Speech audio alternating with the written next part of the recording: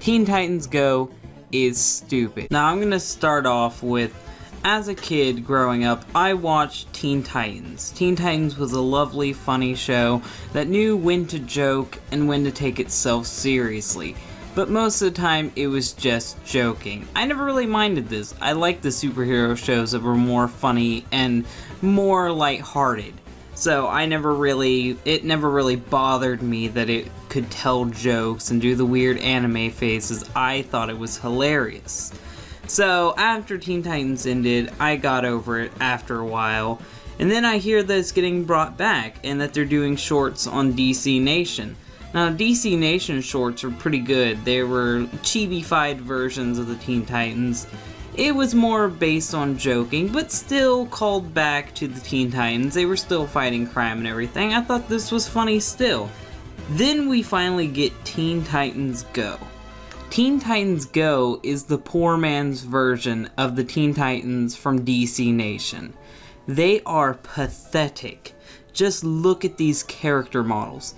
They scream nothing but lazy and pathetic. The first thing we're going to do is talk about their traits.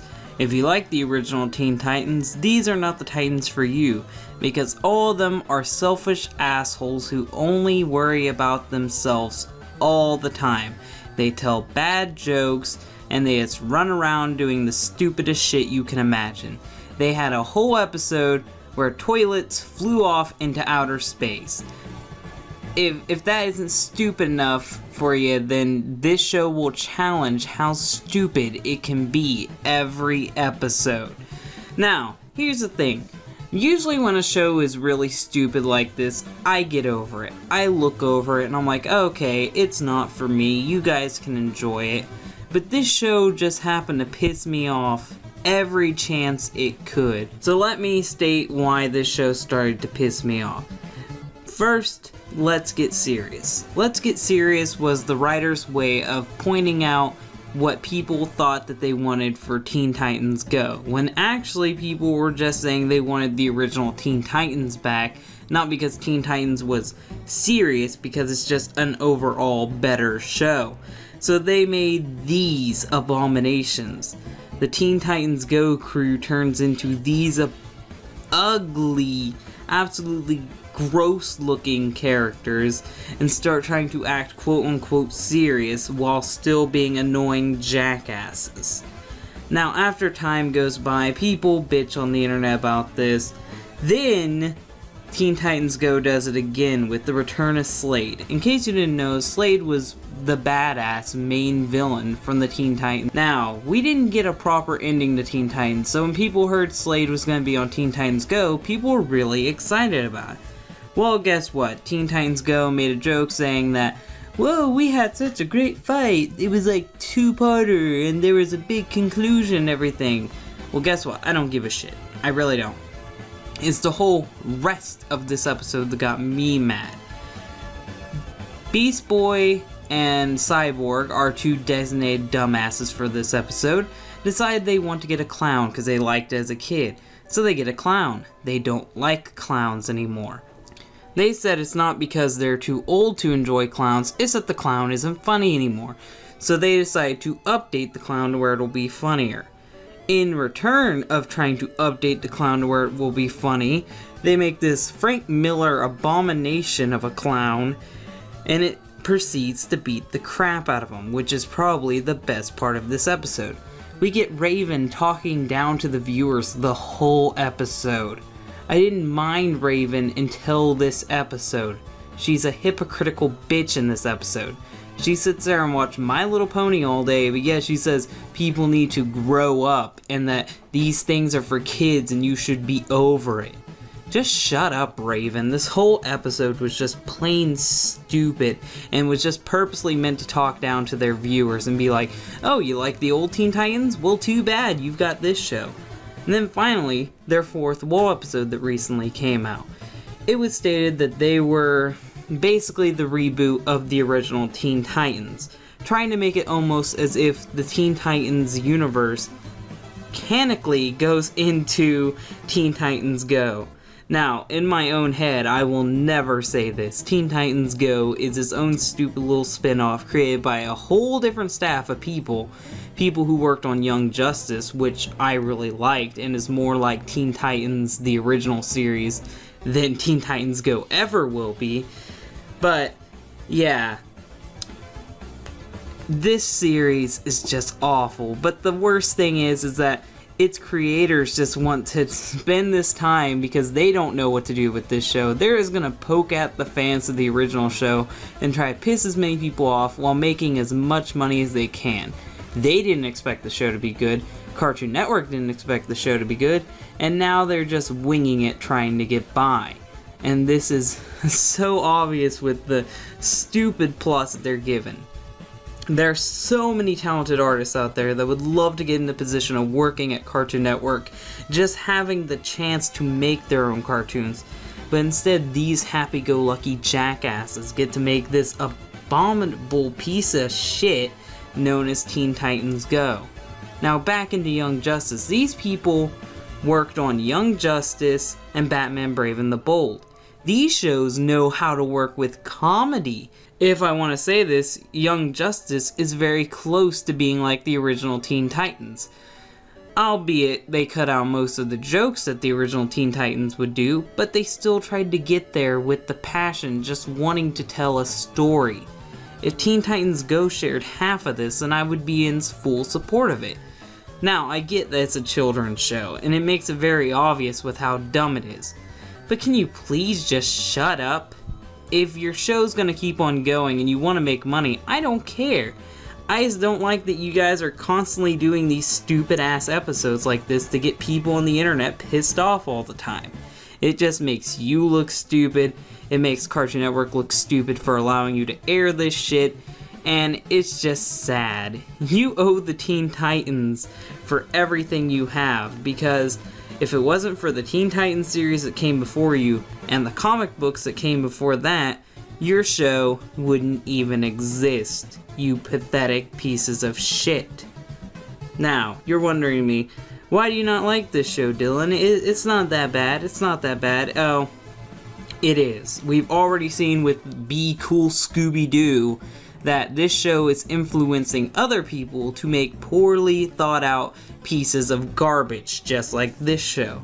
Now, thank God that Be Cool Scooby-Doo didn't make it, but who's to say that more of these won't pop up because of this show? If we don't talk down to this show and state why we don't like it, then more shows like this will continue to come out. And we might just go through another dark age like we had before where there was no good cartoons on. Remember in the mid-2000s where there was nothing good on until Adventure Time and shows started coming out? We could go through another one of those just because we didn't tell people that we didn't like Teen Titans Go. And the worst part is, out of all this, Cartoon Network shoved this show right in your face. You can't get away from this show. They're constantly promoting it on commercials, having huge-ass marathons for it, airing it all the time. I can't even avoid this show if I want to. I go on YouTube, and people are talking about this show. I go on Facebook, people are posting about this show. It's just I'm tired of seeing the show, I'm tired of hearing about the show, and I just wish it would go die. Hello everybody, Dylan here today, and today we are doing a video called Death Battle is Stupid. And if you want to find out, stay tuned today on DHT. Now, because this YouTube series is so stupid, so ridiculous, and never bother to even check their facts, I'm only going to use 2 examples, but because I'm using these 2 examples in the way I'm using them, this video is going to be a 2-parter. First part is going to be Donkey Kong versus Knuckles. Second part is going to be Superman versus Goku. So we're going to talk about today Donkey Kong versus Knuckles. Now just stay tuned because there's a lot to this and it's going to take me a while to explain why Donkey Kong should have been obliterated by Knuckles. Now, one of the most major problems that they did was that they didn't establish which Knuckles they were using. They used cartoon Knuckles from Sonic X. They used Knuckles from Sonic Boom and the game's Knuckles. What I'm gonna do is I'm gonna use the video game's Knuckles and then I'm gonna use the comic book Knuckles. and I'm going to point out each one of their attributes and tell you why they should have destroyed Donkey Kong. So let's start with the games first of all, because that's the Knuckles everyone tends to know. So let's point out some ridiculous things he's done in the video games. Let's start off in his introduction in Sonic 3. Now this is something Death Battle shows in their video, but doesn't bother to point out. Knuckles in base form is able to punch out Super Sonic. Now in case you didn't realize, Death Battle says this theirself, Super Sonic has a 1000 power increase, atomic flight, unlimited stamina, and is invincible. Now, I don't know if they know this, but invincible is pretty fucking hard to be knocked out of, and Knuckles did it like it was nothing. Now, I credit this to his ability to tap into the Chaos Emeralds. He might have been able to just cancel out their magic and punch Sonic straight out of the super form. But either way, this is a very impressive feat that just gets overlooked by Death Battle. They don't even comment on this throughout their whole video. Next thing is that they didn't mention that Knuckles also has his own super form. Turning the Chaos Emeralds into Super Emeralds, Knuckles can turn into Hyper Knuckles. Now Hyper Knuckles moves so ridiculously fast that you can't even see him attacking enemies on the screen. He jumps up and then all the enemies on the screen are destroyed. I wouldn't say this is moving faster than light, but I'm assuming that it's pretty damn fast if 1 second all the enemies can be there, a flash of light happens and then they're all dead. This could seemingly be him moving so fast that we literally couldn't see him at all. Oh yeah, not to mention that while he's in his hyper form, he can do a move called the Gliding Shockwave. Now the Gliding Shockwave is where Knuckles does his normal glide into a wall, but the magnitude of him slamming into that wall is so tremendous that all the enemies die due to the earthquake caused. Now, this is ridiculous. No matter how strong Donkey Kong has been, he's never been able to wipe out everything on the screen in one punch.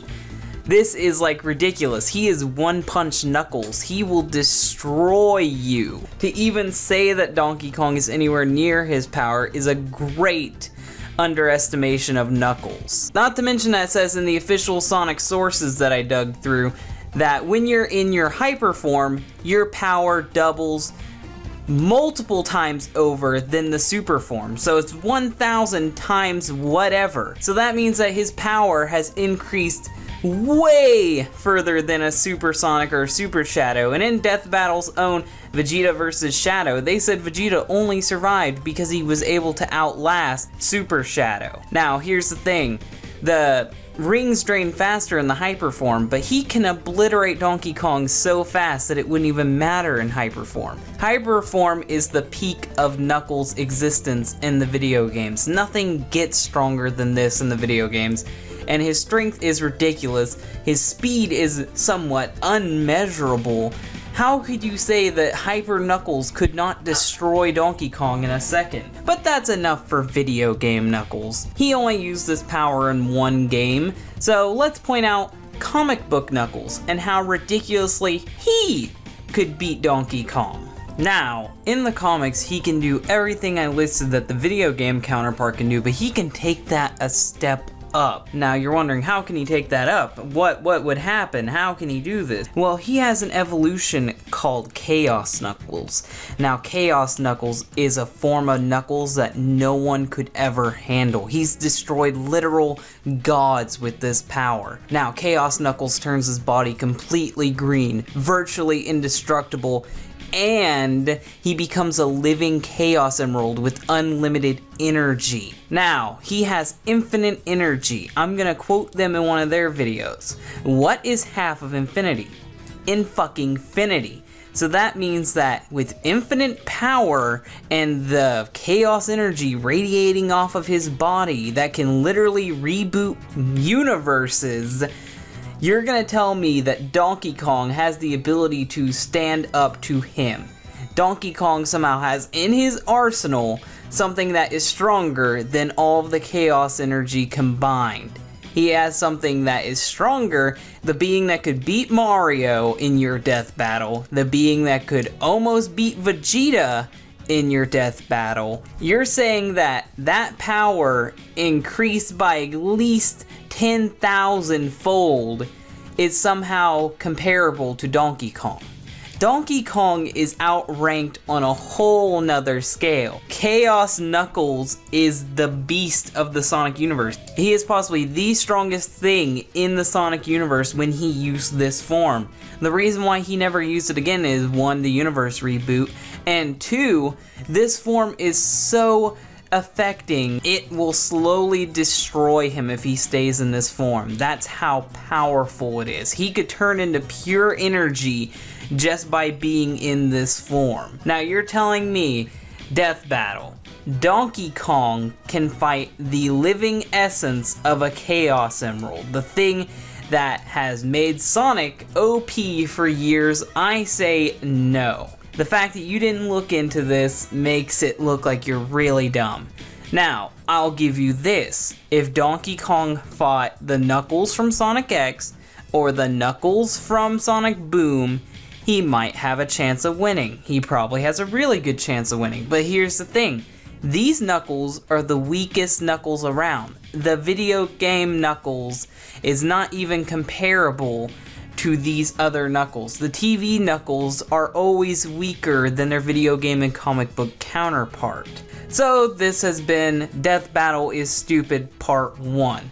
I pointed out everything that was wrong with their Donkey Kong versus Knuckles fight, all the way from them pulling sources from TV shows, from them really overlooking basic abilities of Knuckles, to them overlooking the fact that he can turn into a literal Chaos Emerald. Hello everybody, Dylan here today, and we are doing Death Battle is Stupid. Now, I already did Death Battle is Stupid Part 1, you can go watch it right now. If you haven't watched it, you might want to, because this is the Part 2 video. This part is going to be talking about Goku vs. Superman Part 1 and 2, what I thought was wrong with it, and the main reason why I came to conclude that Death Battle is stupid, the whole idea is dumb, and why I don't watch Death Battle anymore. So let's jump right into this today on DHT. Now, I'm not going to be mean, but let's start off with the premise itself. The premise doesn't sound like a bad idea. It's Goku versus Superman. But then when you think about it, it's Goku versus Superman. Now, Superman's a very complicated character to understand. There are tons of versions of Superman, but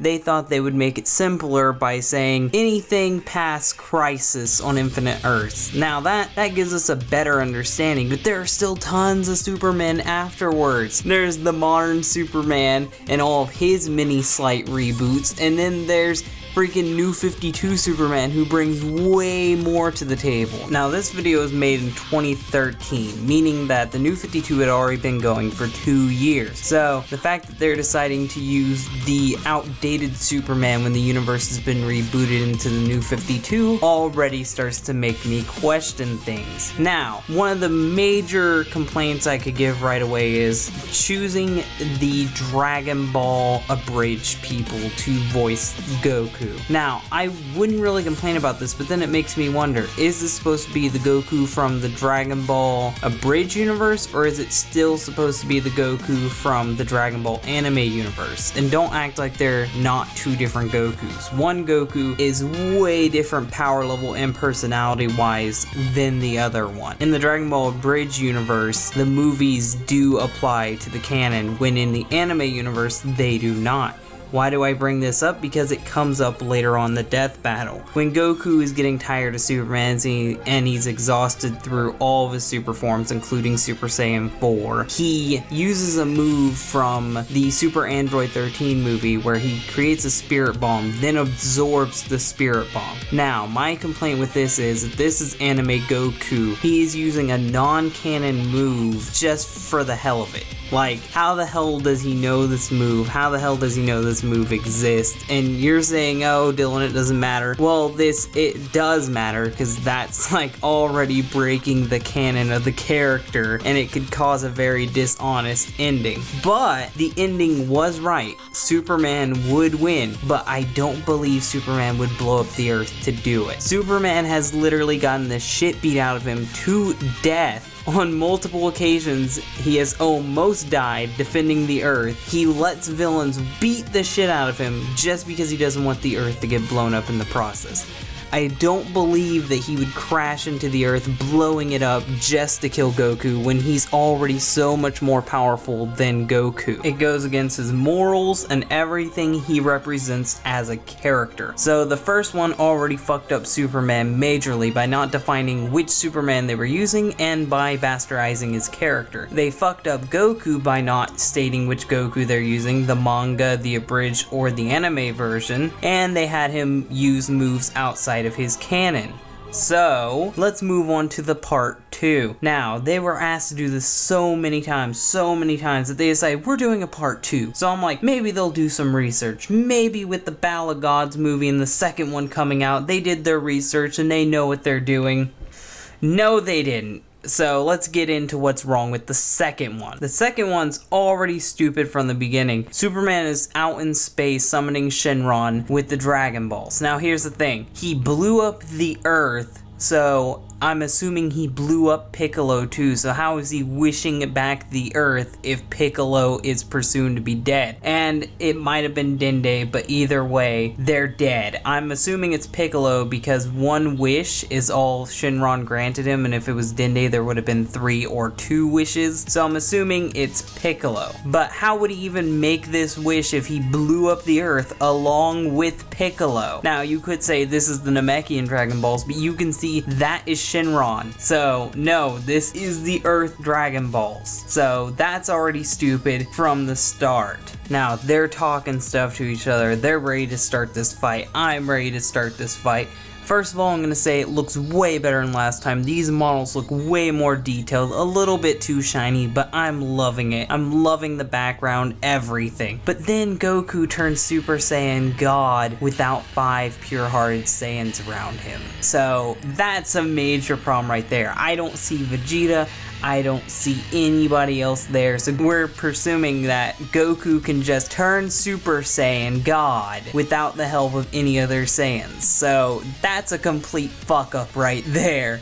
And it's not a slight little fuck up that I can look over. He cannot transform into Super Saiyan God on his own. Now, their next biggest mistake was introducing Super Saiyan Blue in this fight when he hadn't been able to show off his full power. He was barely shown off in the Resurrection F movie. We have no idea how strong he is, and they decided to use him in this death battle against Superman, not knowing his power level in the slightest, just to help out their theory. Now, I do believe Superman could still beat Super Saiyan Blue. I just feel like they didn't give enough time to learn about the Super Saiyan Blue transformation before using it. And Superman says dialogue straight from the animated series, making me wonder if this is supposed to be the Superman from the animated series because of his demeanor and voice. But then I realized that it can't be him because he's a way weaker Superman than the feats this Superman is pulling off. In case you guys didn't know, one of the weakest Supermen around is the Superman from the animated series, so this obviously can't be him. And then I realized yet again they didn't tell us which Superman they were using. They just said, we are using a modern, more rebooted Superman. Well, that still doesn't help at all because there's been so many Superman reboots that you can't just say it's a rebooted Superman. You have to go into detail on which Superman you are using. And if this one connects to the previous video like it's a sequel because you see Superman wishing the Earth back, how is this Goku able to turn Super Saiyan God when he already turned Super Saiyan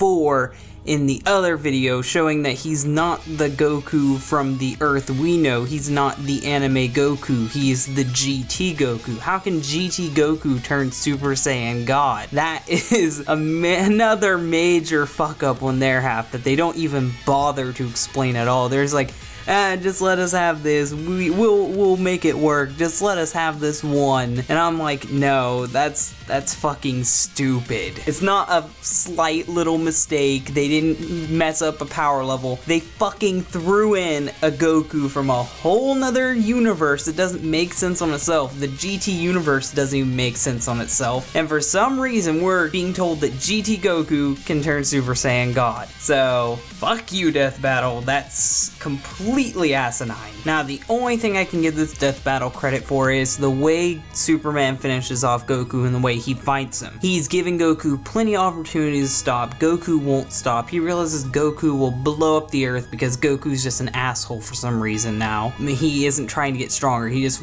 will fight Superman even if the earth gets blown up, totally bastardizing his character. So Superman realizes Goku's a threat to the earth, so instead of plowing into him like he did last time, blowing up the earth, he decides to just lobotomize him. Now, only evil Supermen have done this, only Supermen from evil universes, but I'll just let this Superman off on it, because normally Superman would pressure point him down or fucking break his arms and legs so he wouldn't move, even if it gets that extreme. But if you want to say he thinks Goku is that big of a threat to where he has to lobotomize him, I'll let you have that one. This ending was at least good. I don't, however, like that part they tacked on to the end with Goku saying, you know what, I don't want to be stronger than him. That's fucking stupid. You're just putting this ending up so fucking fanboys won't bitch down in the comments below. And I know someone's gonna think I'm either a Goku or a Superman fanboy. No. I just read a lot of comic books, watched all of Dragon Ball Z and Dragon Ball Super and Dragon Ball, and read the mangas, so I'm pretty sure I know Goku's strengths and Superman's strengths. I've read a hell of a lot of Superman, and I know that you fucked him up in this one too. But at the end, you try to credit to why you think that he could do this. Now, because you didn't state which Superman you're using, you can pull off these feats, but you do lie. Spectre was heavy in that one, but he didn't weigh infinite pounds. Now, the other one is the Book of Infinite Pages. Now, you can even see in that fucking screenshot you have right there that when he picks up the book with Shazam, it fucking breaks everywhere. It falls apart. And the book is magic too. And it's the Book of Infinite Pages. It doesn't mean that's the Book of Infinite Mass. It is magic in nature, meaning that it could weigh like a fucking dime, but still have infinite pages like it says. So, yet again, you didn't know your sources on that one, so that's another thing to bastardize this theory. So, we have a severe lack of research, a lack of understanding which characters they're using and which characters can use which moves. They didn't know shit about GT Goku, they didn't know shit about Super Saiyan God transformation, they didn't know anything about how strong Super Saiyan Blue was, and they made Superman be a total dick who will blow up the earth just for the hell of it. Hello everybody, Dylan here today on DHT, and you know what's stupid? Sonic fan shipping. So let's talk about it today on DHT. Now, all media is made to entertain us, whether it be a comic book, a movie, a video game, a cartoon, etc. Now, to think you're gonna take two characters from the series you like and you want them to bang, it's just kinda creepy. Now, I know it's not always sexual, but sometimes it can be sexual, and that's when it gets really weird. Now, sometimes you get reasonable shipping to where the two characters are built upon each other, they've been friends for a while, and then they end up dating. Some examples are Jimmy and Cindy from Jimmy Neutron, Kim and Ron from Kim Possible, and Danny and Sam from Danny Phantom. These worked out, and before they did get together, they were just shipping. Now, the reason why I say these shippings aren't bad is because it didn't hurt the franchise they got together, and it wouldn't have hurt the franchise if they didn't get together. They could have stayed a ship and it would have still been a good franchise. Now, one of the franchises that has a bad deal with shipping is Sonic the Hedgehog. Now, I'm a member of the Sonic the Hedgehog fan base. I'm a Sonic the Hedgehog fan, so I know how bad shipping can be here. And today we're going to be talking about the good and bad Sonic shipping. Now, just know that it's my opinion. If you get mad, just type your hateful comments down below, and let's continue into this video. But like I said before, there's two types of shipping. There's shipping that can further the characters and further the franchise, and then there's shipping that can hinder the characters and ruin the franchise. And we're going to be talking about which ones could help the franchise and can be good shipping first, because I always like to get the positives out of the way first before I get into the rant. Now, if we're going to be talking about good shipping, we're going to be talking about Sonic and Sally first. Now, Sonic and Sally were together in in Sonic Sat AM and the Sonic Archie comics. Now the reason why they worked together is because they were close friends. They went on plenty of missions together and we got to see their relationship grow in both of them. They had bad times and good times, and it really felt like it paid off when you finally seen them get together. And even in the Archie comics, they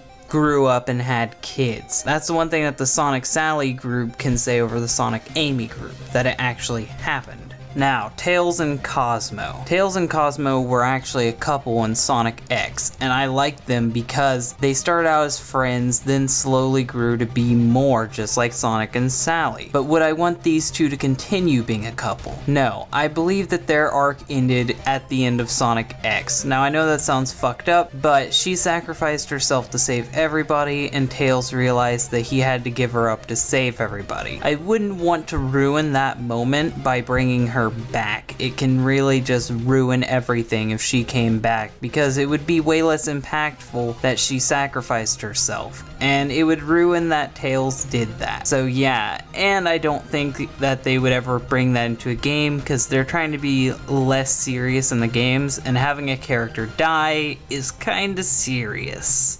So let's move on to the next one. Now, Rouge and Shadow, I could see it happening. They go on missions, they're kinda close, but I don't see it happening because Shadow doesn't really seem to care about anything. That's his character, and I feel like it would kind of ruin his character if they did get together, but then again, I wouldn't be complaining if they did. It's not the worst ship that could happen. Now, as for Knuckles and Rouge, I could see this one actually happening because of the chemistry they had in the games and the chemistry they had in the Sonic X cartoon. If they worked on their character in the games because they really haven't interacted in a while, I could see this one happening. It wouldn't be that bad, and I'm in support of this one. And finally, Silver and Blaze. Now, if you played Sonic 06 and somehow made it through that game, you would know that they were really close to each other, and it was really sad when she sacrificed herself to save Silver's timeline. And if you continued on with the franchise, you would know that they met up again, and I think that they're cool together. I could see that happening. They were really close in Sonic 06. I'm gonna say this now. If you're in support of any of the ones I'm about to talk about, click off the video now. You know what's coming up next.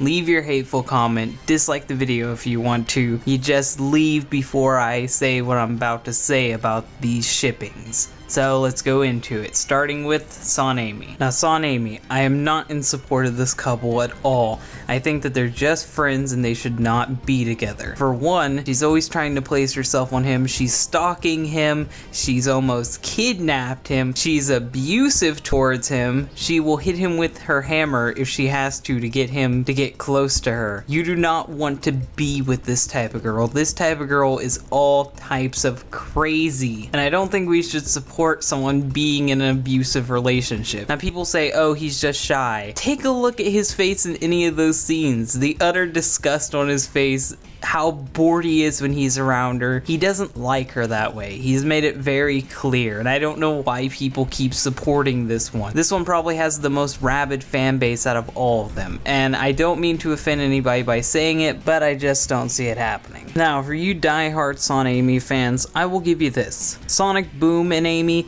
they could work out. They're not bad. They're not cancerous. She isn't crazy. They're okay. You can have them. Now, with Knuckles and Tikal, I do not support this one because one, she is his ancestor. That means that they are related. And for two, she's dead. So you guys might want to quit shipping this one unless you want an inbred zombie love. Now, this one's gonna be kind of vague because I've seen her shipped with just about anybody, and I'm just gonna say all of them are wrong. It's Cream the Rabbit. Anybody with Cream the Rabbit is wrong because she is a child. She has the mind of a child. She is a little kid physically and emotionally.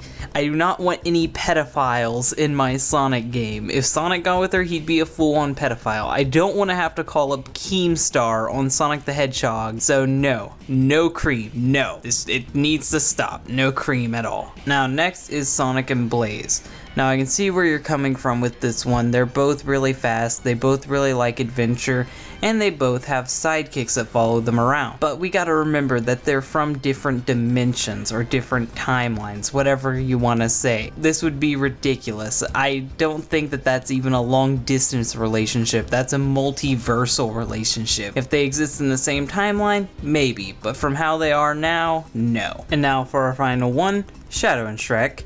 Who the fuck thought of Shadow and Shrek? Why is this meme continuing?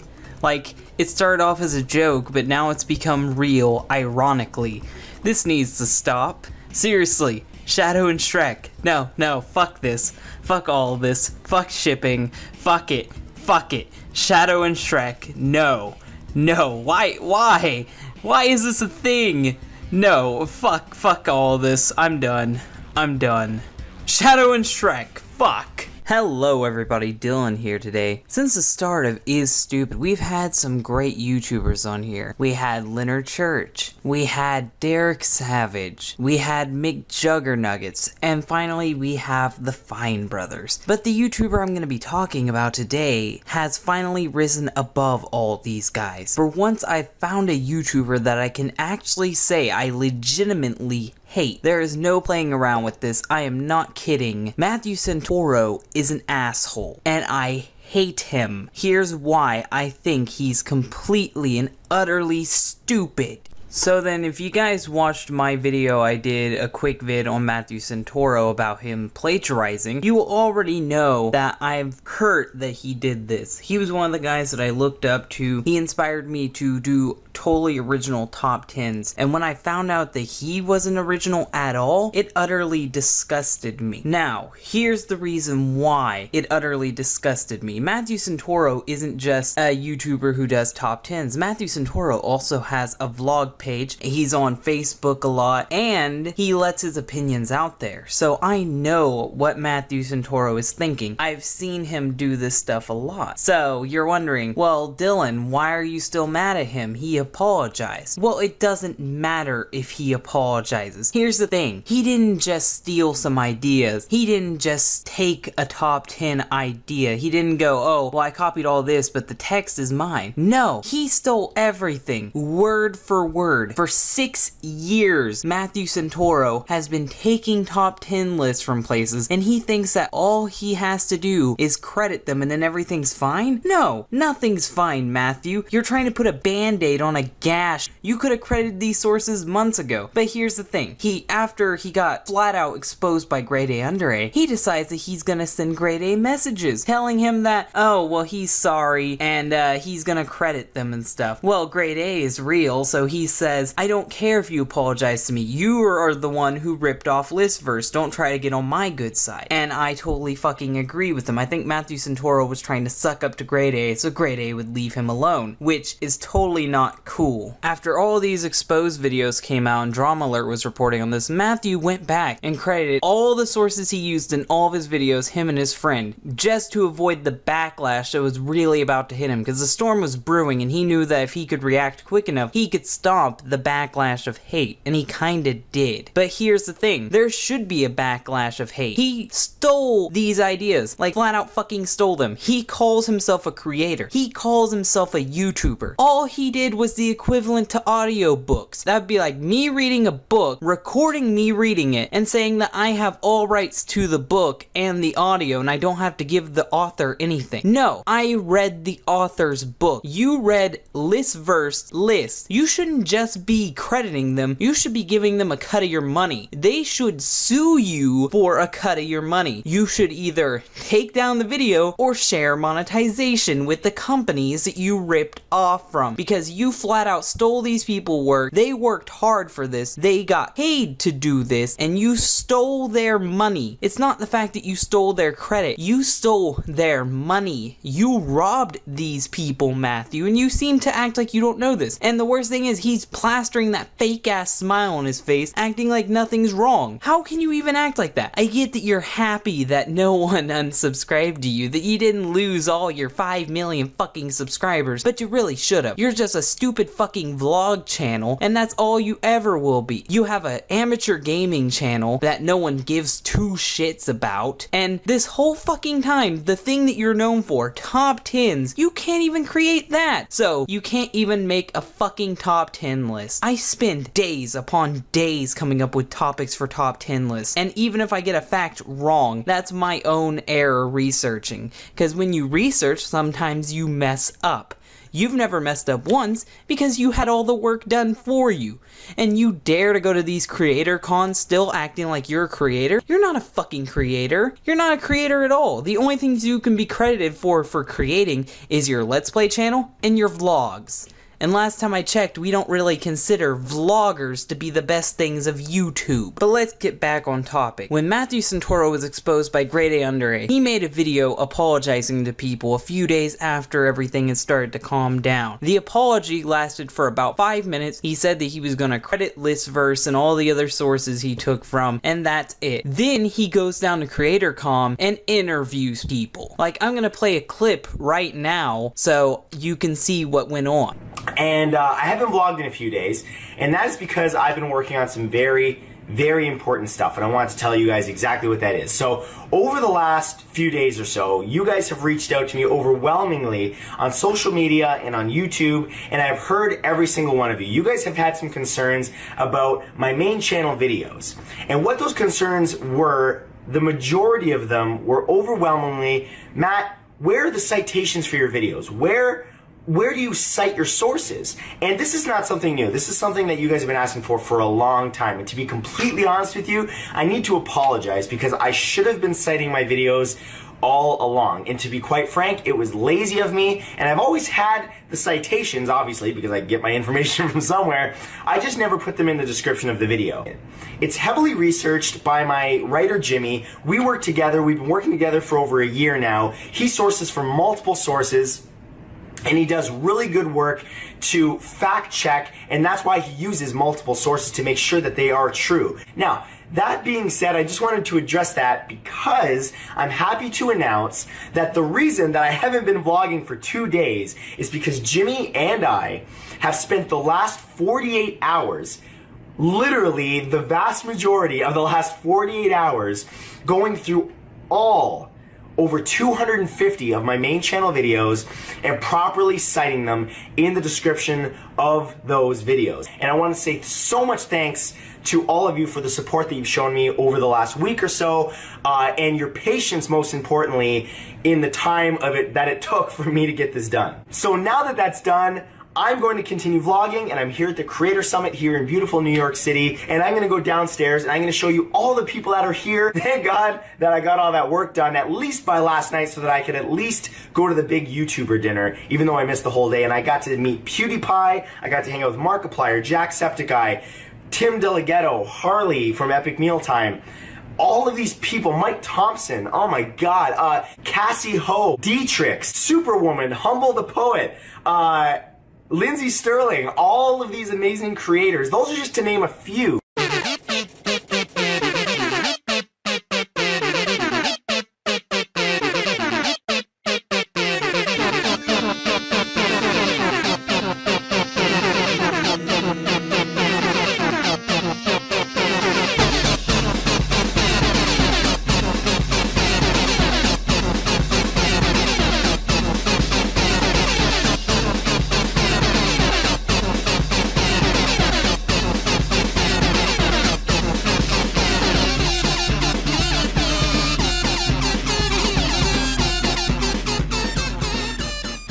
Do you see that shit? No fucking shame. He wasn't even upset. He didn't even give a fuck. He still had that fake ass smile on his face the whole fucking time while he openly admits to you guys that he's a fucking content thief. Now, Dylan, why are you getting so mad that he's a content thief? Not all people come up with their own ideas. Well, here's the thing. I wouldn't be too upset about it if it wasn't for the fact that he went on a YouTube show talking about how he hates plagiarism. Yeah, that's right. When plagiarism on Facebook was still a touchy topic over a year ago, Matthew Santoro went on there, and this is the best part, he talked about plagiarism. So, I know this is gonna be a clip show, but let's play that clip too. And what's even more interesting, and we're hanging out with Matthew Santoro, one of the biggest YouTubers on the entire planet, is that there's in right now on Facebook anyway, there's also no way to monetize it.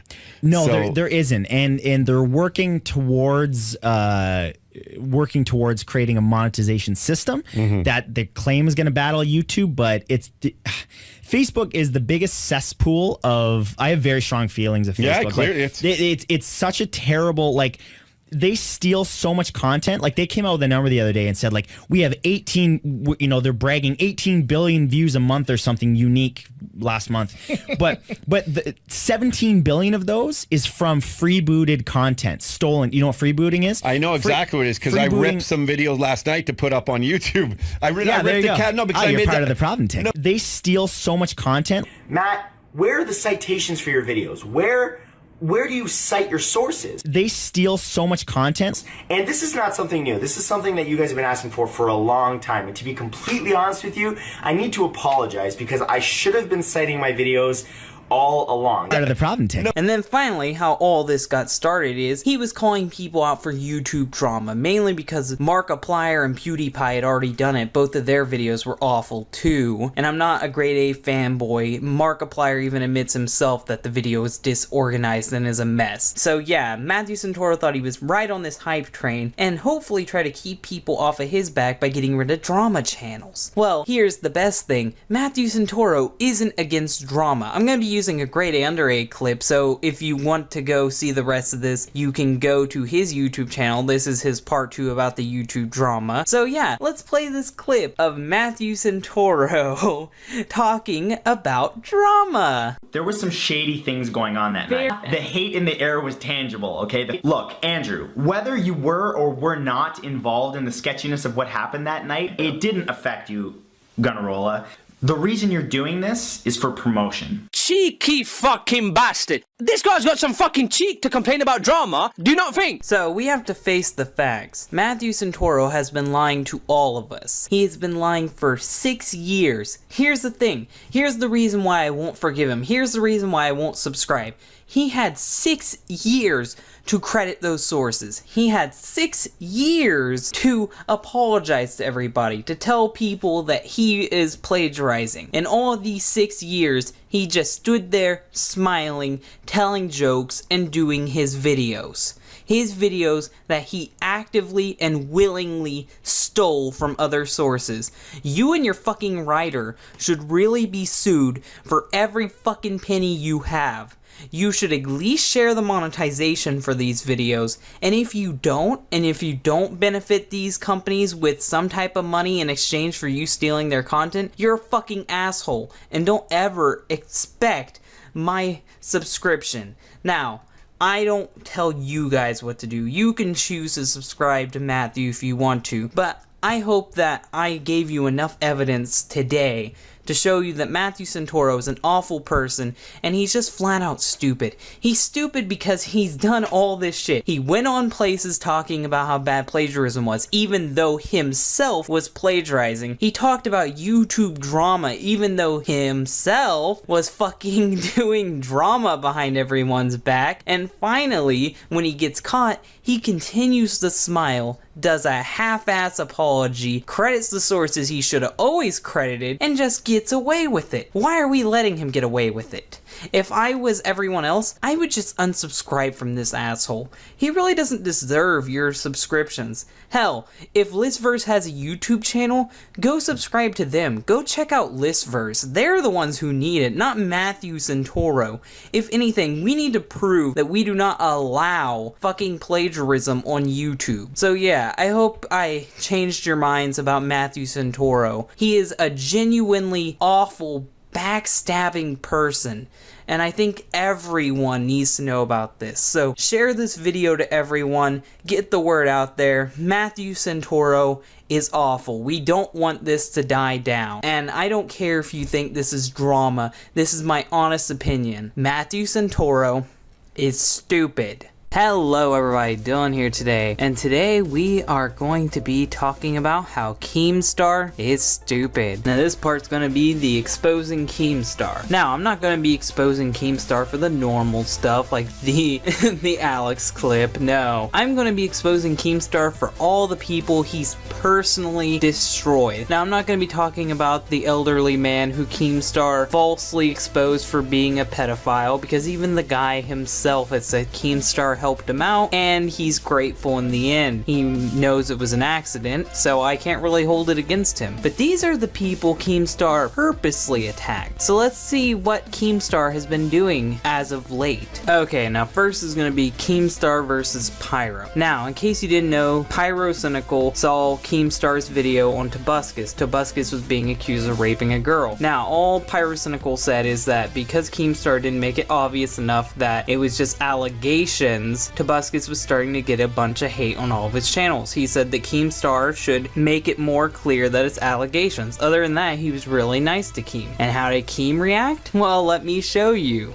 Hey, I got some YouTube advice for you. Stop fucking copying people. How about that, Pyro? Stop copying people. Because if the type of videos that Leafy makes becomes unpopular, you're gonna be left fucking opening up surprise eggs. You could contact me with that at any time. You didn't hit me up privately. You didn't share this opinion with me. No, you make a fucking video criticizing me. All right, bro, you're a fake piece of shit. And if you fucking swing at me, I'm gonna swing much harder back. Did you really just say that I need to have a disclaimer saying that's an allegation? The title of the video is Toby Turner Rape Allegations, all right? I still don't understand to this day why Keemstar defended his Tobuscus video so much. The entire video itself is literally a woman reading a Tumblr post for 20 minutes, while Keemstar makes a bunch of different expressions in hopes that you don't click off the video because of how shit it is. Now this continued on for a little bit and everything was just okay. Keem was throwing some insults, Pyro was joking around, and it was just minor YouTube drama until Keemstar started accusing Pyro of messing around with an underage girl. Now, he changed the age of this girl multiple times. Let me show you.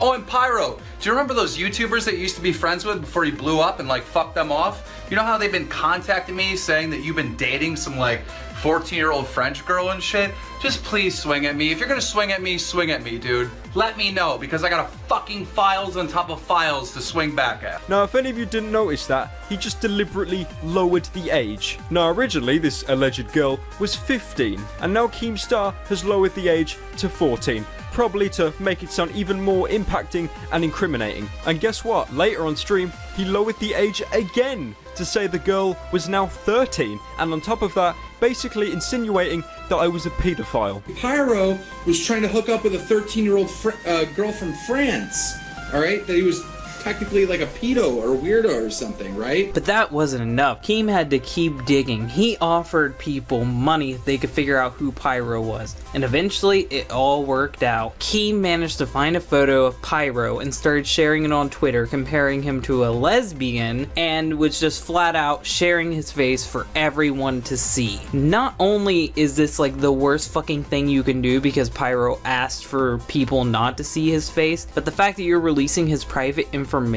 makes this flat out illegal. Keem, you broke the law. Doxing is illegal. Pyro didn't want his info out there. Now, Keem defends himself by saying that this stuff was out online already. But, just like Grade A said, you should not be sharing this stuff. Pyro wanted to remain anonymous. He didn't want people to know what he looked like. And you sharing his photo really helped get it out there. Other than calling Pyro a furry, that's about it. So let's move on to the next person, which is Scarce. Now, for a while there, Keem and Scarce were good friends, but that's how Keem's like with everybody. He just waits for the moment to flip his shit and try to destroy people. And what did Scarce do to deserve this destroying? He partially chuckled when defending Keem's daughter. Some people were threatening Keem's daughter, and Scarce went on to defend her. And just because apparently I chuckled just a little bit because I was uncomfortably chuckling because of how fucked up the entire situation was, even though I was defending his daughter, trying to help his daughter,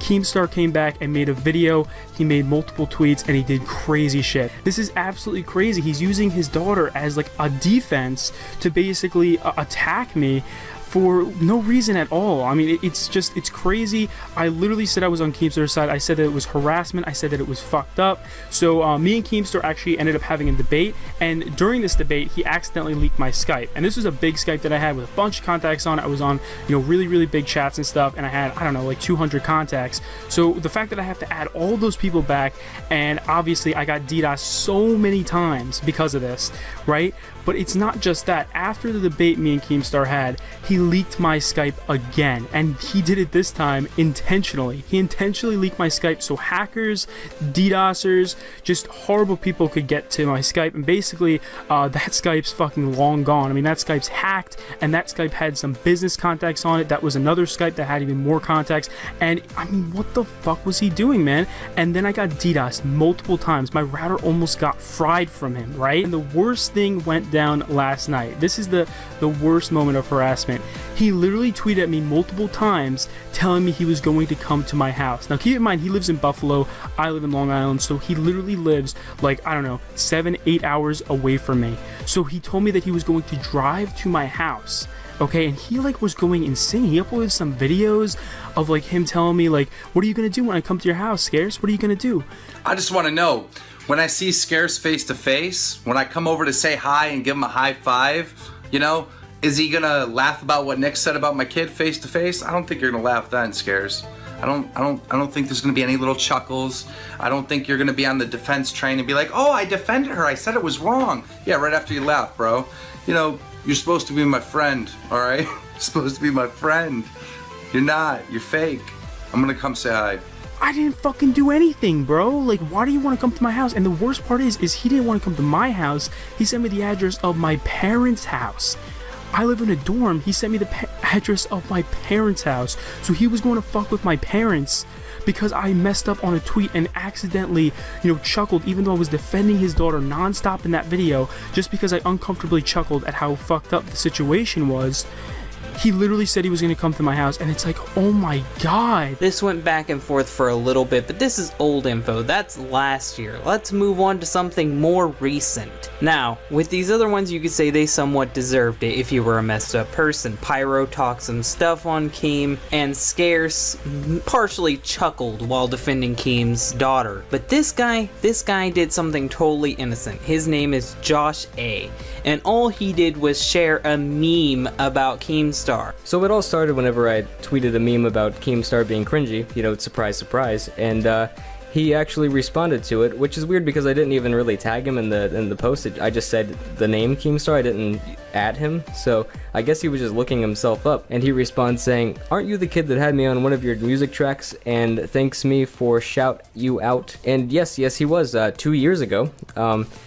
2 years ago, I was just like trolling him, and he responded, and I thought that was really cool. And then he helped me get partnered, even though the partnering thing, it gave me a 40-60 split of income, and 10% of that went straight to Keem. So, I mean, it wasn't really that much of a help. But anyways, he calls me a bandwagon loser. So then he tweets out my personal Skype information, which also has my last name in it, which anybody can just find my Facebook now and, you know, contact me or my family. So it's fantastic, Keem. You know, you really did a number on me. He wasn't saying anything serious about Keemstar. It was a fucking meme. We all share memes. Hell, Keemstar himself is a meme. So this guy shares a fucking meme about Keemstar, and then fucking Keemstar leaks his information. Is this sounding really familiar? Gets him fucking doxxed. This guy has to change his Skype stuff now. He has to change his Facebook information because Keem just decided to be a total dick and release this shit. Now this guy does more videos on Keem, and then Keem realizes that when he's being blown up with hate, and this is during this bandwagon that's going on right now, Keem tries to fucking buy him off. He makes a sorry video for the guy, and then he tries to fucking pay him to delete the video. And, 2, after he apologized, he DM'd me asking to have the video taken down. I told him no because the video showcases what little faith I have left in humanity, and, like, the fact that all these people would band together and support me while I expose this piece of shit for what he truly is. And at the end I mentioned, YouTube is also my job. The video was doing really well not because of Keemstar, but because of how big of a shit stain the guy is. So I essentially told him no, but because I mentioned money, he offered to pay to have the video taken down, which is truly a slimy thing to do. Fuck that shit. Keem, you are fucking pathetic, trying to buy someone off. And this isn't the first time Keem has tried to wave around money to get shit to go away. He's offering $5,000 if you can find out what shit he talked on Grade A Under A and Leafy is here about. He's offering $5,000. So does it sound really that unlikely that he would offer to pay someone to delete videos about him. Hell, he would probably do this to everybody if it wasn't for the fact he was afraid of them exposing him. So Keem, you go around attacking multiple YouTubers, you talk shit on people, you tell people that you can end their careers in a second, you try to bribe people, you leak people's personal information, which is illegal. Aren't you a wonderful piece of shit? Is Stupid, a series that I really like doing, but I had to take a little bit of a hiatus from after the last 2 videos and how they were received. Now, you were wondering, why haven't you done this in 2 months? Well, after doing Matthew Santoro is Stupid and Keemstar is Stupid, I noticed something. I was picking apart videos and not so much the YouTubers. So it did kind of feel more like a commentary, and my Let's Watch YouTube series were also basically commentaries. So I said, forget it, I'm just gonna scrap it and make commentaries. So I have been doing that, mainly the 2-for-1 commentaries where I focus on one big YouTuber like my old Is Stupids would be. But now we're back and we're gonna do an Is Stupid on a franchise I've wanted to hit for a long time. So today's Is Stupid is gonna be on Five Nights at Freddy's. So stay tuned today on DHT. Five Nights at Freddy's, Scott Cawthon's indie horror game that took everybody by storm. Now, when it came to this series, I tried actively avoiding it for the longest time, feeling like it was too overhyped. But once I finally started watching Markiplier's playthrough of it, I liked the franchise. I was really into the first game. It's very simple in concept. You're a night guard trying to survive 5 nights at this pizzeria from hell, and that's just basically it. There was a little bit of lore hidden with the Golden Freddy suit, and that was it. You survive 5 nights, these animatronics are trying to kill you, you have a door, there's limited power, check the monitors, and it's just that simple. So when it came to making a sequel, because after it blew up on YouTube, you knew it was gonna get a sequel, what did they do? The exact same fucking thing. Literally, Five Nights at Freddy's 2 added hardly anything new. You get more cameras, basically the same animatronics, but just slightly different looking, and you get this new mask feature where you have to put this mask on to hide from an animatronic. And I always thought it was really stupid that you had to put on a mask to hide from the animatronic. It's like, oh yeah, he's wearing a guard suit, but he has a Freddy Fazbear face. I totally believe this guy is Freddy. It just seemed really dumb to me. And the music box mechanic added in that game was really shallow, and I just thought the second game wasn't too impressive as a sequel. It was just basically the stuff you got with the first game with some more settings, but this time they knew about the lore from the first game, so they popped in a lot more lore in this game. And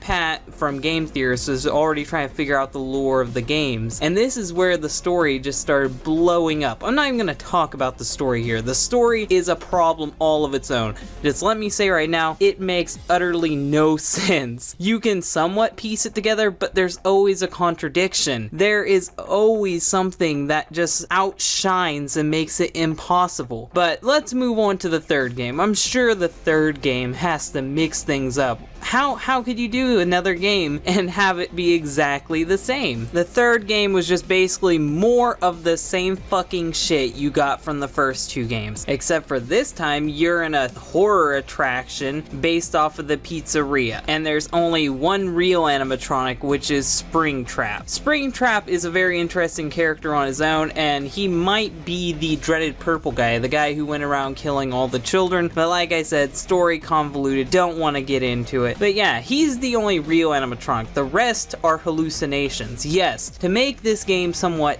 different, they added in a ventilation system to where if you didn't keep track of it, then your room would start filling up with a gas and you would start to hallucinate. This was desperately trying to change up the gameplay, but it really didn't. It was just more of the exact same shit we got in the first games, and the only new animatronic was Springtrap. That's all they had to offer. In the second game, they had toy versions, which in themselves aren't that creative. It's literally the first animatronics, but done in a different style. The only new one the second game had to offer was the puppet. And now, all the other ones are just hallucinations. They don't even show up in this. So this is a Freddy Fazbear game without Freddy Fazbear. But this game sums up the storyline, it closes it, everyone gets peace if you do the convoluted, stupid ass ending. Oh yeah, the Easter eggs in this game are fucking insane. You have to press tiles on a wall. It's insanity. I would shoot myself before I would figure out these puzzles. But yeah, if you figure out these puzzles because you're obviously fucking MacGyver, then you get the happy ending where all the spirits move on. Or do they? Because we have one more game to talk about, and then one more game that hasn't even come out yet to talk about. Then Five Nights at Freddy's 4 came out, and shockingly enough, it was trying to be different. In this game, you're playing as a kid in an unknown time period. Some people say 1984, some people say not. It doesn't really matter. Scott still isn't very good at explaining things, and I'm not gonna piece his breadcrumbs together, try to give you guys some bullshit storyline that'll be disproven in another 2 weeks. So yeah, this kid in the 80s, we'll just say it's the 80s for everyone's sanity's sake, is in his bedroom, and for some reason animatronics are trying to get him. Some people are saying that it represents a hospital, and I can see that. He's supposedly a victim from one of the animatronics attackings, and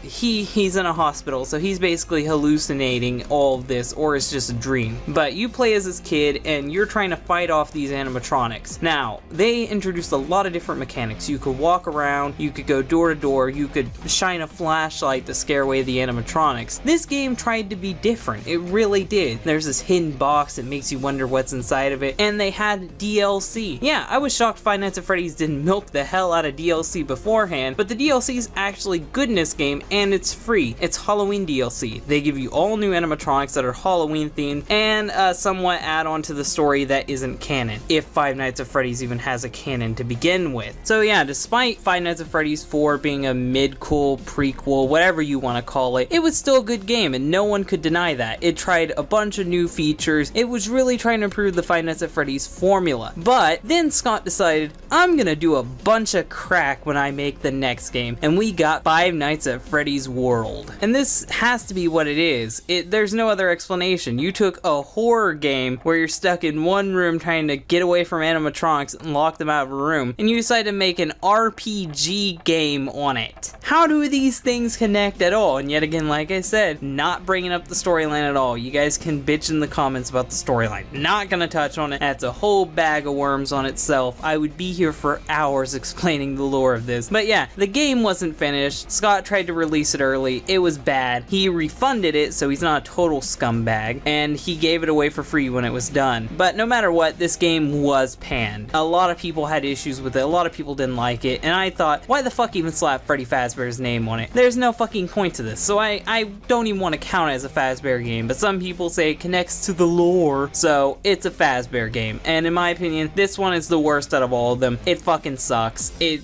just isn't fun at all. So now, because Scott knows that he just can't do this shit all the fucking time, he has to go back to the gameplay style that made him famous. He can't be making RPG games. No one fucking wants that. So now we're getting the sister location, and the sister location is supposedly canceled right now, but I know it's a fucking hoax. Everyone knows it's a hoax. Even the Five Nights at Freddy's fan base knows it's a hoax. And what do I think it's gonna be? Hopefully this game is gonna be free roam. I want full 360 free roam. I want to be able to walk around in this great environment. I would actually like it if this was a console release rather than a PC release, but I don't think we're gonna get that. I want this game to be something better than all of the previous Fazbear games. You had promise in Five Nights at Freddy's 4. Now all you have to do is finish that promise. And right now I'm pretty sure it's not gonna be anything too revolutionary.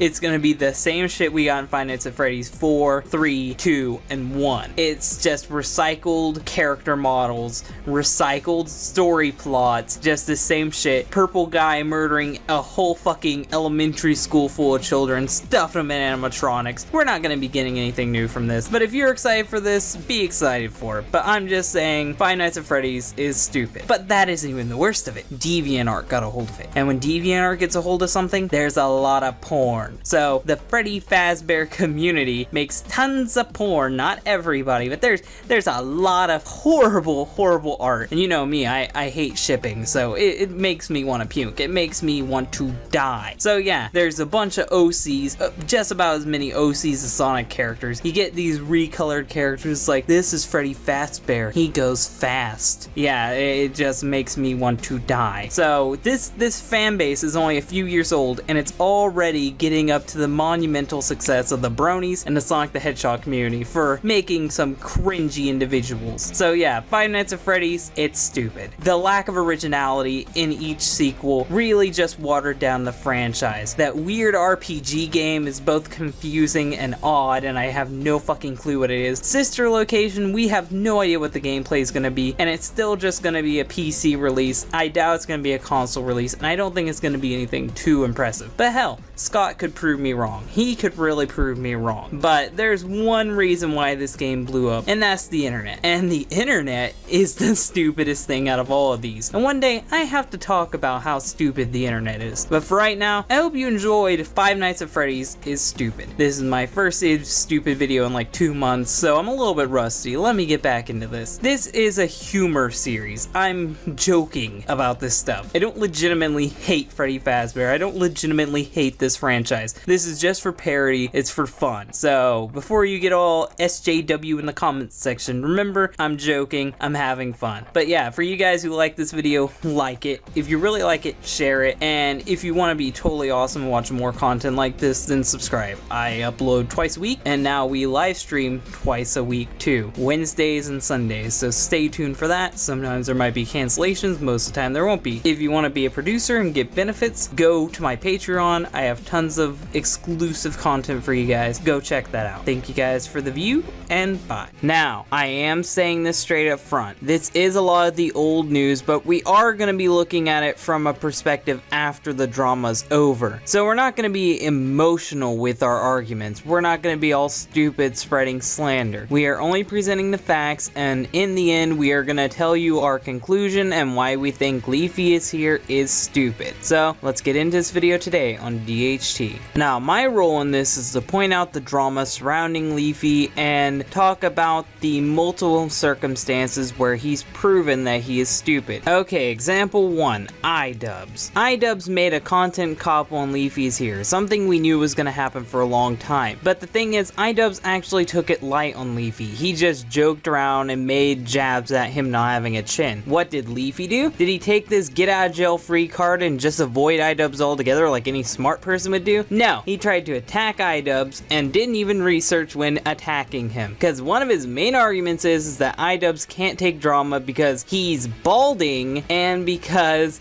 he made Slender Gangnam Style, which if you research before, iDubbbz has shaved his head bald completely before. He doesn't give a shit and has eaten his hair. And iDubbbz has mentioned Slenderman Gangnam Style and has talked about how he thought it was cringy and funny. So attacking iDubbbz, a very stupid thing to do. Meanwhile, he also cut down the length of his in-between slides like iDubbbz said he would, made backhanded insults like iDubbbz said he would, and just proved everything iDubbbz said he would try to do if he did a comeback. And because of this, iDubbbz had to do a part 2 to his content cop, something I haven't seen before, and had to completely destroy Leafy. So Leafy, you couldn't just avoid it, you had to go straight into the fire and get burned. Now, example 2 is Nick from Hey Watch Your Mouth. Now, I will say I think Nick has some problems himself, and I think him trying to steer away from drama after that being what everyone subscribed to him for to begin with is a bad move, but we're not talking about Nick today. We're just talking about how Leafy affected him. First of all, Leafy came up to him after he made his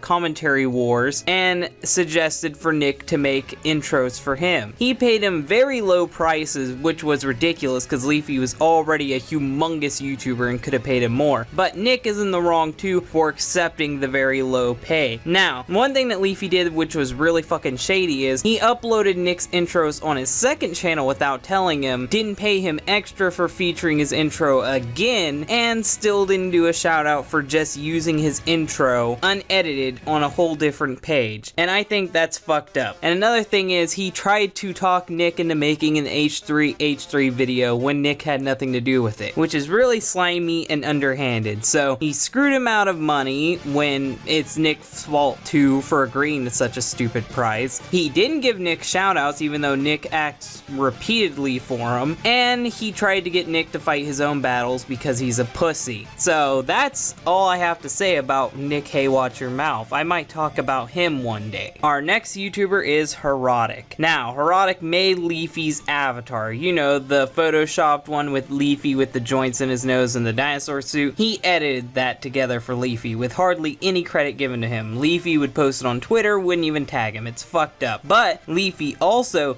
ditched him on a 200,000 subscriber video that he was supposed to do on Herotic's page, and Herotic even later took time out of his day to record lines to appear in a Leafy video, and Leafy didn't even fucking use it. And yet again, Leafy tried to get him to do a video on H3H3, and I'm sure that won't be the last time I fucking say this, because Leafy is a fucking coward. Rather than making H3H3 videos himself and dealing with his own drama, he had to try to get other YouTubers to do it for him. Fucking pathetic. Next is Pyrocynical. Pyrocynical and Leafy had a feud a while back, but they talked it out and they were supposedly friends after going on Drama Alert. But then later on in the year, we found out that H3H3 and Leafy were planning on taking down Pyrocynical, and it was a big drama. They said that they wanted to destroy him, just end him right there, even though Pyro had done nothing to these two YouTubers. Well, Leafy and Pyro talked it out again. They were supposedly friends, and then it turns out that Nick said that Leafy was talking shit on Pyro still, and guess why he dislikes Pyro? Guess what Pyro did? Did he run over Leafy's cat? What did he do? He makes videos similar to Leafy's videos. Leafy calls Pyro a flat-out ripoff, that he's stealing his style. Well, Leafy, newsflash, you didn't fucking invent commentaries. You haven't even perfected them, because rather than debunking someone's argument, you just make fun of them, and that's the fucking truth. You pick on the lowest fucking denominator people you can find. If you were really a commentator, you would find an argument that you could really pick apart. But no, you just keep going for this standard fucking easy ass targets. It's whatever, Leafy. I don't give a shit if you're a shit commentator. But don't fuck with other channels that just happen to be doing a style similar to you. You're not the only person that can do this style, you fucking idiot. And now on to the meme and previous target himself, Keemstar. Keemstar befriended Leafy and hung out with him quite a bit, and even did videos with Leafy in it. He invited Leafy on Drama Alert, which majorly helped Leafy become popular on YouTube. But when Keemstar was getting attacked, Leafy hopped straight on the Keemstar bandwagon. What Leafy said is that Leafy heard from 5 mysterious YouTubers that were never named that Keemstar was talking shit. But from Nick's video, it turns out that this was a business decision from Leafy to just hop on the Keemstar bandwagon. It wasn't 5 YouTubers talking shit, he just wanted to cash in like everybody else. And every time Keemstar tried to defend himself, Leafy would do another video ruining Keemstar's credibility. And he let his friend, Grade A Under A, get away with suggesting that Keemstar was possibly a pedophile. Now you can say this is a joke all you want to, but Grade A Under A and Leafy is Here made this a thing. They set up these attacks on Keemstar. They could have just fucked off and mind their own business because they're supposed to be his friends, but instead they went at him hard and fucking destroyed him. These are what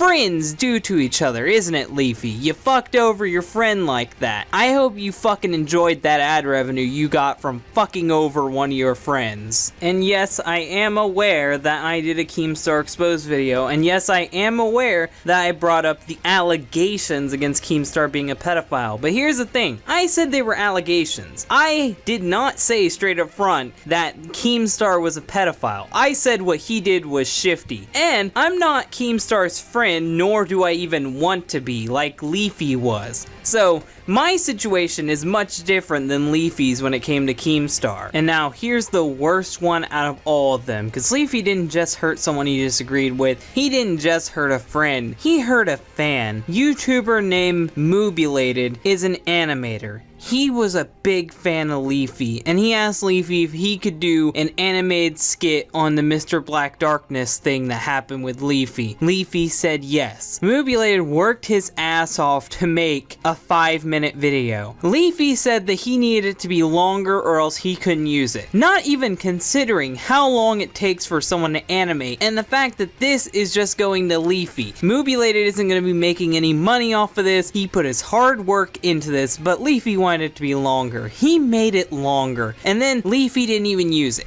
It sat there. It wasn't being used at all. Moobulated got really upset and decided to do a video calling out Leafy for not using it and for basically using him. Leafy then contacted Moobulated and said, I'll use this if you delete the video you did on me. That's how fucking underhanded Leafy is. Rather than saying, I'm sorry, I'll use this, it's, I'll use it if you quit defaming me. That's how fucking sad Leafy is. So, he puts it up. He barely gives any credits. He doesn't throw in a shout out or anything. It's the same fucking shit he did with Nick. Same fucking shit he was doing with everyone. He probably put it on his second page too, knowing the fucking bastard. And then it turns out Moobulated made an outro for him. And he's like, oh fucking yeah, this'll work great. He never fucking uses it. And when it comes to animators, they put so much fucking time into just making a short animation. So this guy has literally wasted days upon days of his life making shit for Leafy. And Leafy fucked him over. Majorly fucked him over. So he didn't just fuck over a friend. He didn't just fuck over someone he disagreed with. He fucked over a fan. So Leafy is a lying, using fucking piece of shit. Now, can he improve? Yes he can. He can take all the criticisms given to him to heart and use that to improve his content. He could actually start paying the people who work for him more money so they can actually make a decent living doing what they're doing. He could take all this stuff and improve his page and become a better person from this. Or he could just keep doing the shit he's doing right now, not improve, and continue to be stupid. So, Leafy is here, you're stupid. Hello everybody, Dylan here. Now, I hadn't been able to do an Is Stupid myself in a while because I hadn't found a topic that got me mad enough. But today, I found something that's perfect for the picking. We're going to be talking about the Nintendo Switch. So stay tuned today on DHT. The Wii U was a failure. I think we can all say that without getting any criticism now. It did terribly. It was mediocre at best and a complete utter failure at worst.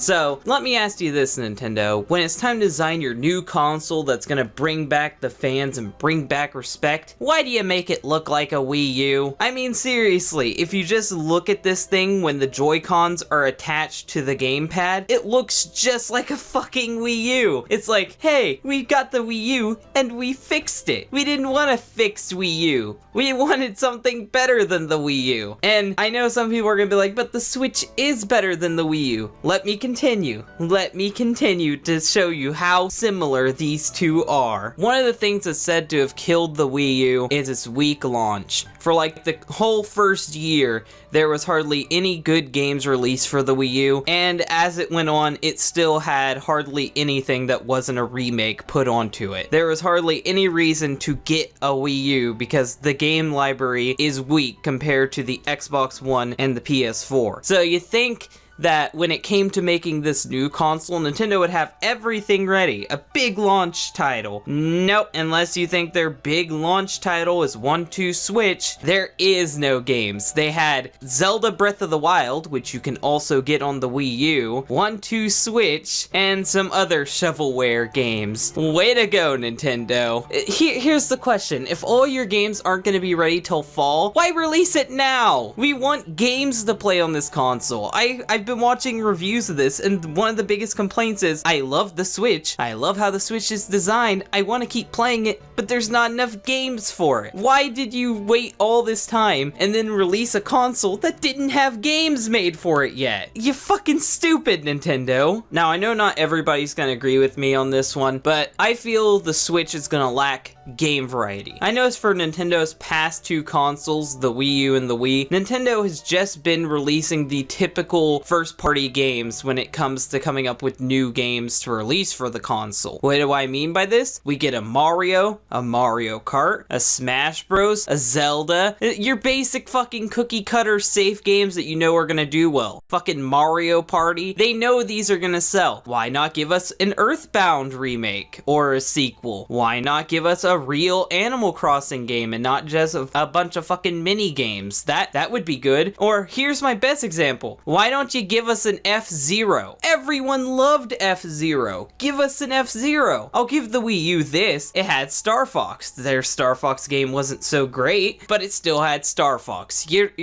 tried with that one game. Can you try to bring back some other games? I see that Nintendo chooses to bring back one fucking game franchise. One game franchise, and it's Blaster Master. If anybody actually remembers Blaster Master from the NES, comment down below, because you sure the fuck have a better memory than most people. My next point is, there's no virtual store games. Now, if you have a weak launch and you need something for someone to play, you could have just released anything from your library of games, Nintendo. You could have released GameCube games, Wii games, fucking all your NES and SNES classics. That would give people something to buy, something to play on the Switch. But no, you couldn't even be fucked to put up your virtual console. It's like, why should we wait? Why should we wait for Nintendo to get off their ass and fucking slowly add in these games when we know Nintendo has the power to just put them in right away? Do we have to wait for someone to make a soft mod so we can do Nintendo's job for them? Because it seems like that's the case. That was the case with the Wii, that was the case with the Wii U, and now it's the case with the Switch. Thank you, Nintendo, for making your hardware so easy to fucking hack that we can soft mod it so we can put the classic games in ourselves. Here's my final complaint about your games, Nintendo. 1-2 Switch. When it came to the Wii, we had Wii Sports. It was packed in, it showed us the gimmicks of the console, showed us how to play the console, and it was free with the console. 1-2 Switch does the same thing, but you have to pay full price for it. Why should I have to pay full price for a bunch of mini games that just show me how to work the console I just paid $300 for? Why would you make this a separate game? No one's gonna fucking want it. Like,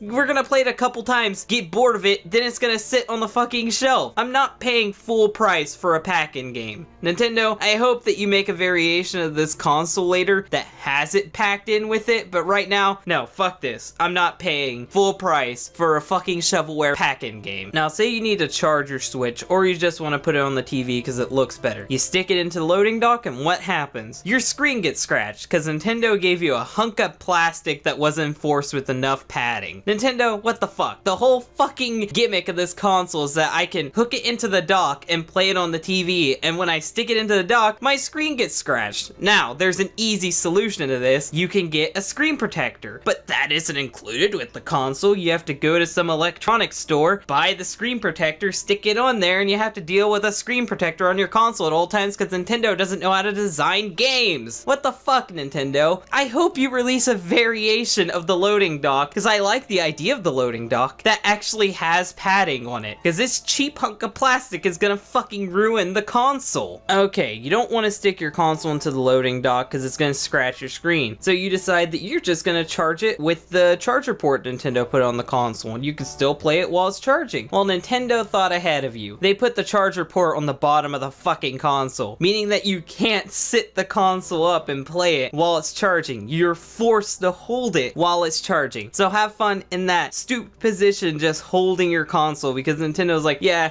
we put it on the top so people can actually use the stupid little flimsy kickstand we gave them. Nah, we're gonna make it to where you have to use our loading dock that scratches it, or you have to hold your console in a weird way. Brilliant idea, Nintendo. But I'll give you a heads up. You thought to put an extra charger port on the console to where we can actually fucking charge the thing without your loading dock. So congrats for giving us another piece of shit to deal with. Now let's say you could overlook all this. The lack of variety, the lack of games, the charger port on the bottom. Your screen is scratched all the hell now. You just want to play the game. You just want to play the console. You turn your console on and it's one of the defective ones, so now you have to return it to Nintendo. Congrats, Nintendo. You couldn't even release a console without it beeping to high hell or the screen glitching out. These have been reported by tons of users, and hell, it's been reported so often that someone was able to make a compilation video. I'm gonna play a little segment of that compilation video, and I'm also gonna credit the guy who made the video in the description below.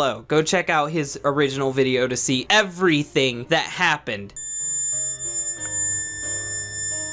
That is fucking loud.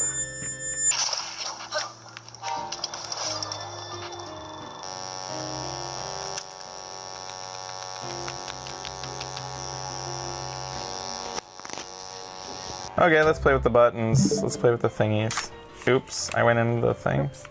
Whoa, did you go like way over? Is this the wrong side? Is this? Do we have the wrong sides? Oh, we do have the wrong. Okay, so it's very evident. Oh, mine's stuck now. Oh, mine's stuck too. Oh, this is like cemented on now. My Nintendo Switch experience today? You absolutely 100% need a screen protector on your Switch. Terrible. It's really low quality. I was really surprised by how just cheap and flimsy the dock is. It's essentially just a little plastic box.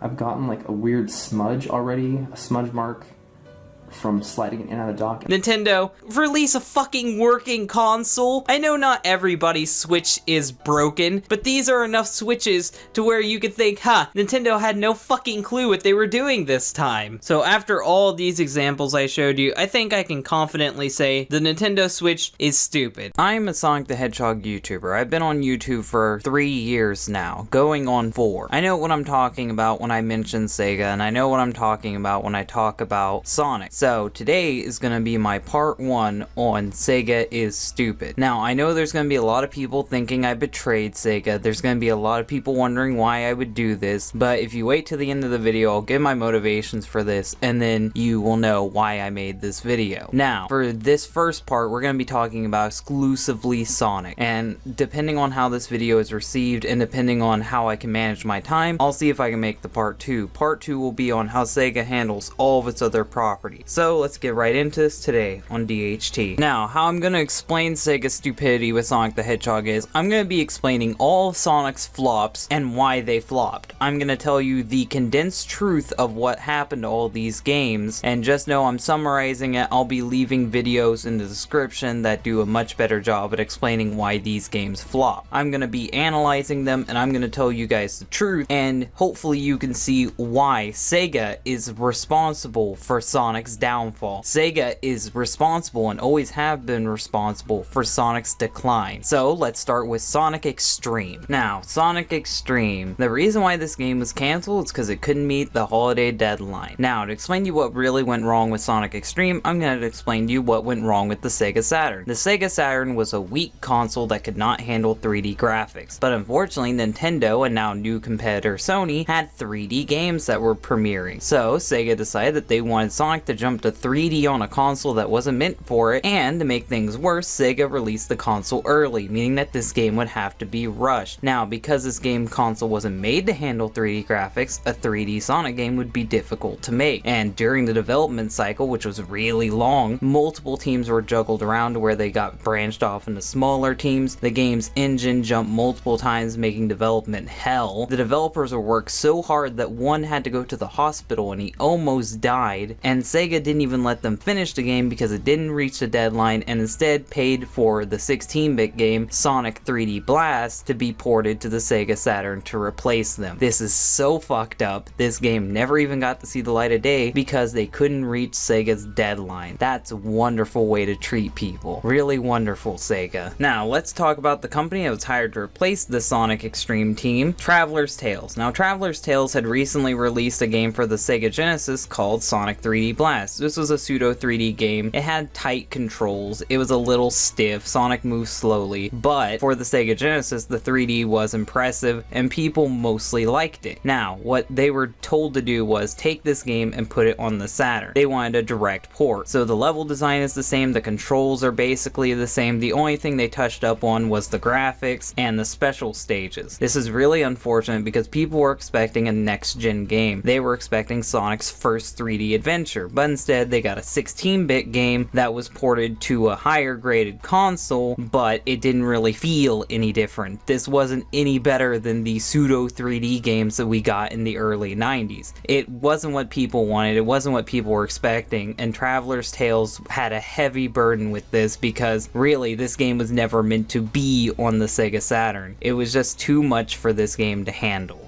And for that, Traveler's Tales took the hit on this. Now, because Sonic Team was working on a new Sonic game, Sega decided to hire Traveler's Tales again to work on a spin-off game while they stalled for time for the next big Sonic game. This game was called Sonic R. This was supposed to be a racing game that would be released for the Sega Saturn, and it was to compete with Mario Kart 64. Now, everything went wrong because this game was rushed to meet the holiday deadline yet again. Sega did not learn their lesson from before and decided to repeat their past mistakes. Because this game was cut, several features were cut with it. The weather control was cut, but would be added into the PC version later and all other versions. The battle mode was cut, which would be like Mario 64's battle mode, where you'd be able to attack other characters, and the 4-person multiplayer was cut as well. And now there was only 2-person multiplayer, despite the console having 4 controller ports. And because this game was rushed, it's a little floaty and it has finicky controls. Now, we can't guarantee that the controls would have been better if it was completed, but I'm sure that it would be slightly better than this. This game would go on to stain Traveler's Tales' reputation, and they didn't work with Sega again because of this. The Saturn would go on to be a big flop, and Sega decided to just give up all hope on it and put all their faith into the Sega Dreamcast. They actually released a good Sonic game for it as a launch, and they released another good Sonic game a few years later. But this wouldn't be enough. Sega had to throw in their hats and give up the console race, and they were reduced to being a third-party company. You think they would learn from this and that they would change and improve, but no, they did not. Let's continue with their first third-party game, Sonic Heroes. Now, Sonic Heroes is not a bad game. It's actually a really good game if you get the GameCube port. Now, what happened was that Sonic Team actually thought that they were going to be releasing this for the GameCube, so they specified it for that console, and they made it work for that console really well. But then Sega sprung on them at the last second that they would have to make this for PlayStation 2 and Xbox. So by porting it over, the controls were iffy on the PlayStation 2 and Xbox ports. But even if you get these other ports, it's still an alright game. It's just sometimes it's a little glitchy, sometimes it's a little finicky, and Sonic sometimes runs a little bit too fast and characters are a little bit too slippery in these other ports. But because yet again of Sega not knowing how to develop games and not informing their developers on what consoles they're making games for, this caused issues with this otherwise perfectly fine game. Now, I want you to remember what happened here with Heroes because it'll be relevant later on in this story. After Sonic Heroes, Sega would go on to release Shadow the Hedgehog, and that game was just seen as mediocre or alright at most. Sega decided that they needed to refresh the Sonic franchise, they needed to reboot it, and Sonic the Hedgehog 2006 was going to be this game. But unfortunately, at the beginning of the game's development, Yuji Naka decided to leave. This left the team directionless and they really didn't know what to do with the game. The game slowly went through development hell, and it ended up having to be rushed to meet a holiday deadline. And because of this holiday deadline, they had to use a less polished build of the game. They had to release an older build of the game than what they were currently showing off, because the build they had wouldn't port over the consoles well enough. So because of this, the game that we got was unfinished. Now, the final game compared to the early builds, the day and night cycles were cut. Originally in the game, you could stand around and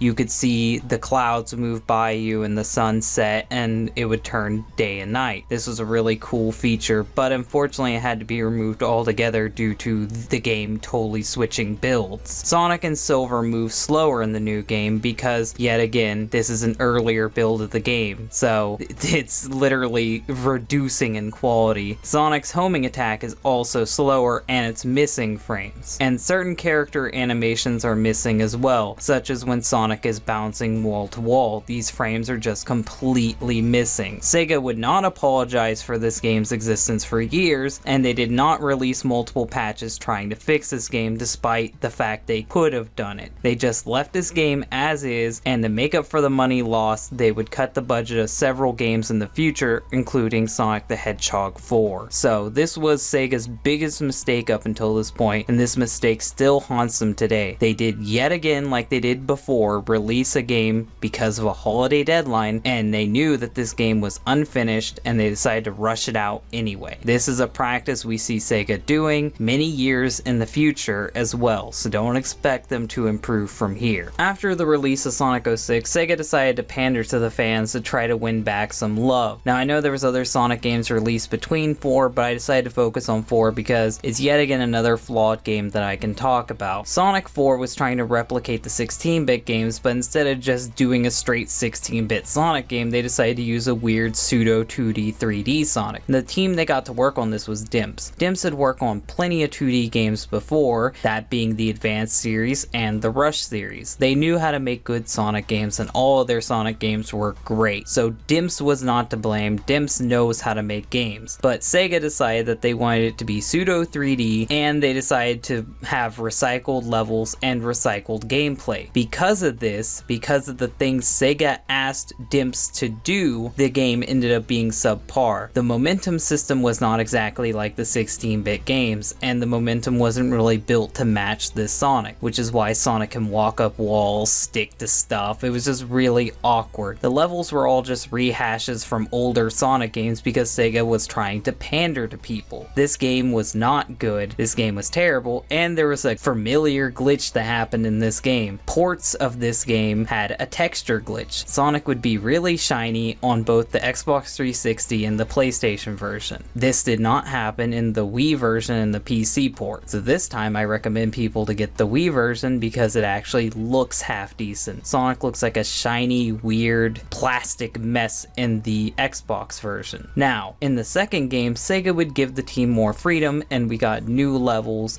we got a momentum built for this type of Sonic, and we got team-based gameplay. This game was really good. The only things that upset me about this game was that there was supposed to be a hint for a part 3, but due to budget cuts and poor ratings of the first game, they decided to not release a third one. So unfortunately, we didn't get Knuckles. This game gave us Tails, the third game would have gave us Knuckles, but no third game to be seen because Sega decided this was Dimps' fault and they decided to not give them another game. So despite Dimps making nothing but good Sonic games before, because of the request of Sega, Dimps is now seen as a bad Sonic game maker, which is really not fair. And this type of treatment would go on for Sega when they hire other companies to work for them in the future. So pay attention to what they did to both Traveler's Tales and Dimps. From 2009 and the 2010s onward, we would get nothing but good Sonic games. We got Sonic the Hedgehog 4 Part 2, we got Sonic Colors, we got Sonic Generations. So many good Sonic games were coming out, and they were really creating a new landscape for Sonic the Hedgehog altogether. This would all change in 2014 with the release of Sonic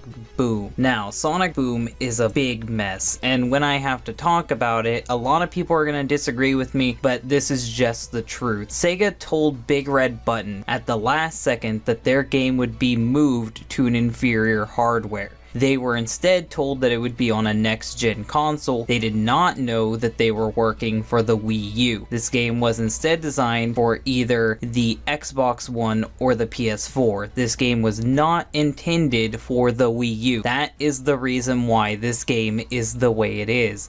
They had to get it out of the CryEngine and they had to move it over to an engine that would fit the Wii U. Also, this game's story and characters would be rearranged to match the Sonic cartoon show, the Sonic Boom show. This was not something Big Red Button was aware of until the last minute yet again. Now, the cut content was the graphics were downgraded because the game was moved to a Wii U friendly engine. The maps were shortened because of the same reason. Combos were removed from fighting so it'd be more simplistic and it wouldn't cause the game to lag. Characters were removed to fit the show's canon. The Chow were removed also to fit the show's canon. The physics also did not like the new hardware, so Sonic controls weird, the game lags, there's a lot of issues. This game had to hit the deadline, so it released as is, and it has plenty of glitches. Sega did release a patch for it, but it didn't really help. Unfortunately, Big Red Button had to take the blame on this, despite their developers being previous Naughty Dog employees, and the game looking good originally when it was working in the CryEngine. But because it released the way it was on the Wii U, Big Red Button tanked, they went bankrupt, and Sega just pushes the blame off on them, despite Sega being the main reasons why this game flopped. Sega made them move to the Wii U. Sega made them downgrade the game. Sega doomed this project, and now we all just blame and laugh at Big Red Button. Sega is the real reason why this game tanked, and this is going to be important when I talk about the next and last game I want to complain about, that being Sonic Mania. Now, Sonic Mania is not a bad game. I'm not going to rip on Sonic Mania, but it has problems due to Sega yet again.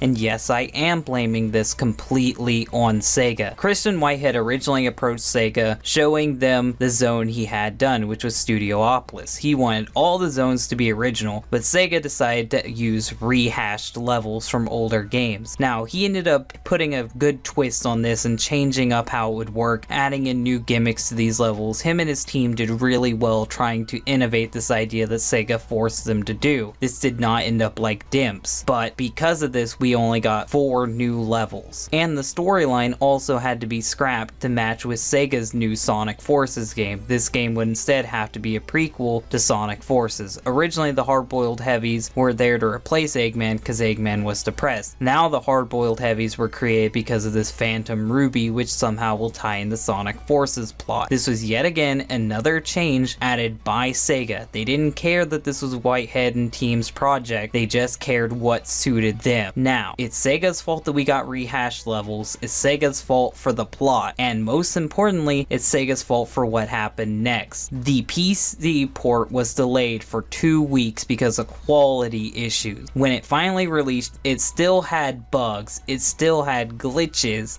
and it had a new feature to where you had to be online to play it. This was a terrible move, and now Sega is acting like they have no idea about this, and they're trying to put the blame on Christian Whitehead and team for the game only playing online. This is not Whitehead's fault. They've even said it on Twitter that it's not their fault. Sega is trying to do just like they did to many other companies before. Pin it on Whitehead so they can save face and then continue on without them.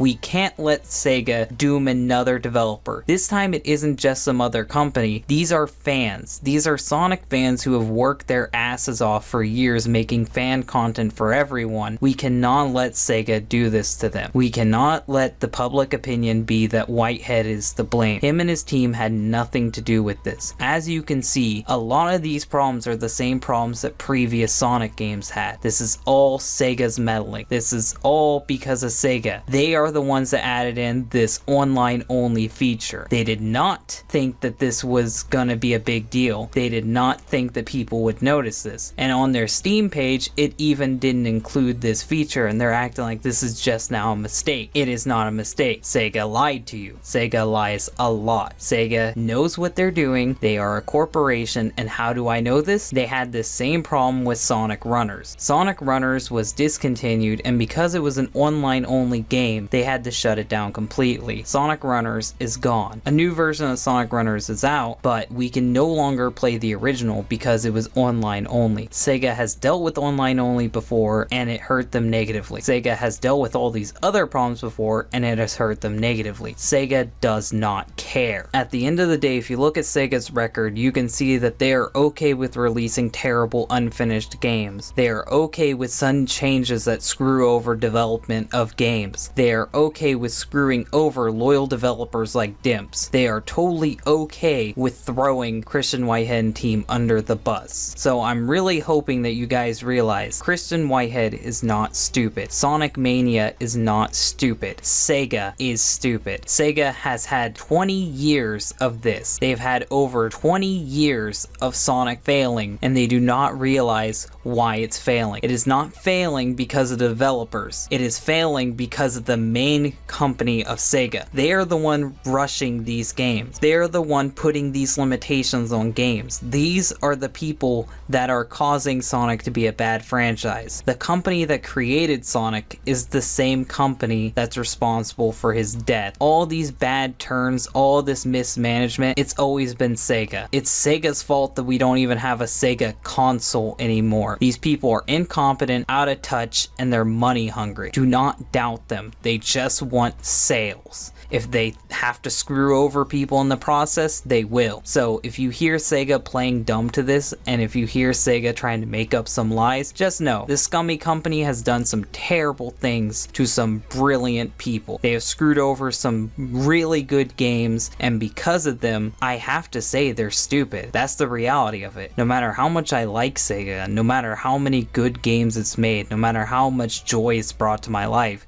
Sega is stupid. And this is just one part. This is just one side of the story of Sega. This is just what happened with Sonic. You can imagine what Sega's done to its other franchises, to its other employees. Hello everybody, Dylan here from DHT. Sonic Forces has been out for over a month now, and I've actually got a hold of it myself. I've played it, I beat it, I waited for everyone else's reviews to be done, I waited for everyone to say what they had to say on the game, and now I finally decided my opinions on Sonic Forces.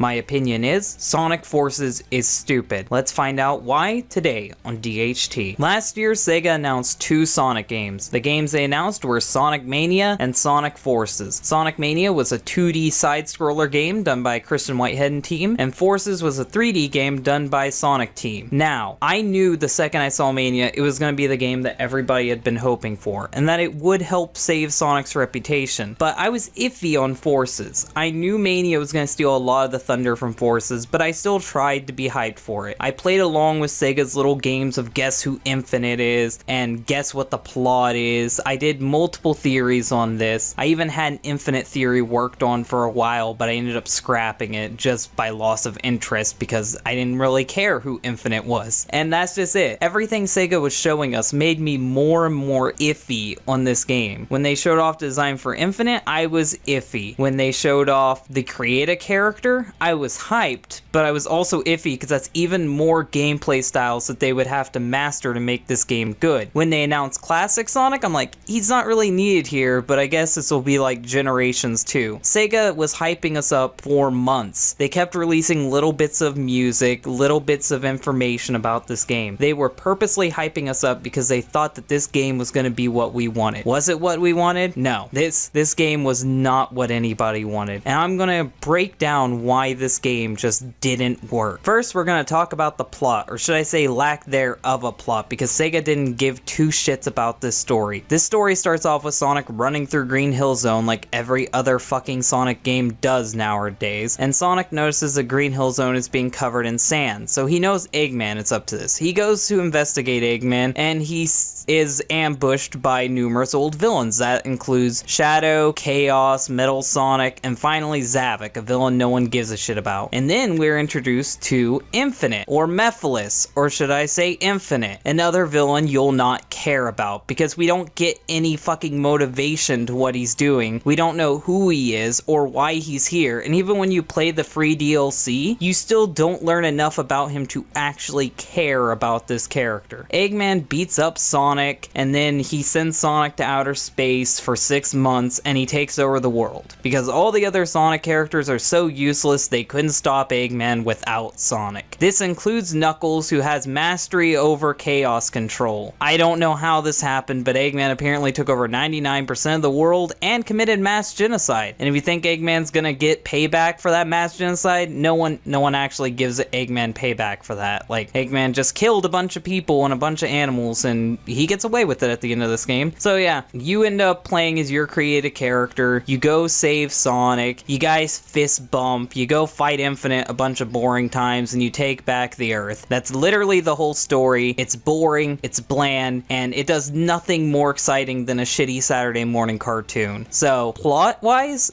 this is fucking useless. The only way that you could even like this plot, barely, is if you're in the Saturday morning cartoon shit, or if you read the IDW comics. And I gotta tell you guys this in advance. Sega did not plan the IDW comics to be a thing, because IDW got a hold of the comic rights this summer. They could not have planned it for 4 years. Archie had the rights for most of those 4 years. This was improvised. They knew that we were gonna want something, and they decided to give us somewhat of a plot. If you read the comics, yeah, it does make the game a little bit better, but I feel like the game should give me the story, not the free fucking comic books. So Sega, plot-wise, you really fucked up with this game. I would go more in depth with the plot, but you didn't bother writing a plot, so I'm just gonna end my complaints about the plot right here. So now let's move on to the characters. Was everybody in character? Was everyone written correctly? Yeah, for the modern Sonic games, all the characters seem to be acting like themselves, but that's the problem. This is taking place in a world where Eggman has taken over 99% of everything. Why are these characters acting like this? Shouldn't they be more emotionally distraught, especially because they literally thought Sonic died? Why are they still acting all happy happy and cheery. I mean, the most we get out of Amy is a frown. I thought Amy would be practically useless. I thought that she would be broken after Sonic left. I didn't expect her to be on her feet and responding so well. She doesn't even really show extreme happiness when it turns out that Sonic is okay, which is extremely strange for her. I don't know what the fuck is up with her. And they said Tails wasn't handling this too well, but they didn't really show it. All it showed was Tails trying to fix Omega. That doesn't really show me how he's handling Sonic. Also, Tails is completely fucking useless. They completely butcher him in this game. Remember in Sonic Adventure 1 where he fought off Chaos multiple times, or Sonic Adventure 2 where he helped fight against Eggman? Well, now he can't even fight against normal Chaos. Chaos in his base form scared Tails into not moving until classic Sonic, someone that's never even fought Chaos, beat him. When you are outranked by classic Sonic, Tails, you really need to rethink your life. Other than that, everyone else appeared to be in character. It's just no one was treating Eggman like the obvious threat he is. Sonic was still joking about Eggman and treating him like they're pals when Eggman has genocide the whole fucking planet. I know there's still plenty of Mobians alive, but Eggman has fucked up the planet enough to where he controls 99% of it, and he was blowing up cities on a regular. And if this is the same continuity where Gun was possibly America's government, or whatever America is in Sonic's continuity, he completely destroyed their government. After all of this, Sonic is still treating him like he's baldy nose hair. And for that, I just don't know if I can even respect Sonic. For the create a character, you don't really get much of a character out of them.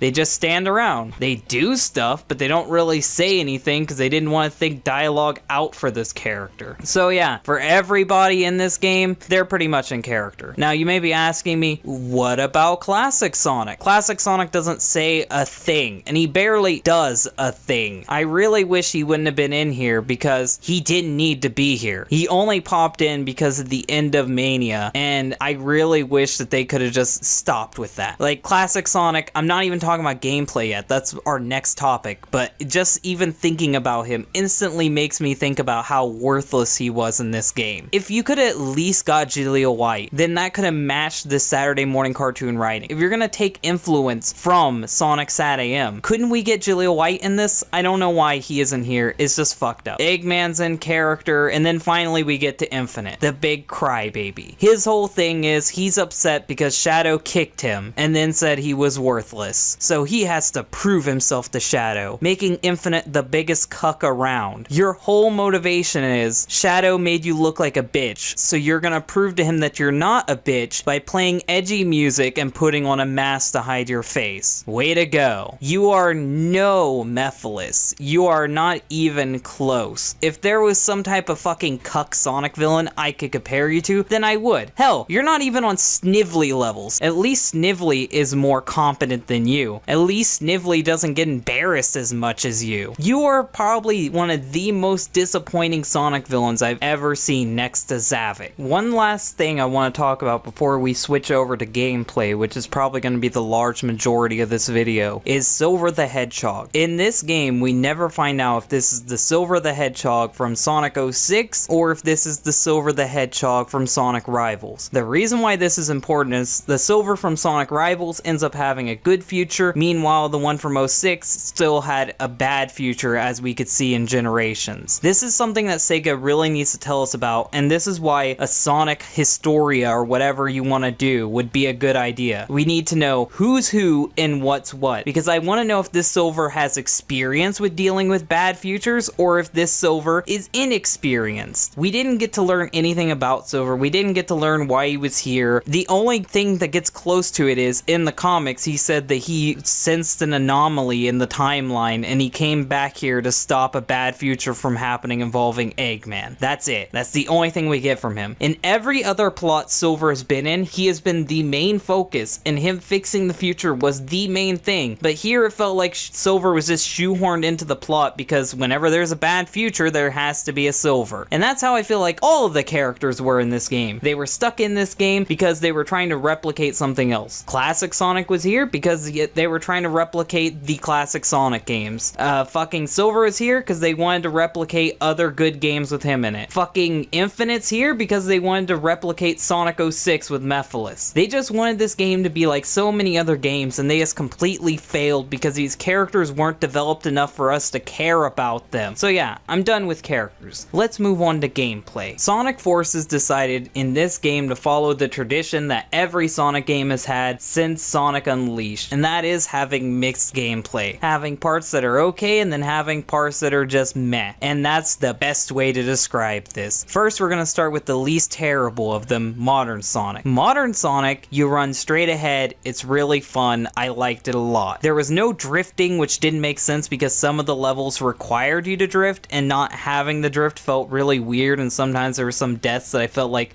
wouldn't have happened if I could have drifted away from the fucking corner instead of falling straight off of it. So yeah, I would say add in a drift. For Classic Sonic, he just sucks. Even with the update that Sega released for Classic Sonic, he still sucks. He doesn't build momentum properly, and he's too heavy. He drops like a rock. It feels like you were trying to replicate Classic Sonic from Sonic 1, and then trying to set up gameplay like it was in Generations. You can't have level design from Generations mixed with Classic Sonic from Sonic 1. There isn't enough room for Sonic to actually pick up speed, and that's the main reason why his gameplay sucks. They keep adding in tight little platforms, adding in short little jumps, when this Classic Sonic sucks at short jumps. I don't know who designed this level, but it was fucking terrible. A lot of his levels were just either straight, or they had boost pads to get him through it. And honestly, I feel like that's the laziest fucking way of designing a Sonic level. Because then it doesn't feel like you're playing the Sonic level, it feels like the game is just playing you. It feels like you're just tagging along with Sonic as he does things by himself. This is nowhere close to the quality that Mania brought us, and that's what's gonna happen. If you fucking put Classic Sonic in this game and give him the drop dash, people are gonna compare it to Mania. And the fact that you are nowhere close to being even near as good as Mania Classic Sonic shows that you just didn't know what you were doing here, Sega. And finally, we're moving on to the Create-A character. The Create-A character, he was fun. He's like a mixture of Modern Sonic with some gadgets and guns of Shadow the Hedgehog and stuff from the adventure games. I really liked playing as the Create-A character. Some Wispins weren't so great, but mostly overall, they were all fun. Different play styles, you get access to different parts of the map with the Wispin you choose. It was all good. But the main problem with all three of these guys is the levels are too short. The second I start to get to enjoy the level, it ends. And that isn't how it should be. These levels need to be longer than a minute and 30 seconds. I get that you're moving fast, but this wasn't really a problem with other Sonic games. Even Sonic Generations and Sonic Lost World were longer, and these games came out years before this game. This game was in development for 4 years, and it doesn't seem like it. This seems like shit you would get from a demo, not shit that's in the final product. As soon as I'm starting to enjoy this game, it's over. And overall, my playthrough was like 4 hours long, 5 hours long. It should take me longer to finish this game. And yes, there are bonus missions and other stuff that you can do, but it's uninteresting and the level design is shit, especially in the Episode Shadow DLC. The Episode Shadow DLC is straight, bland, and generic, and I fucking hated every second of it. I only played it to get the story, and the story wasn't even worth it. So yeah, out of all three of these playstyles, the best one is Modern Sonic, and the most interesting is the Create-A character, and the most disappointing is Classic. With the Create-A character, you get to unlock a bunch of cool, customizable costumes and stuff, and I really did enjoy that. But it can't make up for all of the ass that this game has behind it. All of the fucking shitty moments, all of the fucking terrible gameplay decisions. But if I had to decide, I would say that its gameplay is just generic. That's all I can say about it. It's not good, it's not bad, it's just meh. It's just a very meh game. And that's what I gotta say basically overall when it comes to this game. Sonic Forces, it got the rating it deserved. Some people are saying that it should be much worse and that you shouldn't pay $40 for it. Some people are saying that it's a classic and you should buy it for whatever price they decide to sell it at. I say Sonic Forces got the reputation it deserved. This game was in development for 4 years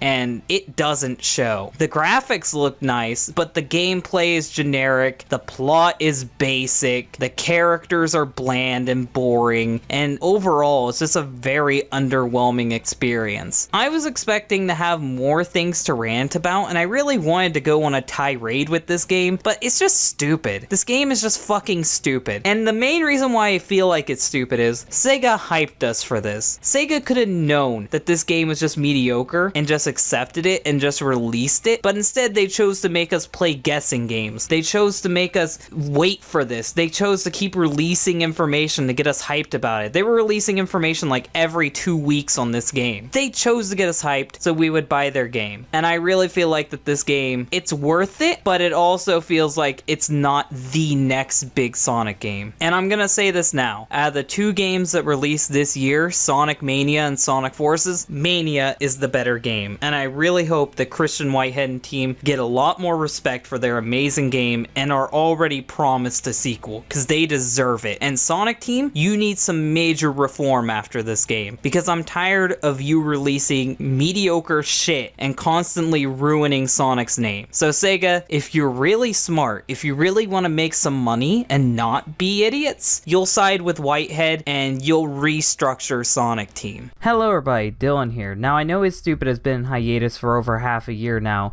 and I have good reasoning for that. When it comes to making Is Stupids, I only want to hit subjects I really know a lot about, and I want to hit subjects that are actually meaningful to me. I don't want to make a video on Jake Paul or Logan Paul, because I don't really know them, and I don't really care about them, and I would be faking the emotions I feel towards them. Instead, what I like to talk about are projects I have a personal attachment to. I actually like Five Nights at Freddy's. I'm a big fan of Sonic the Hedgehog, and I'm also an ex-big fan of today's topic, that being how Yandere Simulator is stupid. Let's get into this today on DHT. Now, the first thing we need to discuss when talking about any video game is its main character. The main character is what you're going to use to market your brand and market your game to the general audiences. Sonic the Hedgehog has the cool blue hedgehog himself, Mario Brothers has Mario and Luigi, and Legend of Zelda has Link. These characters are important and people identify with these characters. So what type of character does Yandere Dev have? Well, that's just it. He doesn't really have an OC. He actually bought his characters from the Unity Store asset, AOI pack. And I think that's said right. I'm not a weeaboo, so I have no idea how to say it. It's AOI. So sorry if you get offended by how I pronounce it. I'm going to say AOI. So he bought this AOI character pack, and he just rips all the characters straight from it. He even rips some of the animations from it. So his main character, Yandere Chan, he doesn't even own her. He's slapping her face on t-shirts, he's slapping her face on merchandise, and he doesn't even own this character. He didn't change her up any. Legally, anybody can take this character and make merchandise of it if they made their own original artwork, because he doesn't own the asset. This is just a generic template that he slapped his name onto. But it's not just Yandere Chan that comes from this character pack. Senpai also comes from this character pack, aka the other main character he's gonna be selling merchandise of. And no, he didn't edit the character, he didn't change the character any. It's identical to the character in the pack. So the 2 characters that you're gonna be marketing to people and selling to people, you don't even legally own. Other assets that can be found in the game are student uniforms, including the club uniforms, the teachers' uniforms, certain poses that students make. Every student and teacher model has been edited from this pack. What do you actually own, Yandere Dev? I know that he says he's gonna change the models later on, but he has to keep a general look in order to keep the fans that he's gotten involved in the game. Like, if you all of a sudden change the art style drastically, the people who've been on since day one would get really appalled by that. You can't just change it up now. You've had these Unity Store assets for too long and people have already grown attached to them, and you don't even own them. You didn't even modify them too heavily. They look just like they were originally. And I'm talking about Yandere Chan and Senpai in particular, and the teachers. You're gonna need to do some heavy modifications before you can claim that these characters are your own. But the problem is you've already made them your image. The worst thing is, this isn't even the first time he's done this. Yandere Dev's original game, Luna Scythe, also used Unity Store assets. He used these assets to make the game look way more complete than it actually was, when in reality the game was just a broken piece of shit. Or just bland and generic from what I've heard. I haven't actually played the game, and I don't even think you can play the game. And even if you could play the game, I'm not fucking paying money for that piece of shit. But he takes these Unity Store assets to make his games look more complete than they actually are, and to make it look like he can actually code. But in reality, he can't do shit, and he doesn't know know how to do shit. He has to rely on volunteers to make assets for him, to make animations for him, and when he can't get assets from them, he even resorts to stealing assets. If you need proof to that, I'll give you some proof right now. Yandere Dev was actually caught stealing assets once, and the asset he stole was the fucking grass texture. The texture for the grass around the school. He couldn't even make grass. How inept are you to where you had to steal grass? All he did was poorly scribble out the artist's name, like he colored over it. And the artist, Doug Clayton, did not give permission. He told Yandere Dev to remove it, and now it has been removed. But I really doubt the grass that's there now was designed by Yandere Dev, because he can't design. He can't draw for shit. He can't edit for shit. The only thing he can do is code decently. And we'll get more about his coding as we continue on in this video. You don't have to be a technical wizard to know that Yandere Dev has no fucking clue when it comes to coding. His codes are so terrible that every time he updates the game, it causes numerous amounts of glitches, when if you actually had a sleeker code, you could just add in updates with little bit of glitches, minimum glitches. But Yandere Dev refuses to update his coding skills. You need an example of this? Well, a couple months back, about maybe a year ago, Yandere Dev wanted to port Yandere Sim to a new engine, and he told his fans that if he had to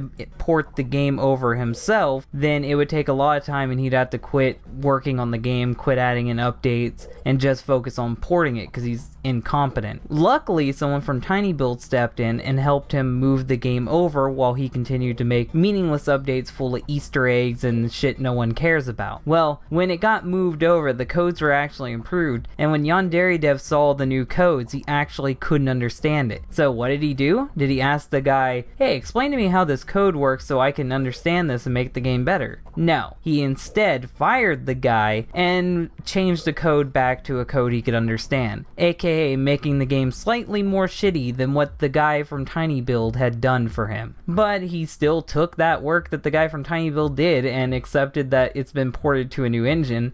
And as far as I know, he didn't even thank the guy. He just booted him out. So that just shows how grateful Yandere Dev can be. Once you're useless, he kicks you aside.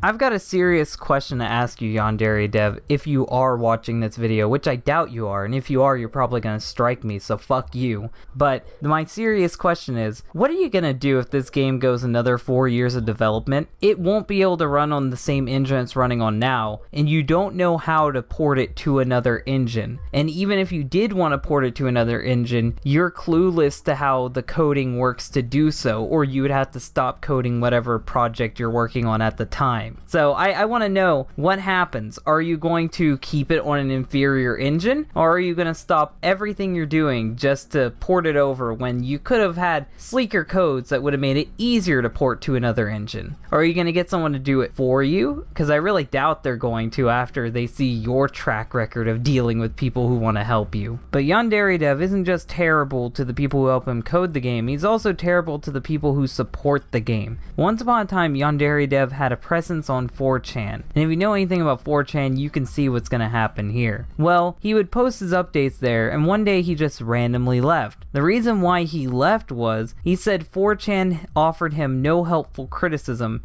and they were just being mean to him, because they were criticizing the fact that he was adding in pointless Easter eggs and useless updates and references to YouTubers and anime rather than coding Osana or doing anything useful. He kept adding in more and more features he would see other games doing instead of working on the core development of the game. And he took this as people attacking him. He didn't see this as criticism for him to learn from. He saw it as attacking. And he said when he goes on Reddit, he doesn't get this. When he goes on Tumblr, he doesn't get this, so he's just gonna leave 4chan. This just shows that when you're criticizing Yandere Dev, you're walking on eggshells, and at any moment, anything you say could just make the man crack, and when he cracks, he really fucking breaks. He's also abusive to his supporters, people who send him emails that he finds to be useless or annoying. He's even made a character that represents this part of the fan base. That character is Midori, and if you actually watch his videos, you can see numerous times where he talks down to her, just shits on her, and even has Yandere-chan, his OC, brutally murder her. This is what he thinks of his fans. This is what he thinks of people that annoy him, even even slightly. This just shows how he treats what he deems as useless criticism. At this point in the video, would you even be shocked if I said that he fucks over the volunteers that work for him, aka the people who aren't even necessarily getting paid? I'm gonna give you 2 little stories about the people that he fucked over. There's probably more out there, but I think these 2 are enough to just get the point across. First, we are gonna talk about Makia Sozos. Now, if that's not her name, if that's not how you pronounce it, I'm sorry. Her name is weird. It's Maika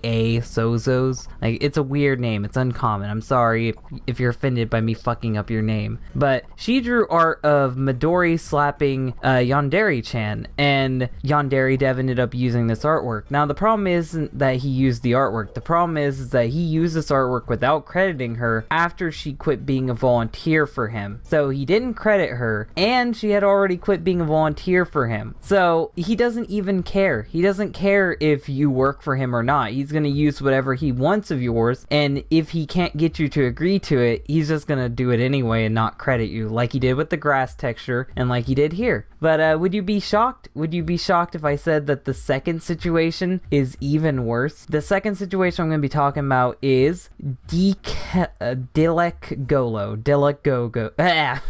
The second situation is Dilek Gogo. The second situation is Dilek Golo, and that's a really hard name to say. I fucking hate his name. I'm only going to say it that one time. Who, after disagreeing with him and how the game was going, he decided to step down from the company. He decided to step down as being a producer. Well, Yandere Dev wouldn't just admit defeat and tell him farewell. Instead, he sent him this email. I'm going to leave this email on the screen. Let it hover around for a minute. You guys can read it. And as you guys can tell from this email, rather than just bidding him farewell and say sorry for disagreeing, he instead had to brag about being a degenerate and tell him that he will find someone who is as big of a degenerate as him to replace him, showing that all the volunteers are expendable. If you have a disagreement with Yandere Dev, he won't care to just replace you. You mean nothing to him. Your volunteer time means nothing to him. You are just an asset that is being used to help him make his game. Now, I know what you might be thinking to yourself. Maybe Yandere Dev was just trolling this person. Maybe he wasn't serious. Maybe he doesn't plan on adding such degenerate things to the game, and maybe the guy was just overhyping it. Now, I would be willing to say that, yeah, this is something that's possible. If it wasn't for Yandere Dev telling us one of the features he had planned to have in the game, which basically confirms what this guy was saying to be true. Yandere Dev would later go on Reddit and tell one of the original missions that was going to be in the game that might be removed. It still could be in there. He said that he's still willing to think about it, so just know it, this isn't even necessarily gone. It was where you work for a delinquent's brother who is into organized crime, and your job is to record yourself killing students, which they will use to make snuff films,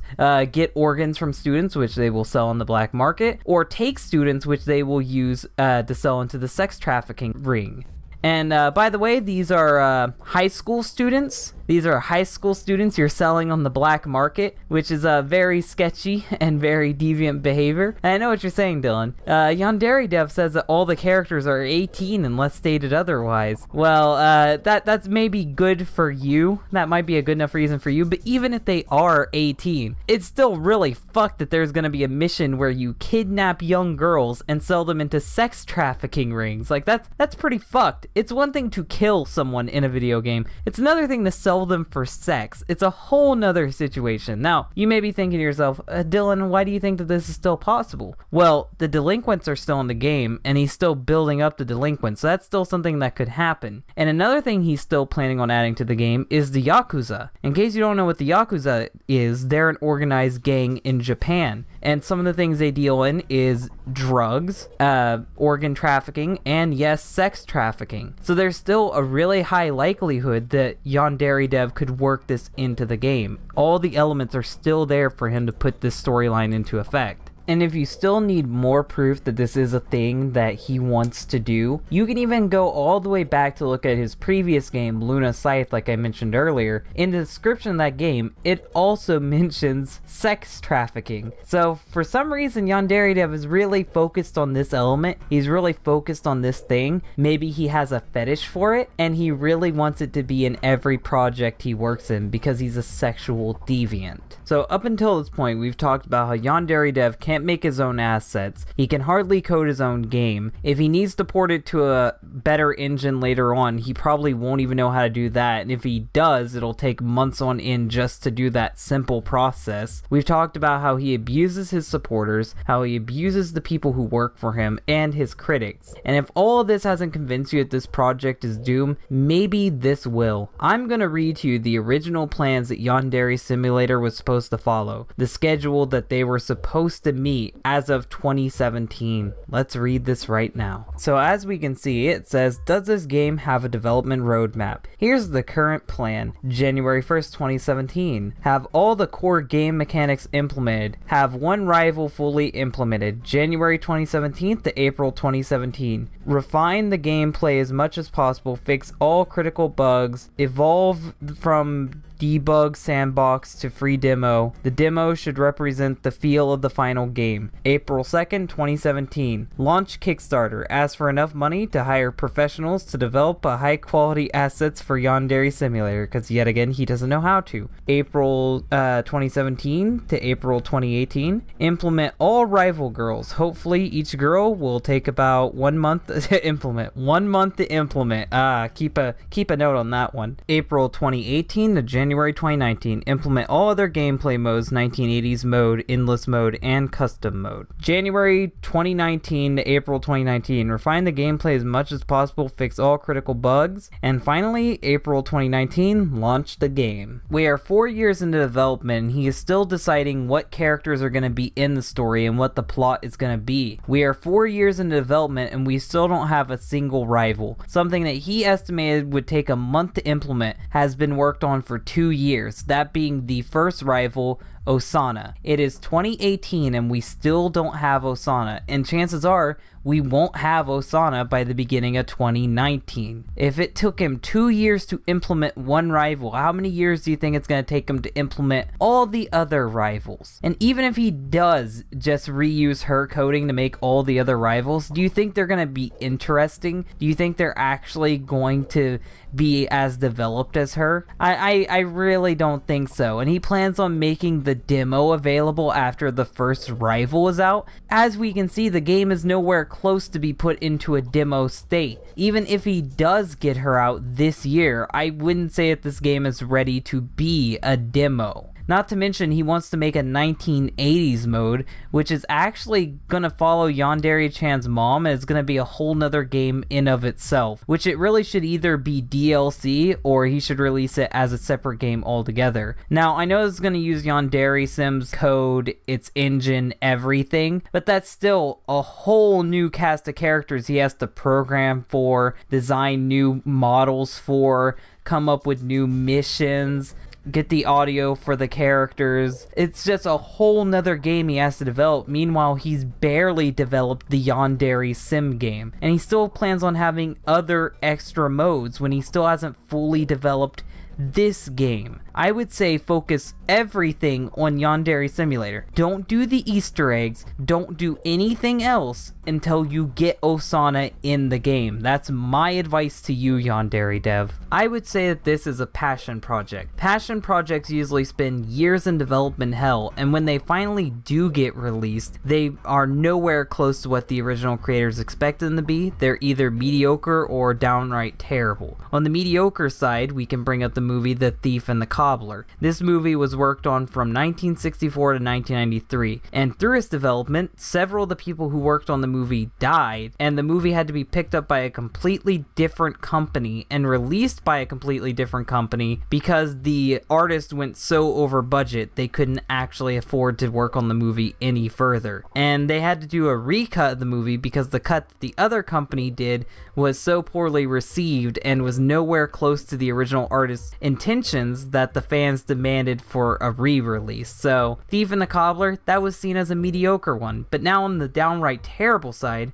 we can talk about Duke Nukem Forever, which was worked on 1997 to 2011. And when this game finally came out, it was panned by critics, panned by fans of the game, and it was just a downright mess. Both of these projects had creators just like Yandere Dev. They took full control over the project, they slowed down the development for decades, and then when it was finally released, they were nowhere close to what the creators intended it to be. Yandere Sim is in its 4th year of development, meaning that it's almost half a decade old. I followed the game this far into production, and sadly, I'm not going to stick around for the next 5 years. Will the game succeed? Will it fail? I don't know, and I don't care. The only thing I will say about this game is, Yandere Simulator is stupid. Another Smash Bros was announced, and despite us getting every single character we could ever ask for, there's still one more character that everyone's demanding for. Who is this character, you may ask? This character is Waluigi, and today we are going to be talking about why Waluigi being in Smash Bros is stupid. So, let's get into this today on DHT. Like I said earlier, everyone who's ever been in Smash Bros is coming back for this new game. They've even added Daisy as her own character and Ridley as his own character. They've done so much fan service in this game to make everyone happy, but yet there's still one group of people that are upset. That is the Waluigi fanboys. And if you are shocked that Waluigi has a fan base, I was too. I really didn't expect Waluigi of all Mario characters to have a fan base, but he does. He actually has a really big fan base, and it's insane. Now, the real question is, why should Waluigi get in this game? The way that I see it is, with all future Smash Bros. Characters, they should meet 2 criteria. They should come from a recognizable franchise, and they should have unique moves that make them different from other Smash Bros. Characters. We have plenty of characters already in the games, meaning that we have to be a little bit more picky with who we choose. We don't want another Sonic the Hedgehog clone. We don't want another swordsman. We don't want a generic brawler. They have to have unique attributes. Well, let's look at Waluigi first of all. He's not from the main Mario series. He's not from the Wario Land series. He's not even from WarioWare. He is from spin-off games. He's been in tennis, but so has every other Mario character. He's been in golf, along with every other Mario character, and all the other party games and spin-off games that have Mario's name attached to it. Meaning that if we were to give him any unique moveset, that moveset could just be given to a different character. Why should Waluigi get a tennis club if Daisy doesn't, or Mario doesn't? Why would Waluigi get to dance when Mario doesn't get to dance? Waluigi has nothing unique to him because he's never starred in his own game. He's never even been the sidekick in his own game. He's just been the sidekick to a lower tier character in party spin-off games. There's no realistic way to implement Waluigi, and even if we did, overall he would just be a generic Mario clone. We already have Dr. Mario, we already have Luigi, and hell, even to some extent we have Wario. Do we really need another Mario clone in Smash Bros? You really gotta think to yourself, why would we put Waluigi in the game when we could put in so many better characters?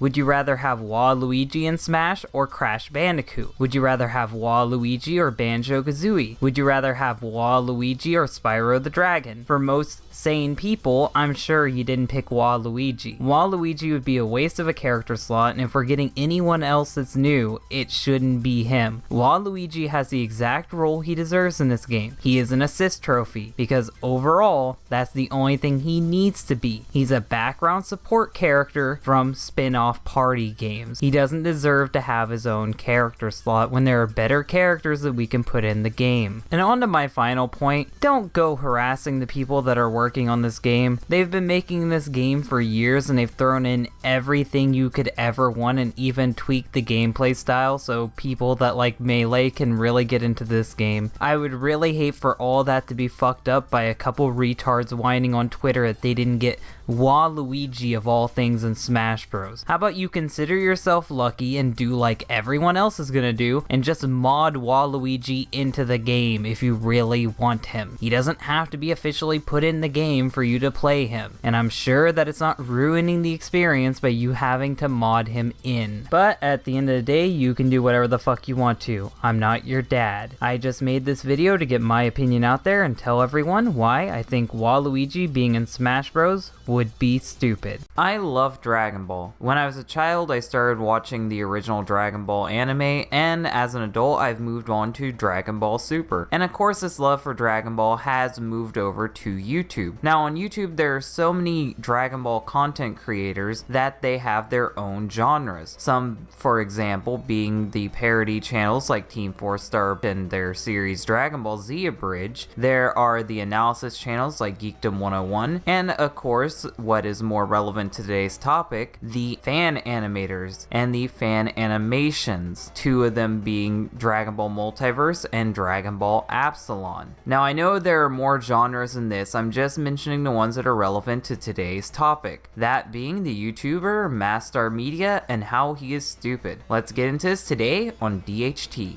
Now, for those of you who don't know who Mastar Media is, he is a Dragon Ball YouTuber who has over 1 million subscribers. Now, I'm not bringing this up because I'm jealous of him, I'm just mentioning it so you can add it up in your head to see just how ridiculous this whole drama has been. And this drama has been going on for over a year. This stuff is still continuing to this day, and it started up over a year ago. Now, in case you guys don't know, the thing that made Mastar Media famous is his series Anime War, his quote-unquote original animated series Anime War. Now, to summarize the plot of this show, it takes all your favorite anime characters and has them go into a slap fight. Now, what's the motivation for this? I have no clue really, and it's not because I didn't pay attention to the show, it's because there's really no narrative to the show. We go straight into the fight scene, and then we have a bunch of people just running around punching the shit out of each other, and we hardly ever get any explanations to what's actually going on. Mastar Media is not a guy who writes detailed plots, instead he just draws fight scenes and gives vague explanations to why the guys are fighting to begin with. We don't know really why all this stuff is happening, it's just happening, accept it. They even get new transformations out of nowhere that has nothing to do with the canon of the properties that are being transformed. They have new villains that come out of nowhere with hardly any explanation. It's just a real mess of a show, and it would take multiple videos for me to describe the whole plot of Anime War. But that's not relevant. I'm not going to be talking about the lore and the plot of Anime War. The person I'm wanting to talk about is the guy who made Anime War, and why it is such a mess of a show. If you choose to watch this show, one of the first things you'll notice is that it's in Japanese. Well, this is not a real Japanese dub. Instead, what Mastar Media does is he takes clips from the anime that he is referencing, cuts up their audio from the actual anime, and then splices it together to try to make it sound like what they're saying. Really, it's just a bunch of nonsense. It's not even a real dub. Here's a clip from Totally Not Mark where he actually got someone to translate the Japanese lines that were being spoken in the show and then bring it into English. I'm only gonna play a bit of this and then I'll link Totally Not Mark's video so you can go watch it yourself. It's just really fucking ridiculous. You disgusting, uncultured tramp! I don't give a fuck about those guys! Do you know the existence of the Super Saiyan God? I kind of have some business with the Saiyans over there. Whoa! What is that key? I don't even have enough power to pick my nose! Ah! Unintelligible audio! We couldn't figure out the meaning of this one! Hire some damn voice actors, you cheapskate!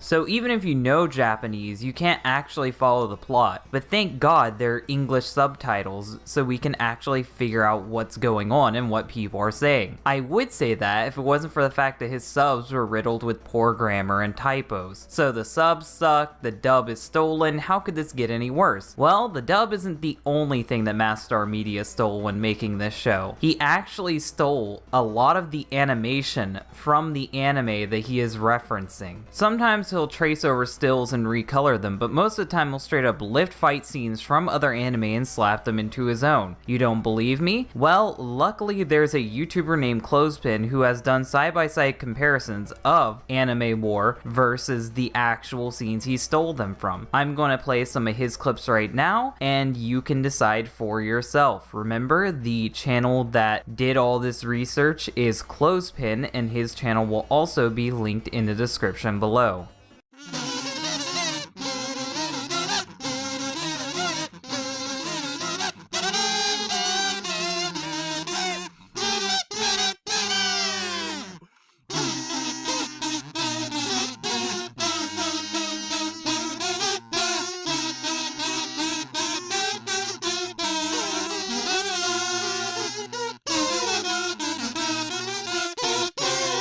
Now, these are not just accusations. Mastar Media himself has confirmed that he does trace fight scenes so he can produce his animations more quickly. He ended up admitting this after people started looking into him over a year ago and began making exposed videos on him. So, let's play the clip of him confessing to this. Why I trace? There's two primary reasons, but first of all, let me say that I don't always trace. I don't trace everything. I don't need to trace, as seen from all the various speed paint and speed art videos that I've done and live streams where I've drawn things from scratch. That's why most animators, it takes them, 6 months to a year to come out with a really good solid animation. But Mastar Media was not going to take this sitting down, and he chose to do the thing that most big YouTubers choose to do when people are exposing them, that being false striking and false reporting videos. Some examples of people who have been striked by Mastar Media are Totally Not Mark, Aaron W. Gamer, and the mentioned before Clothespin. Now here's a clip from Aaron Gamer's video talking about this. After I made it clear that my video fell under fair use, you can see how desperate he became when he realized I was right. Look at how he goes from condescending to overwhelmingly reasonable as soon as he realizes he fucked up. He told me that he'd remove the strike if I deleted the video and never made a negative video about him again. That's a direct abuse of YouTube's copyright system, and your account should be removed. More importantly, how about you actually respond to my points next time, instead of trying to censor me like a coward? I find it extremely funny that a man whose channel solely exists because the companies he's stealing from haven't struck him down yet would push his luck by striking down channels that actually fall under fair use for stealing his already stolen content. Now this is a whole new level of irony. Now we know he isn't friendly to YouTubers who call him out, but maybe he's nice to his fellow peers in the Dragon Ball community on YouTube. Geekdom thinks he's the fucking overlord of Dragon Ball. Like, Geekdom's content is fucking ass. I'm sorry. All he does is search websites and Twitter and forums to be the first person to release Dragon Ball news. But if you ever watch his actual videos, they're fucking ass. Alright, all he does is talk. Like, I can't even fucking watch 30 seconds of one of his videos. I have tried.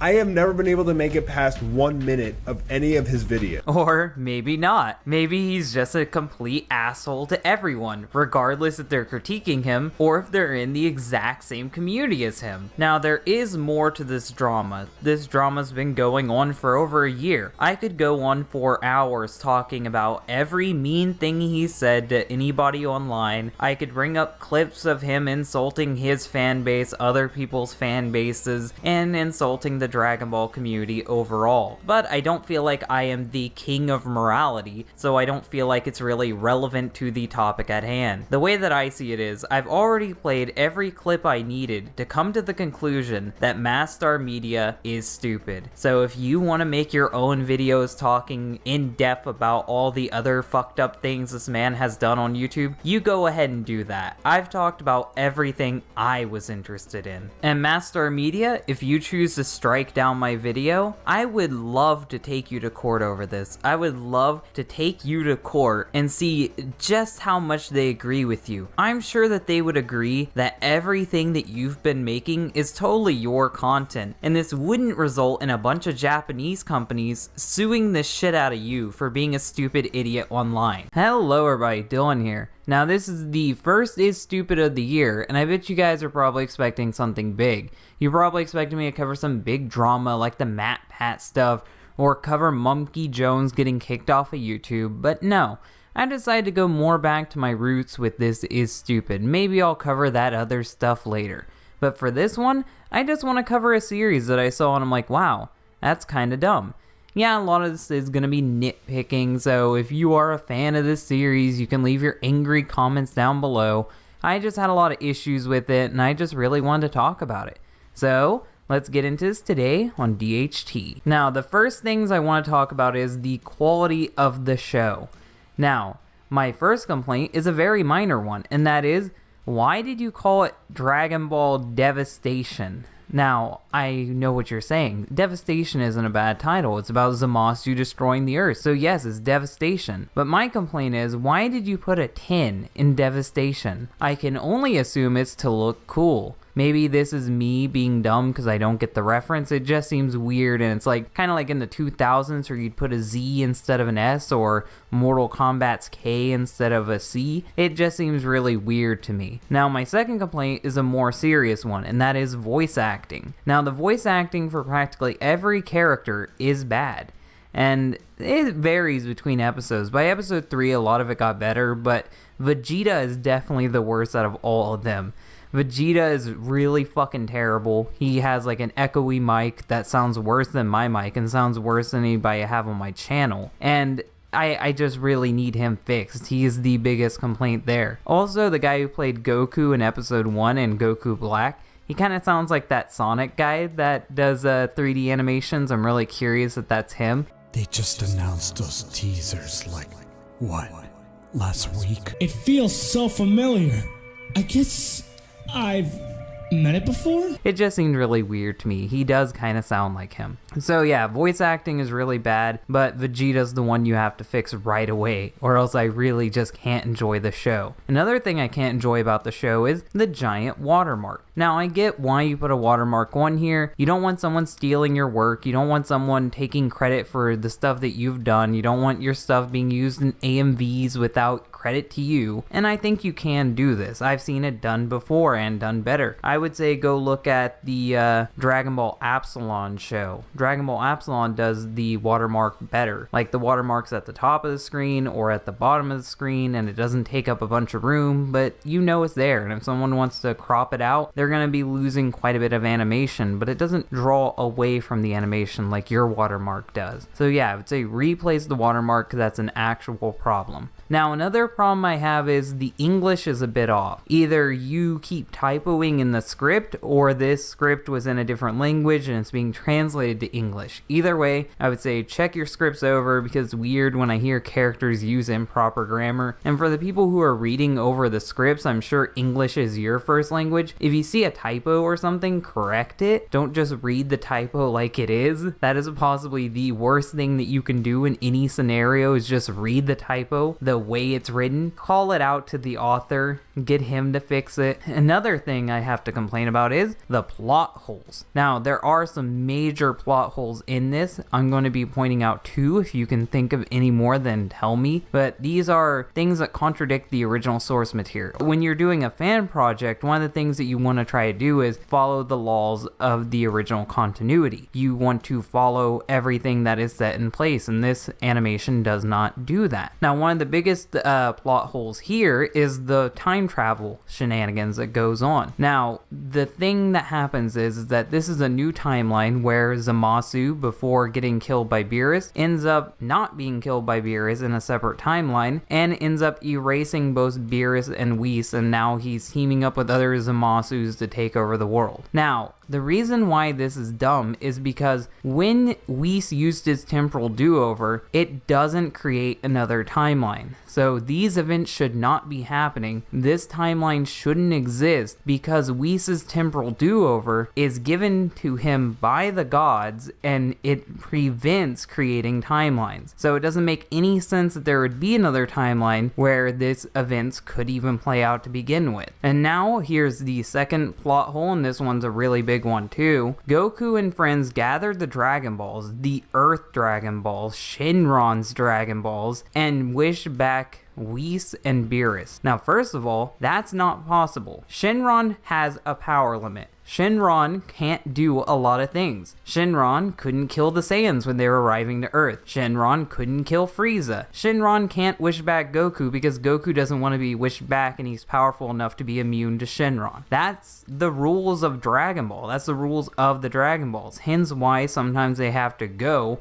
get other Dragon Balls. The Namekian Dragon Balls are stronger than the Earth Dragon Balls, and the Super Dragon Balls are stronger than the Namekian ones. You cannot wish back Beerus and Whis on the Earth Dragon Balls. The Earth Dragon Balls, even with Dende's upgrade, are not even close to being powerful enough to make this wish. If they went and got the Super Dragon Balls, I would believe this, but they didn't. So I don't know how this even happened. I don't know how they can come back. And in some scenarios where Shenron does a really powerful wish, he ends up having to only grant one wish, and Goku ends up wishing twice. So not only does he grant a wish that's way out of his power limit, he also grants a second wish right afterwards. So either Shenron's become immensely powerful, or this is a big plot hole. And now here's yet again some more complaints. Overall, this felt like really bad fan fiction. Now, you may be asking yourself, why does it feel like bad fan fiction? Well, let me tell you why I think it's bad fan fiction. I think that this author really liked Zamasu. Zamasu is on the logo of this series, and the whole plot revolves around Zamasu. In the original Dragon Ball Super, there were 2 Zamasus, and they were causing trouble all throughout Future Trunks' timeline. So, when you bring back Zamasu and make him a threat in this new canon, quote unquote, what do? You make 3 Zamasus, because if 2 was bad, 3 is gonna be even worse. I don't think that's the case. I think it's just redundant and really stupid, but whatever. And now another problem I have is with the character Naru, and a lot of these problems are going to be about Naru, because Naru is an OC. Naru is possibly a Mary Sue. Naru is overpowered in this story. When Goku first sees him, he instantly sees the potential in Naru, even though Naru is just a normal human. Now, you could say that Oob is a normal human and Goku saw potential in him, but I would argue that no. Oob is the reincarnation of Kid Buu, meaning that he has a higher potential than any other human. As far as we've seen humans get to is like Krillin's level, and Krillin isn't even that strong. Or hell, you could argue Tien or Master Roshi, but even then, they're not too strong compared to fucking Goku. But yet Goku thinks that Naru stands a chance against Goku Black, who is a god Goku, an evil god Goku, another Goku Black, who is a more experienced evil god Goku, and the newly acquired Vegeta Black, who is an evil god Vegeta. So he thinks that this normal fucking human stands a chance against 3 godly Saiyans who are bent on killing all of humanity. I would say no, but because he is a fan character and possibly the author's self-insert, he actually does stand a chance. Another common thing that happens when you have a self-insert character is everyone will notice them, everyone will praise them. In this one, everyone is being affected by Naru's power. Naru can read people's minds and call upon memories from people, and everyone is taking notice of this. He's read Vegeta's mind, he's read Goku Black's mind. He just has this ability for no reason at all, and it just comes out of nowhere, and it's just such a weird power. Is he Bardock? Did he get stung by a dying alien who granted him the power to read minds? I don't know. I guess we'll have to wait for that one. But adding on to his Mary Sue-ness, I would say that he is a ripoff of Future Trunks.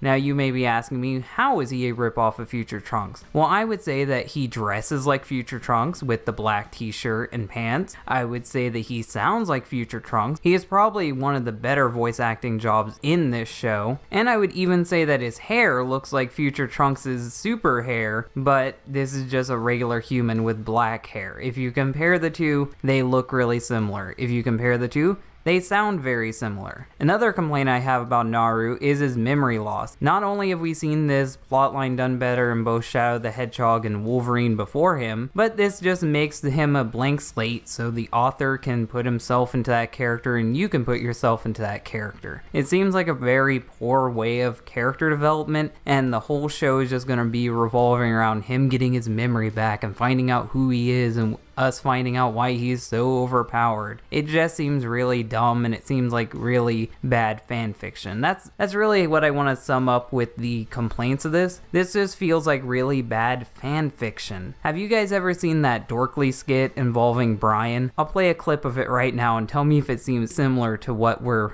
watching now. Prepare to die, fool!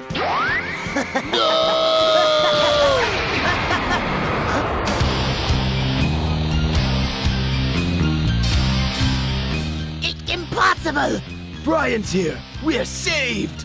Sorry I'm late, Father. What? But I thought Brian's dad was a boring accountant! No! He is secretly half Namek! That's why human acne cream has no effect on him! You're Brian? No! But Jason McNally says you have a baby dick! That was before he fused with Goku and grew pubes! That's right. My bush is way thicker than Jason McNally's now.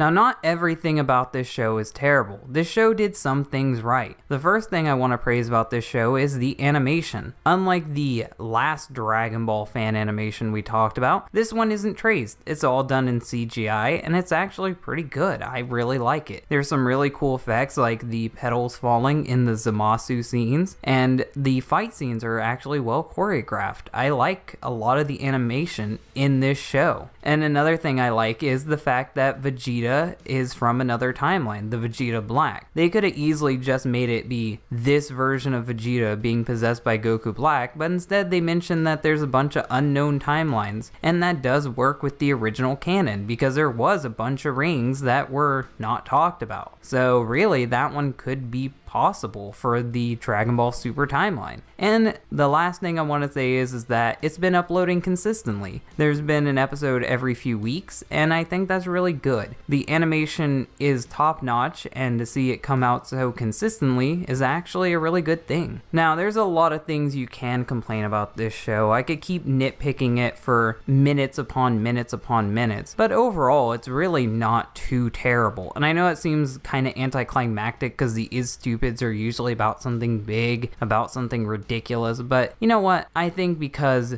this is just weird fan fiction, and it's probably gonna keep being weird fan fiction, I have the right to say that it's stupid. Hey guys, Dylan here, and after 2 long years, I have decided to do a part 2 to Yandere Simulator Is Stupid. You guys may be wondering what happened to all my other Yandere Simulator videos besides the original one. I decided to private them because Yandere Dev is on a striking spree, something I'll talk about more at the end of the video, and I don't want him to have more videos to strike. So those videos are gone. There wasn't much going on with them anyway, and hopefully you guys will enjoy what I have to say here. If you guys haven't watched a part 1 yet, I would advise you to go back and watch that, because I'm not going to summarize it or anything. We're just going to continue with the modern day stuff. So if you guys aren't caught up on who Alex is, or all the wacky shit he did, or why his game isn't going to work, go check out the first video. That's where I sum up all that stuff. So the first thing I want to talk about is the game made by Alex himself, and that game is Yandere Simulator. And we took a good look at Yandere Simulator last time, so we're just going to do a little update on Yandere Simulator. We're going to look at every big thing they added since we last covered it. They added a bunch of clubs, the photography club, the science club, just a bunch of club members, added in a shit ton of students that made the school lag all to hell. He did a bunch of drama videos, which I'm sure helped everyone. I'm sure that's what we needed more of. He added an intro cutscene and a different intro cutscene. He tried to add in a little town and a maid job for Yandere-chan, and it didn't work, and it was just a giant waste of time. It literally went nowhere, and I don't think it's ever coming back. So he wasted unknown hours doing that worthless thing. He tried to add in a bunch of stuff about joining the delinquent gang, and that was pointless. That isn't gonna go anywhere. And then finally he added in snap mode, and snap mode is nothing. All Snap Mode does is rip off the fucking Friday the 13th video game and has you run around fucking punching through people like you're fucking Jason Voorhees. Because, you know, once upon a time, this was just a normal school child. Now, instead, it's some type of otherworldly being capable of punching through people's guts, but then also needs to resort to stabbing people with a tiny knife. So, whatever. There isn't a lot of development done on the game. The game isn't that far in development. And 2 years later, and I'm sure everyone is shocked, there is no Osana. Osana is still not in the game. So, yeah, I was right. I don't think we're ever going to get Osana in the game. And now, just as a little game, we are going to look at how Yandere Simulator looked like the last time I reviewed it, the last time I talked about it, compared to now. I'm going to let this clip play, showing off the school and what it looked like in 2018.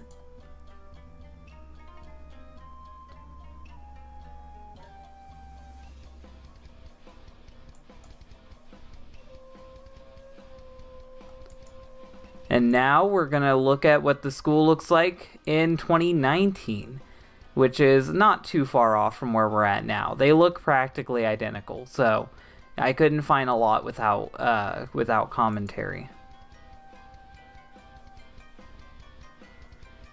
As you can tell, like, a weird filter has been added. He added a couple of trees, he changed some of the textures, and he added, like, outlines to everyone and made it look like they're cel-shaded. It looks fucking hideous, and I hate it. Like, look at the color contrast between the two. The other game looked better. That's sad. And all these students, they all hurdle together. They all clump up, and I'm sure it's making the game lag to hell. The game really doesn't have much added to it. In fact, it seems like a lot of shit is taken away because he's afraid of people exploiting the game because he doesn't know how to fucking code it. And now there's just students roaming everywhere, so doing basic killing isn't even easy anymore. It's like almost impossible to kill somebody. It's really, really fucking lame. Now, one of the other things I had predicted would happen last time is that people would just go and buy the same assets that Yandere Dev did and make their own Yandere simulators. And that ended up happening. There was quite a few mobile Yandere Simulator games. I'm going to play some clips from those so you can see how these are. And this is proof of Yandere Dev's incompetency.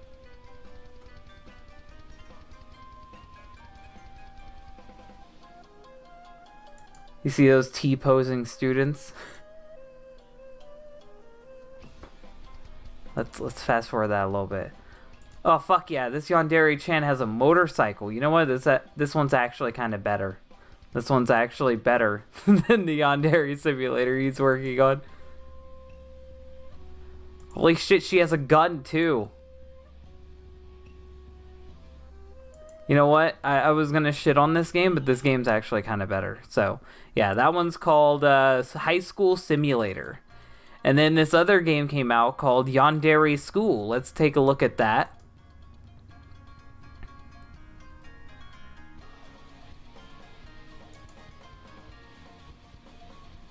It's all the same premise. It's all the same type of shit. The other one actually used the assets. This one's trying to be its own thing in appearance, but it still just rips off the premise of Yandere Simulator. And then finally we have this mobile game, Sarah School Life, that is also just using the exact same models from Yandere Simulator. It is an attempt to make a mobile Yandere Simulator game, but with a different character and different cast. But it's the same type of shit. People are literally going out and buying the assets or just straight up making similar assets to make their own knockoff games. And that is going to be the main focus of what we are talking about today. Now, our first subject that we are going to be talking about is Epic Meal Dev. Epic Meal Dev is one of the people who decided that they were going to make their own Yandere Simulator game. They took the advice that I had in the last video saying that anybody can make a Yandere Simulator game. If Alex isn't going to finish it, you should. And he decided to make his own Yandere Simulator-esque game. So we're gonna go over there and look at that, and then we're gonna see what happened and how Yandere Dev reacted. This is his game called Watashi no Mono, and I know I probably said that wrong, but oh well. This is what the game looked like when it was first being developed.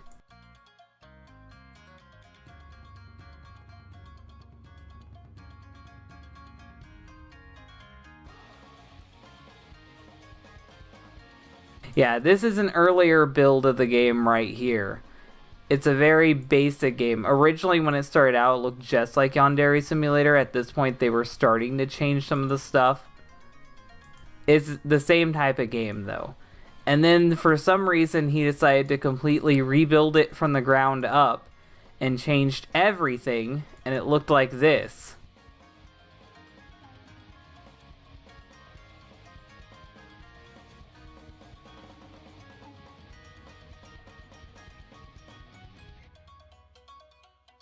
And people were really hyped for this game. People were really excited for this game. People wanted to see more of Epic Meal Dev. They were considering him to be the new Yandere Dev. And when people considered him to be the new Yandere Dev wasn't going to take that sitting down.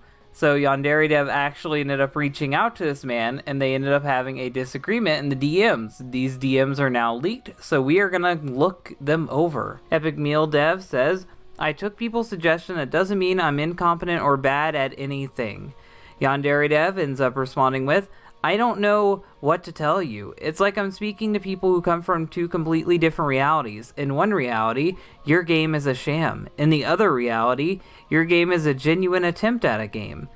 I'm really shocked that you would tell someone that their game is a sham right to their face and expect them to like you. What I do know is that people feel justified in attacking me, or lose faith in me, or withdraw financial support from me.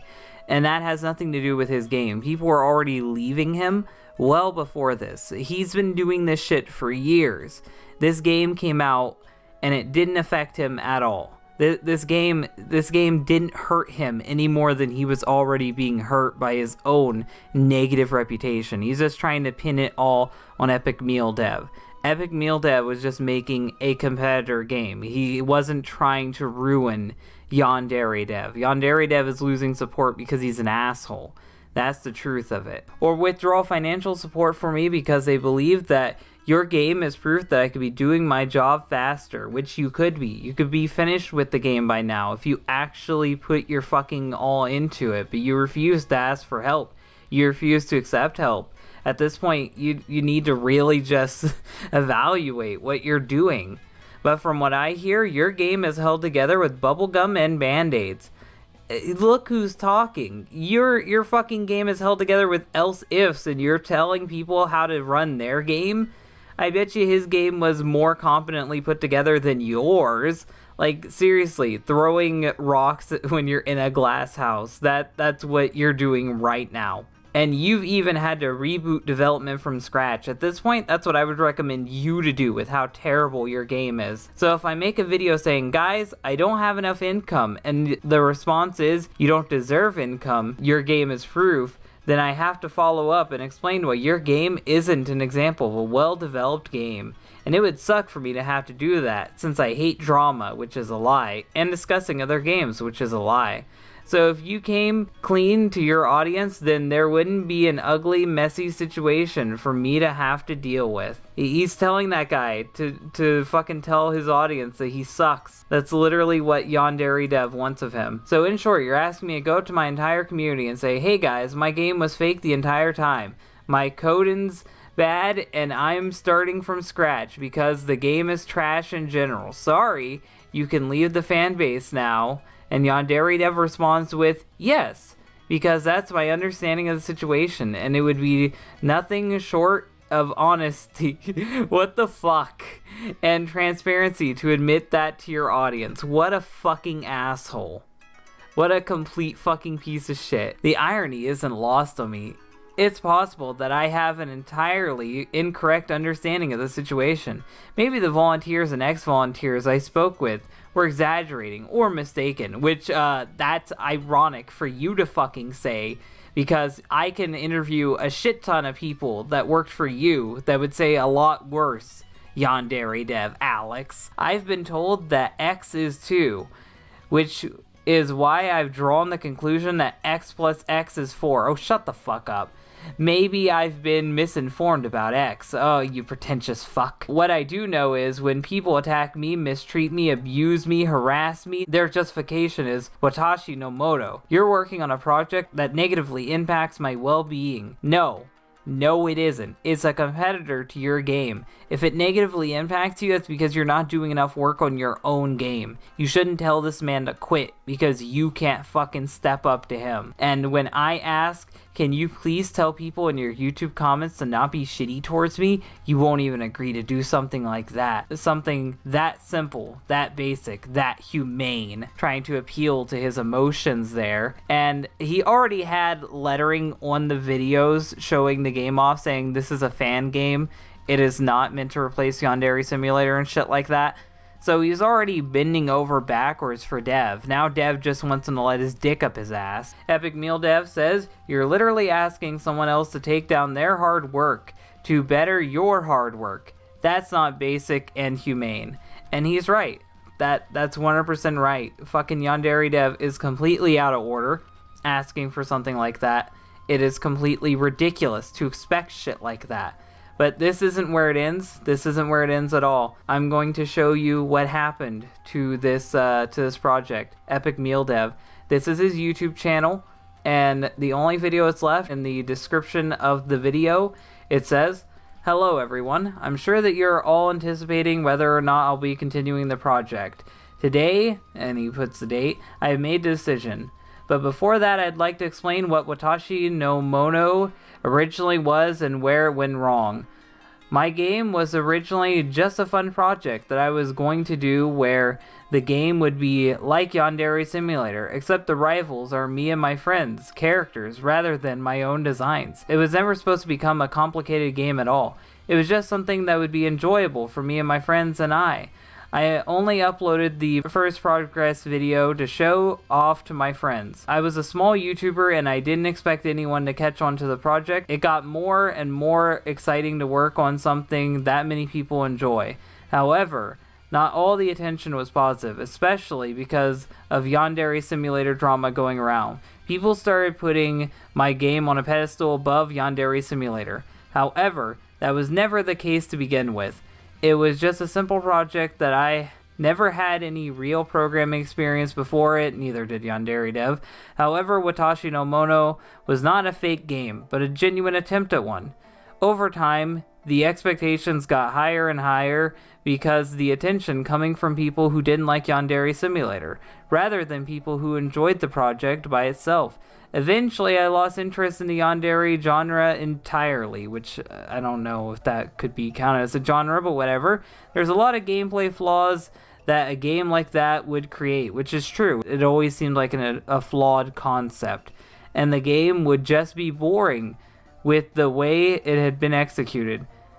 I'd like to make my own games with concepts that I enjoy, and games that people can appreciate without needing to hate another game. Competition is fine, but this got out of hand. I'm sure a lot of people have been anticipating the return of Watashi no Mono, but I am no longer interested in staying in the Yandere Simulator community. He left the community because of Yandere Dev. What the fuck? And I have no plans in returning. This was not an easy decision, but I am leaving the project and I hope you can respect my decision. I'm very happy that I've gotten to this point and this amount of support, and I'd like to thank every single person who volunteered on the game and decided to support my project financially. Thank you for taking interest in Watashi no Mono. So the game is done. The game is done. He gave up on it.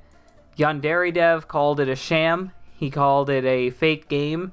And he shit all over this man and made him no longer want to continue it. After all that, what do you think Yandere Dev thinks about all this? Well, let's read. Let's read what he has to say. This is on his debunk page. Yandere Dev threatened a competitor to stop developing his game. In short, no, I didn't. This is an event that occurred in 2019. To save this developer from too much humiliation, I don't want to say his name. A developer started uploading videos to YouTube of a game that was supposedly developing. A lot of people felt justified in harassing me or dropping their support for me because they were tricked into believing that this developer was creating a superior game and was doing it faster than me. Wow, that's gonna sound familiar soon. However, he was not actually developing a real video game. He was just creating footage for YouTube to give the impression that a game was under development, which is a lie. I seen the fucking game play. It may have not had a lot to it, but it was still a game. That's not how that works, Yandere Dev. You're a fucking liar. He was a con man. That is straight up slander. Actually, it'd be libel, but it's lying. You can get sued for this type of shit. A scam artist. What the fuck? I learned this from his former partners who abandoned his project. So now you're just gonna fucking smear him like this? Like, what the actual fuck? I'm sure a lot of people will say that about you when your project fucking burns. When they realize that he had simply been using them to make his scam look like a legitimate video game. Because his fake game project was having a lot of negative consequences for me and my real game. I confronted him and told him that he should stop being dishonest and confess the truth. I explained that if he kept tricking people into believing that Yandere Simulator was being surpassed by a new game project, I would eventually have to make a video defending my project by explaining the truth that his game was not actually a real game at all. Which I could make the same fucking type of argument about your game. Your collection of mini-games surrounded upon stolen assets. But was an illusion created for the sake of YouTube videos. Cough, cough, cough, cough, looks at your Patreon. This was not a threat, but was a simple factual state of affairs. Later in 2020, another developer, I'll leave that. I'll leave that aside because we're gonna get to that. We're gonna get to that. So talking about this other developer, before I spoiled it, we're gonna go on to the next Yandere Simulator game. This is called Love Letter, and originally it was being called Lovesick. And the name Lovesick was a reference to Yandere Simulator. It's had a Lovesick feature for a while that doesn't really do anything. So yeah, he decided to make his own game, and he was going to call it Lovesick, Dr. Apis. And Yandere Dev got very upset. And the main thing that really, really, really upset him is the fact that people kept telling him that this game was made in 2 weeks. The fact that he could make what Yandere Dev did in years, in 2 weeks, really upset Yandere Dev. Someone messaged him on Discord saying 2 weeks, and he responded, "They didn't actually make a better game in 2 weeks. They used my work as a base instead of starting from scratch. They are also using assets that were created specifically for Yandere Simulator," which I don't know if that's true, but I know the models aren't made specifically for Yandere Simulator, which they do not have permission to use. They don't have to deal with non-stop harassment and abuse. That's entirely on you being a dick to people. So they get to work without constant interruptions, unlike me. You don't have to fucking listen to anyone. You choose to interact with them. That doesn't work. They gain the advantage by ripping off a pre-existing game instead of making something original like I did. Yes, your fucking Persona Hitman is so fucking original. So original that you even told people that it's Persona Hitman. Wow, the fucking balls on this man. Now let's transition over. We're gonna go look at this game. We're gonna go to Dr. Apis's channel and take a look at this game. This is Dr. Apis's channel right here, and this is Lovesick. This is the original trailer showcasing the game. You can see that he actually did get fucking Yandere Dev's shitty city to work. His shitty little street corner, he got that to work. He implemented the money idea and got that to work. He has more stores than Yandere Dev had. He has better looking students than Yandere Dev had because he's actually better at editing them. And the game actually runs better. And when you talk to people, it zooms in on their face so you can actually look like you're talking to a real human being. There are so many small things that this game had to improve upon Yandere Simulator. But when Yandere Dev called him out for not being original, he actually took that and ended up going to remake everything. Completely different fonts, completely different type of money system, and he's even remaking all the characters. This is a clip from the game that's being developed right now. This is from the new updated build. Let's take a look at it.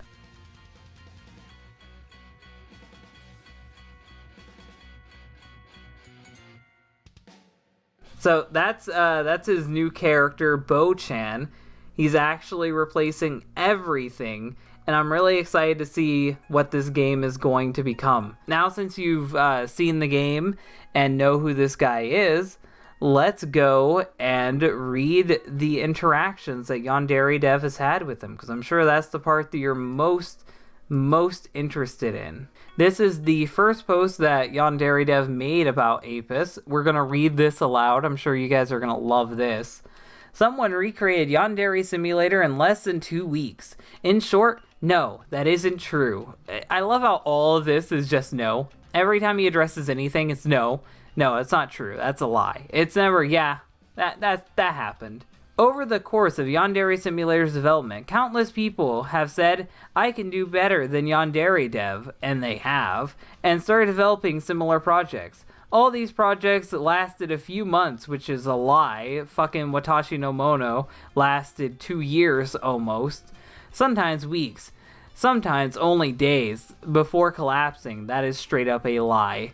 It is extremely... He's trying to discredit this person. He's trying to discredit this person before they even do anything, so people won't fucking support them and will continue supporting him. There's just his money-grabbing scheme. It is extremely easy to use the Unity engine to quickly produce a simple game prototype that is specifically resembles Yandere Simulator. Maybe because Yandere Simulator is that. It's something you easily put together in fucking Unity, and anyone can put it together in just, even less time than you. You're a retard who took years to build this in Unity. I'm sure it only takes other people a couple weeks to do it, to quickly replicate the surface level aspects of Yandere Simulator, such as schoolgirl walking around a school, and student turns into ragdoll after being stabbed. These beginner level tasks that anyone can access the Unity engine can do without any effort. Wow. Way to make the first year of your fucking development look like it was for nothing.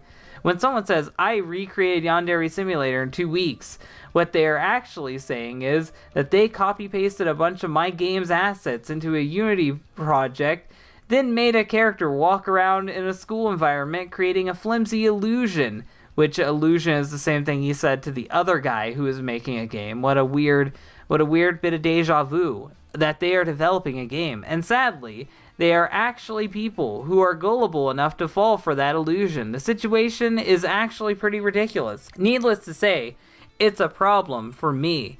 If thousands of people are tricked into believing that it's possible to recreate all of Yandere Simulator in 2 weeks, even though these imitation games don't even have 10% of Yandere Simulator's functionality. Yandere Simulator doesn't have 10% of functionality. It can barely even keep a solid frame rate. I wouldn't be bragging about its functionality. It's a depressing and demotivating set of circumstances to be in. Fucking finish your game then. Aside from that, it's worth mentioning that anyone building a Yandere Simulator clone, which it can't be a clone if your game isn't even done yet, using assets ripped from Yandere Simulator, is treading in very dangerous legal territory. I'm sure you have this thing that's not even finished legally copyrighted. I'm sure you're actually on top of this shit. You're gonna copyright all these characters that you don't even own. The fucking senpai is literally just the default male with like a different hair color from the fucking pack that you bought on the Unity store. The fucking Yandere-chan is literally just the basic bitch that you fucking colored her hair black instead of blue. Like, you don't get to talk about legal shit. First, it must be mentioned that anyone can purchase the Unity Store models and use the models to make a game. There's no legal problem with that. Anyone can go to the Unity Store and purchase Aoi character model and gain the legal right to use that model in a video game. Yes, people have done that quite a bit now. However, If a developer rips the character models from Yandere Simulator and starts using these models to build a game, they are violating the law because they obtained the character models illegally without paying for them, which you don't know if he did or didn't pay for them, you're assuming. From what I've heard, he actually did pay for them. He even said himself that he paid for them. Furthermore, there is something else to consider. Aside from the Aoi model, numerous environmental models were created specifically for Yandere Simulator. Those models are not Unity Store models that anyone can purchase and use. These models were created and given to me and used in Yandere Simulator only. Just like that grass you stole. Just like the other numerous assets and models and pieces of artwork that you stole. Stealing them and building a game with them is asking for legal trouble. So I guess all those people you ripped off should take you to court. When a volunteer creates an asset, that asset is the volunteer's copyrighted content. I don't think any of your volunteers are gonna go with that. I don't think any of these volunteers you have making your shit for you will take this man to court. When a volunteer gives that asset to me and says, my work now belongs to you, you are the owner of this asset, they have transferred the copyright to me. That's not how copyright works. They transferred the ownership to you. That's not how copyright works. It's not copyright until you copyrighted it. Sometimes an actual written contract and signature is involved. That's still not how copyright works. Someone who is using these models in their game is in fact violating my copyright. It's not copyrighted until you get it copyrighted. God, I swear, people think they can write on a fucking Google document and they think that's copyright. That's not how that works. And I have the legal right to take action against them. Do it. Do it. It'd be hilarious. If they are in denial about this, it is an indication that they understand how copyright law works. Okay, so he's trying to scare this man. He's trying to scare Apis, saying that he's going to bring out his internet attorneys. That's what he's doing here. An extremely small amount of Yandere Simulator's assets, like less than 1%, are from the Unity Store. You are a liar. You are straight up a liar. All the characters are from the Unity Store. They make up more than 1% of the game. You are lying. The vast majority of the game's assets are completely original, and the copyright is either owned by me or a volunteer that created the asset for me.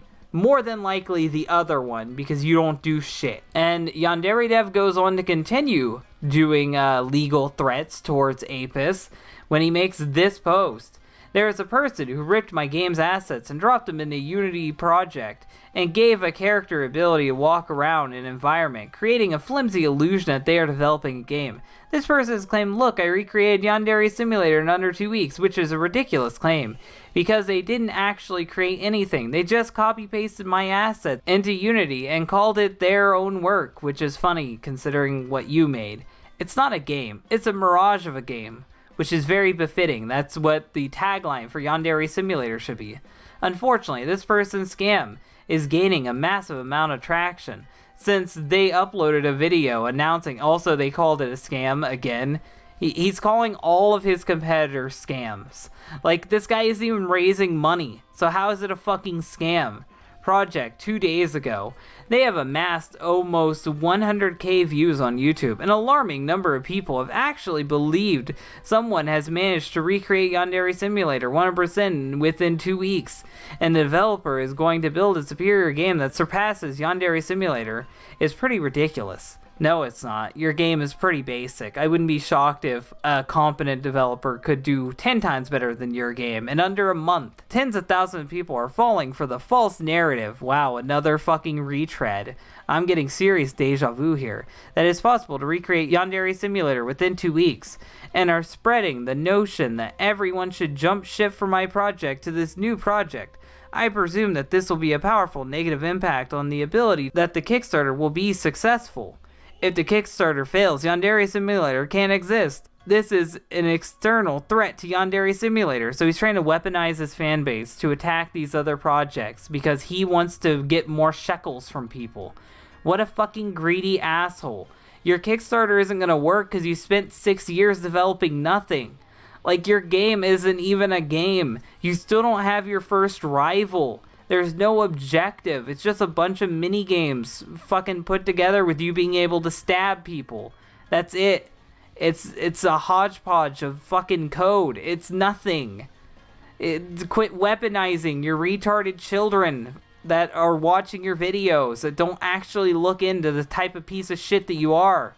If all these assets in his game were original, and he made everything from scratch, I would say there's no problem. But he's literally downloaded all my assets and claimed that he's developing a game. He is also under the impression that he is legally safe doing this. Action has to be taken. Swift legal action. He did not file any legal report. He did not do anything legally. So I think he's just another man bluffing about his internet lawyers. He isn't going to do jack shit. And everyone knows he wouldn't win that lawsuit. So after he went around with this big talk of getting internet lawyers on Dr. Apis, he actually ended up reaching out to Apis. And we're going to read that conversation because of course it was also leaked. To avoid these types of misunderstandings and drama in the future, there is something you could do for me. Yes, whenever you upload a video to your YouTube channel, you could display a message at the beginning of the videos that says something along the lines of, this is a fan project for fun, and it's not intended to replace or compete with Yandere Simulator. We support Yandere Dev and do not condone harassment. That's exactly what he wanted Epic Meal Dev to do, and kind of what Epic Meal Dev did, and it still wasn't good enough. This is ridiculous, and this is just Yandere Dev's attempts to push out his competition and delegitimize them by making them fan games. It's ridiculous, and Dr. Apis shouldn't have to deal with it. If he makes his own game and he releases it before Yandere Simulator, that's good on him. You can choose the wording that is most natural to you, but a message like that would probably prevent the perpetuation that there is no longer any reason to support Yandere Sim narrative. Claiming that you are revamping the game is just another way to say that you're attempting to surpass or replace Yandere Simulator, which is a very petty way to look at it. What's extremely sad is at the end of the Osana demo, I was planning for the final screen to reveal that I was officially rebranding Yandere Simulator to Lovesick.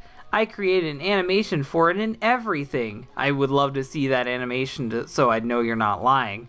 After this whole Lovesick debacle, I don't feel comfortable doing that anymore. It sucks that I've lost a cool surprise that I had planned. And we're supposed to feel bad for him. We're supposed to feel bad for him because he took so long to develop his game that he couldn't keep his cool name when he could have changed Yandere Simulator's name to that within any of the years that he spent developing this game. I say first come, first served. You didn't fucking do it, so anyone else has the right to. Yandere Dev ends up asking, how many features are in your game so far? Walk, kill, student, sanity, the basic mechanics that I had in my game back in 2014. And Dr. Apis ends up listing off every single feature that he has implemented. Teachers, teacher reactions, digging holes anywhere that has nothing but grass, killing students, blood trails that spread realistically when you drag the corpse, sanity, students, teacher, follow footprints, trails, which is something Yandere Simulator does not have. Students, teachers, basic reactions of corpses, blood, murder, pushing students off the 3rd floor, which was a buggy thing in Yandere Simulator. I don't even think it could happen unless it was like a certain event. We made our own custom animation, talking to students, compliments, becoming their friend, etc. Bearing students / weapons, which is something you could only limitedly do in Yandere Simulator. Students can react to other students getting splashed by bucket traps, which is actually something that's really useful, and I like that idea. And Yandere Dev stops before he continues listing how his game is better in every single way, and says, I see, in terms of gameplay mechanics, those are most of the features you see on the surface of any average gameplay session. Not a lot of them. There was quite a few things that you don't have in your game in there. Your project would look comparable on the surface level. He's trying to build up a legal thing there, and it's not going to work. Just like how fucking PUBG couldn't get Fortnite, there's no way you're gonna beat this game.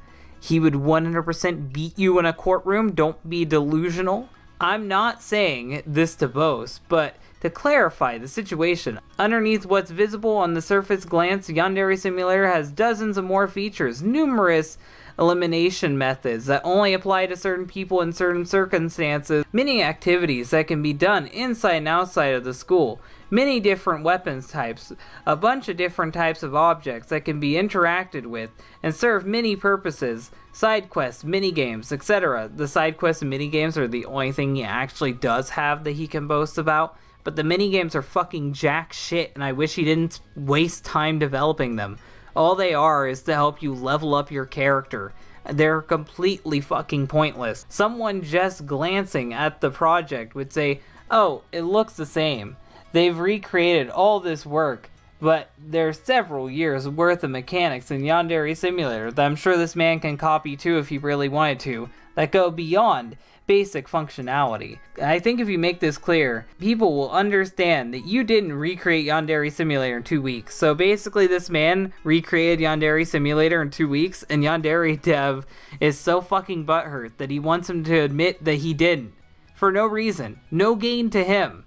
He's kind of hinting that he might take him to court, but he hasn't said it directly yet. So no gain to Dr. Apis, he just wants him to do exactly as he commands.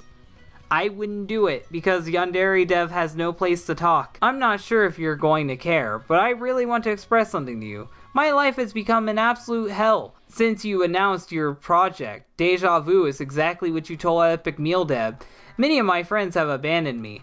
I don't think you had friends to abandon you. I received dozens of messages per hour, which is what you've been saying for years, from people saying, haha, there's no reason to support you anymore, and the amount of harassment I receive per day has tripled. Oh, boo-hoo. Your apology video didn't resolve the problem. If your apologizing didn't do anything, then why would you ever fucking continue trying to please this man? He's never going to be satisfied if just sorry isn't going to help. Tens of thousands of people are still spreading the narrative that it's possible to recreate my game and within 2 days. It's not 2 days, it's 2 weeks. Way to fucking change the goalpost. You really just want this man to admit something so then you can spread around screenshots that you were right?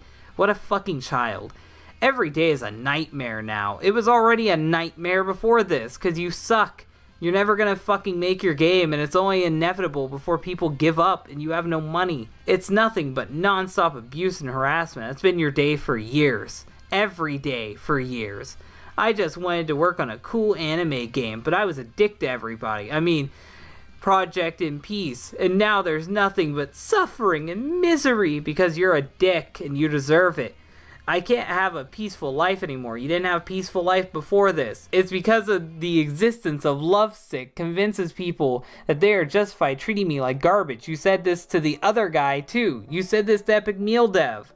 What hurts more than anything is that Lovesick is the name / announced I was going to use. And now I can't even use that name anymore because it's associated with all this pain and harassment. What a fucking crybaby. If you really want the name, use it. He abandoned it now. Just fucking take your stupid silly name. Everything I built has been stolen from me and destroyed, and nobody realizes or cares that it's all because they've been misled into believing things that aren't true. This man literally has like thousands of words on his blog trying to debunk every negative thing someone says about him. The odds of him always being innocent are almost practically impossible. This man is a pathological liar, and he needs to get real help and stop making this game. The actual drama started a while ago, but I don't feel like talking about that. If you are aware this project is having many destructive consequences on another person's life, how can you possibly continue? Don't you see the harmful damage that this is doing for me? If a game is doing this to you, you need to leave the internet. Get a real job, Yandere Dev.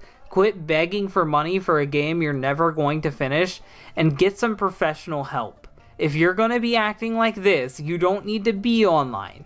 You don't need to be in this type of job. You don't need to be dealing with this type of shit. Leave the internet and save yourself. If the cost of Yandere Simulator was ending another person's life, I'd cancel development.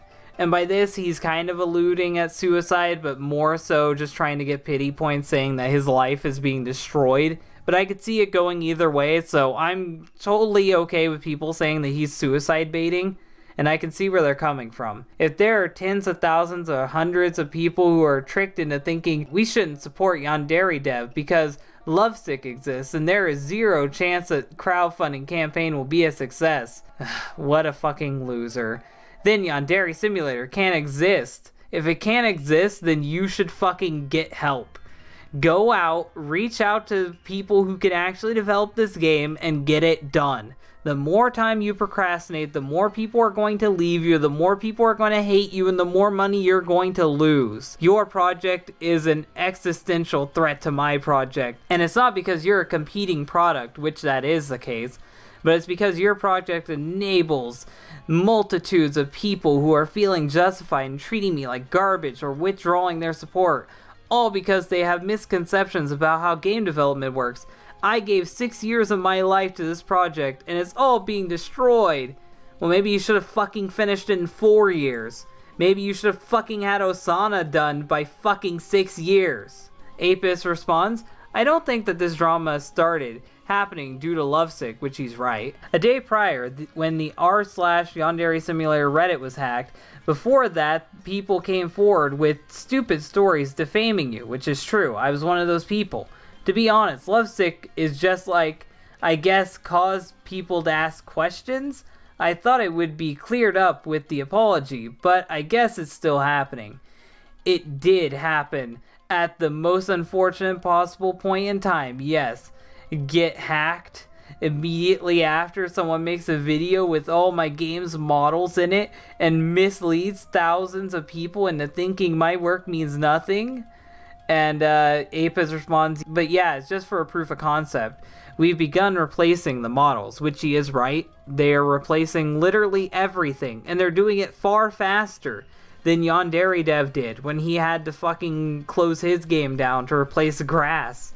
They're getting their shit done faster. Still. So that's the image right there. That's the image of the inside of the school now. And it's really nice. It's got wooden floors. It's got better walling. It just looks overall better than what Yandere Dev has. Isn't that just an edit? No, it's not just an edit. That's not a replacement. Tweaking some polygons is not replacing the models. You must make new content from scratch. You need actual character model to create a brand new model. That's the fucking Aoi model that you fucking colored her hair black. That's all you did. You didn't fucking make a new model. You didn't even change her shape or size. You literally just colored her hair black. You just exposed yourself for being fake, Yandere Dev. Like, what the fuck? The Aoi hair model from the game asset store, but it's heavily tied to Yandere-chan's identity. No, that's you fucking making an excuse. You didn't make that asset, you just colored it. That's all you did. And using that hair model and color is like saying this is Yandere-chan. Well, Yandere-chan's a basic bitch then. She's not Yandere-chan, she's fucking Black Aoi. Like, literally, that's all she is. You don't own that design. You don't own that hair. You don't own that character. Like, what the fuck? But not giving hate. It's just a recolor Aoi. Exactly. It is Aoi. 100%. And then Yandere Dev says, a character design is different from a character's model. Bullshit, that's one and the same, you fucking liar. Schoolgirl with black hair, ponytail, black eyes, black stockings is the design I gave to Yandere-chan. You didn't give her shit. You literally just changed the color. That's all you fucking did. It's literally the Aoi model. You would not get away with this in court. That's not your character.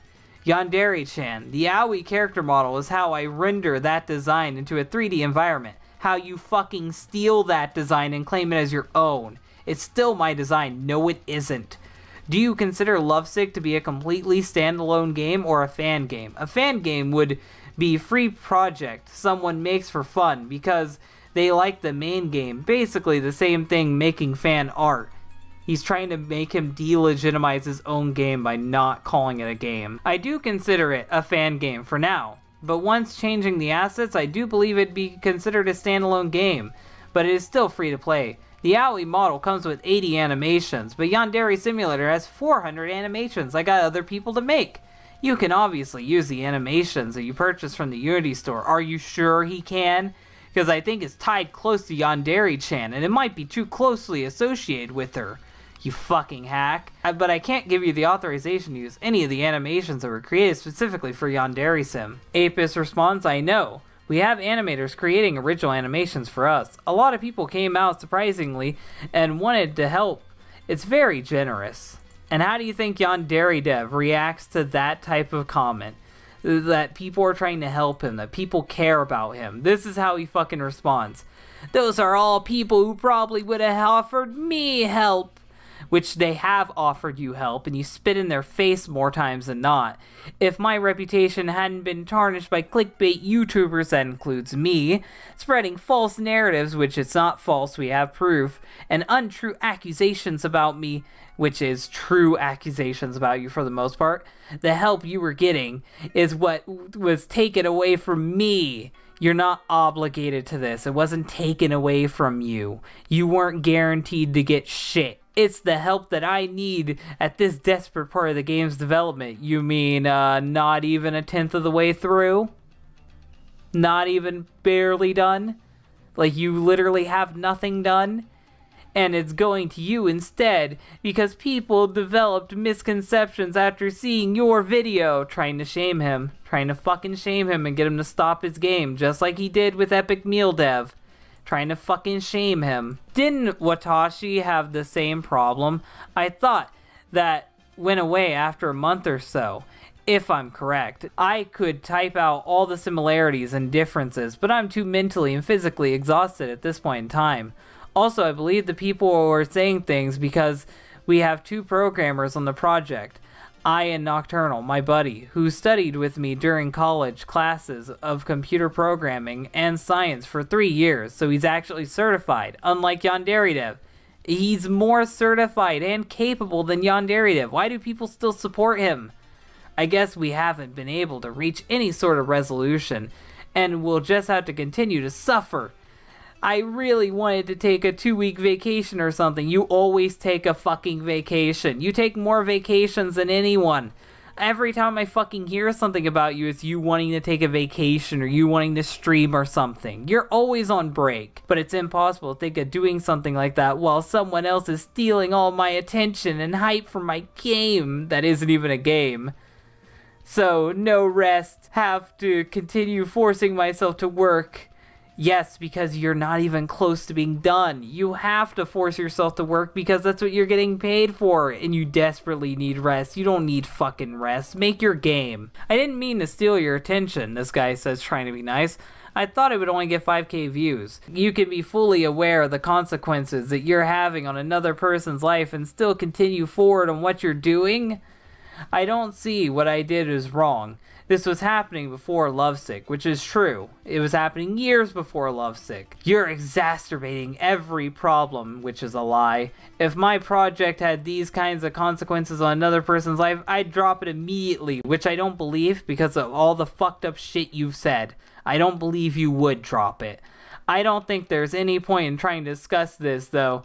If you simply don't care about what your project is doing to me in my life, then I just have to live with it and keep suffering and losing everything I've built. You mean everything everyone else built for you and the fucking character you bought. The characters you bought. You built little to nothing. The problem is that you're building nothing. Watashi, Sarah's School Life, and other fan games didn't seem to have this effect though. I do care, which obviously you do because you keep trying to help this loser. It's just, it's been happening before my project, which is true. The thing is, the other games didn't receive a massive outpour of support because anti-Yandere sentiment wasn't very strong, and he spelled very wrong, at that point in time. The anti-Yandere dev sentiment is at an all-time high right now, and you're receiving a ton of support. Everything that you have right now is a result of people being misled into hating me. They're not misled into hating you. Most of the time you fuck them over personally and ban them from your server. You have thousands of people banned from your server. That's not all because of this game. I've had to build everything from scratch. Lie. Fucking owie, you liar. Starting with white cubes and 0 supporters, you fucking liar. You always had 4chan from the start, you fucking liar. you get a massive boost right from the start because everyone that jumped on the hate Yandere Dev bandwagon is going to give you their support. If he didn't have anything worth showing off, they wouldn't support him. You're starting to not have anything worth showing off, so they're not supporting you. Fucking do your job, get something worth showing off, and then maybe you can save yourself. I only believe they did so because they were already haters, but just spoke out because of the game. I wouldn't want to build a game with a fan base that only exists because of the hate for another project. Oh, boo-hoo, you fucking crybaby. Money is money, support is support. Doesn't matter what it's built on. And then Apis reached out to Yandere Dev after that, trying yet again to help this man, which Yandere Dev still talks shit on this poor guy when he keeps trying to help him over and over again. Hey Yandere Dev, to be honest, I've been thinking about shifting the focus to a social simulator rather than a murder spree, which I think you can still do both. I want to announce this along with the shift in style with the game's rebrand. This is the way people won't compare our projects. I won't really be making a Yandere simulator and we can both coexist, which is what other people have done to please this man baby and I wouldn't recommend you do. The player won't be encouraged to murder. They will have more along the lines of manipulation. On the main part, we plan to have a social simulation mechanics to be the core gameplay, which can be interesting and I wish he would do that. Murder is an available option to eliminate your opponents, rivals, and will be super easy, but getting rid of the evidence will be difficult. If a corpse is found, cameras will be put up in the school so no more accidental deaths can occur without being recorded, which is something Yandere Simulator already did. And if you choose to get rid of the evidence, it'll be hard due to the fact that people are everywhere and can do all random things. Stop the routine to drink water, use the bathroom, get a snack from the vending machine. I hope that this can differentiate our projects, and because people need to stop comparing them, if need be, I'm willing to make a video directly announcing this shift in direction, which you shouldn't. Thank you for your time. Yandere Dev says, that does feel like it could help the situation, which it won't. The main core of the game will still have its attention on a social simulator in the first place. That's what we've been working on, the students, more than anything.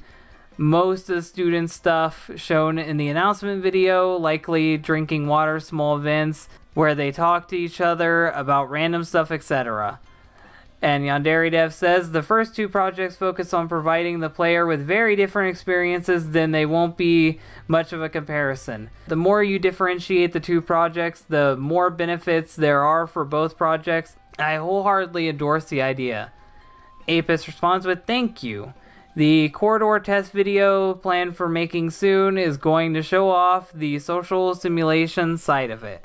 And for the people who are going around saying that these screenshots are fake, here's a conversation that Dr. Apis had where he actually confirms that they're real. This did happen. And now after all this shit is over, after all the stuff with Yandere Dev is finally concluded, where they finally feel like they're on even footing and that they can finally take things out and just be nice to one another, someone ends up leaking all of his DMs, all of Apis's DMs, and this pisses off Yandere Dev, and we're gonna read his post talking about this because he got really angry. Yandere Dev threatened to commit suicide to pressure a game developer into canceling his game project. In short, no I didn't. Yet again, do you ever say yes?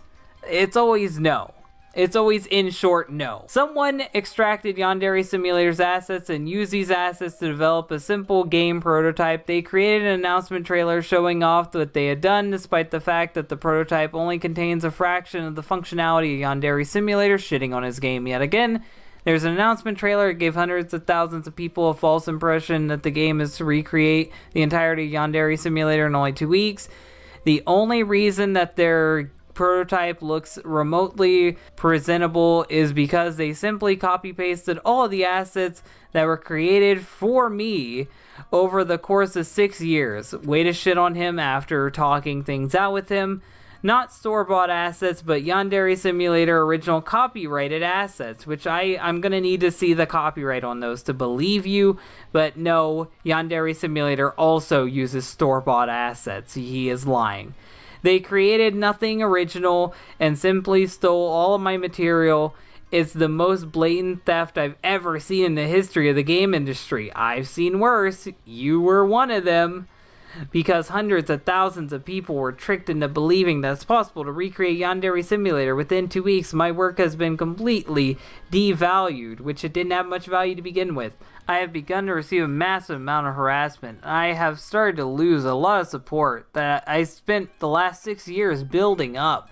And that's not just because of this game, that's because mostly you're a dick. This is not a case of another developer is making a superior game, but it's a case of a con artist pulling a scam that is tricking hundreds of thousands of people into hating me. That's exactly what you said about the last guy. Are all of them con artists? Is everyone but you a con artist, Yandere Dev? If it's truly a fan project and the developer was truly a fan of Yandere Simulator, then he would acknowledge the damage that he was doing to me and my project, and he would take the action to avoid threatening Yandere Simulator's existence, which it hardly has one. I reached out to him to discuss this. During the discussion, I expressed my feelings. I told him that I felt his project was ruining my life and destroying my life, ending my life, etc. He posted the screenshots of our discussion, which is a lie. He didn't post the screenshots of the discussion. He shared it with one of his friends privately, and that person leaked them. That's not the same. You're lying right there. People use these screenshots to create an untrue accusation that I contacted him to threaten suicide, which it could be seen as that. So I'm not entirely writing that out. I don't think you were threatening suicide, but I can see where they were coming from. Even though I never actually said that. What the actual fuck? This is a screenshot that people posted around, false narrative. There's not a single sentence where I threatened suicide.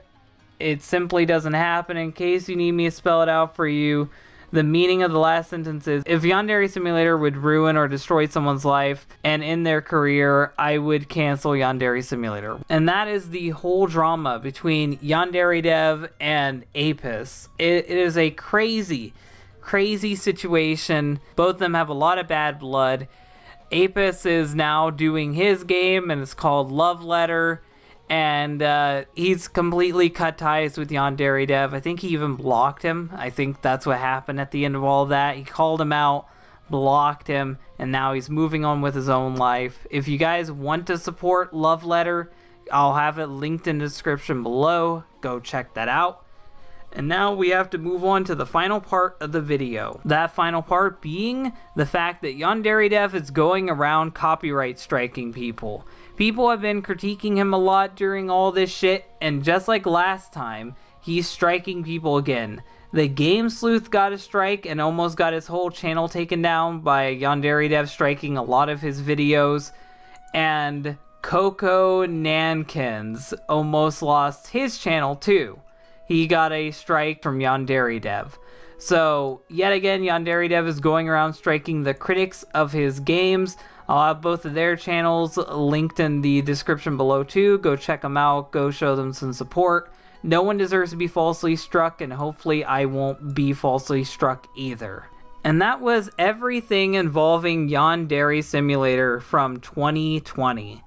Osana isn't in the game. Yandere Dev is still being stupid. And now competition is finally starting to rise up, and Yandere Dev is shitting his pants because he now sees that everyone realizes that he is a fucking hack and they want to abandon him. My final thoughts are, Yandere Dev needs to get his shit together, hire more people to be on his team, actually start coding in Osana, finish her up, get the other rivals in, do the fucking Kickstarter, and finish his game. There are so many games that came out during the development of Yandere Simulator that there is a whole Twitter account dedicated to talking shit on this game, listing off everything that came out during the development of Yandere Simulator. Like, it is ridiculous. Hello Neighbor is now a franchise. FNAF is now a franchise.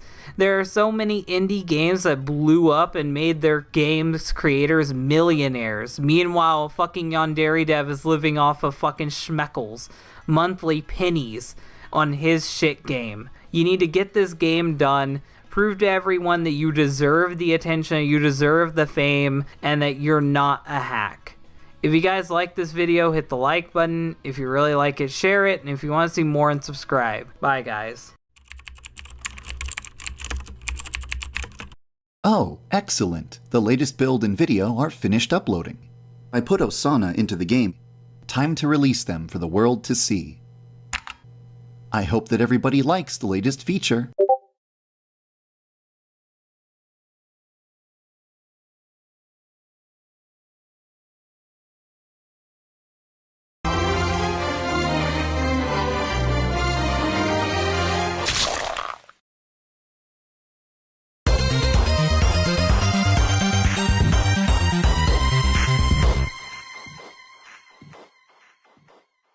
Hey guys, 2020 is coming to an end, and I wanted to end it with a bang. Today we are going to be doing an Is Stupid, but not only are we doing an Is Stupid, it is on a returning subject, Turkey Tom. Turkey Tom has recently gotten himself into a lot of controversy, and I want to briefly cover why Turkey Tom is stupid. So let's get into this today on DHT. So the first thing I want to get out of the way is this video is not intended to be a dissection of Turkey Tom's content. There are plenty of videos like that out there, and if you want to watch those, I'll put a couple in the description down below. This video is intended to be a dissection of one of the biggest problems I have with Turkey Tom. That is him randomly calling people pedophiles. Because in case you didn't know this, calling people pedophiles randomly is not a good thing. Now you can claim that it is humorous to call people pedophiles, but I would argue that calling someone a pedophile, unlike calling them literally anything else, has the potential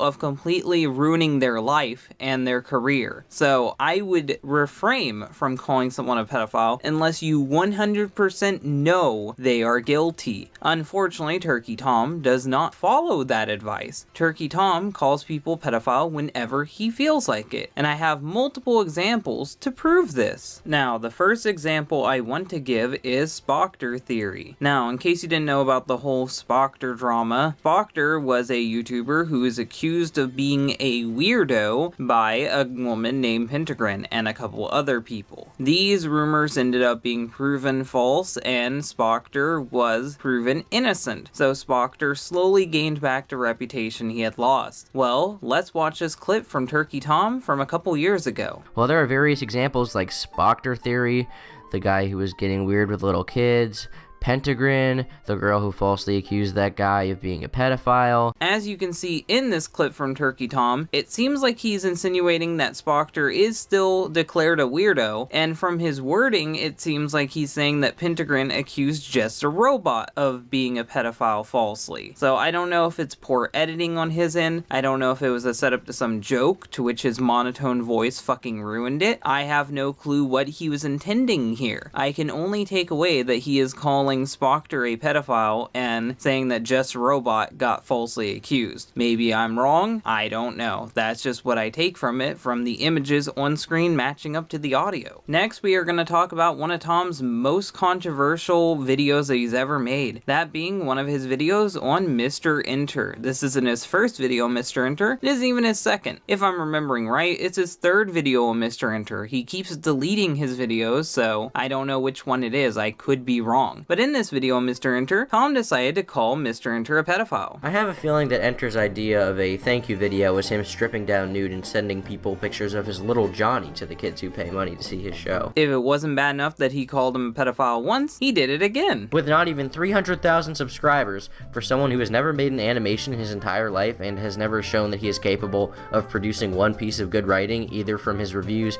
his atrocious book, or his somewhat pedophilic show concept. And if that wasn't bad enough, he did it a third time. I feel like this is Enter sort of projecting, telling his audience preemptively that he's a creep or a horrible person of some kind before he gets outed for it by someone else. I mean, not saying he is necessarily, even though he has done some rather pedophilic illustrations in his past. Okay, he may have done it 3 times, but I'm sure Turkey Tom's intentions for covering Mr. Enter were good. I'm sure that he doesn't have any spite going into this. I'm sure he's doing this just because he wants to spread awareness, right? And truth be told, I didn't even want to make like this video, but oh wait, yes I did, because once again Mr. Enter has shown that he is an incompetent fool who has no idea what he's doing whatsoever. Oh no, Turkey Tom is just an arrogant prick, and he covered Mr. Enter because he's trying to bully someone. What a shock, I would have never guessed that. Now, I am perfectly fine with people bullying each other. Make fun of someone for the way they talk, for the way they look, for the way their name is spelled. Make fun of them for whatever you want to. But I think it's different making fun of someone for these attributes and calling someone a pedophile. In my opinion, I don't think that you should be throwing around labels like this that have the potential to ruin someone's life. Now, after the whole Mr. Enter thing, Tom was basically backed into a corner and forced to apologize to Mr. Enter. And a lot of people would think that's where his pedophile claims would stop. But no, it's not where it would stop, because Turkey Tom never learns his lesson. He instead runs away and then does the shit again. And a good example of that is with Digibro. Now, I don't like Digibro. Digibro's a piece of shit. He's a weirdo. But the one thing I wouldn't call Digibro definitively is a pedophile. Turkey Tom did call him a pedophile. Let's play that clip. As it turns out, Digi here is a self-admitted and proud lover of children, or as he calls it, a lolicon.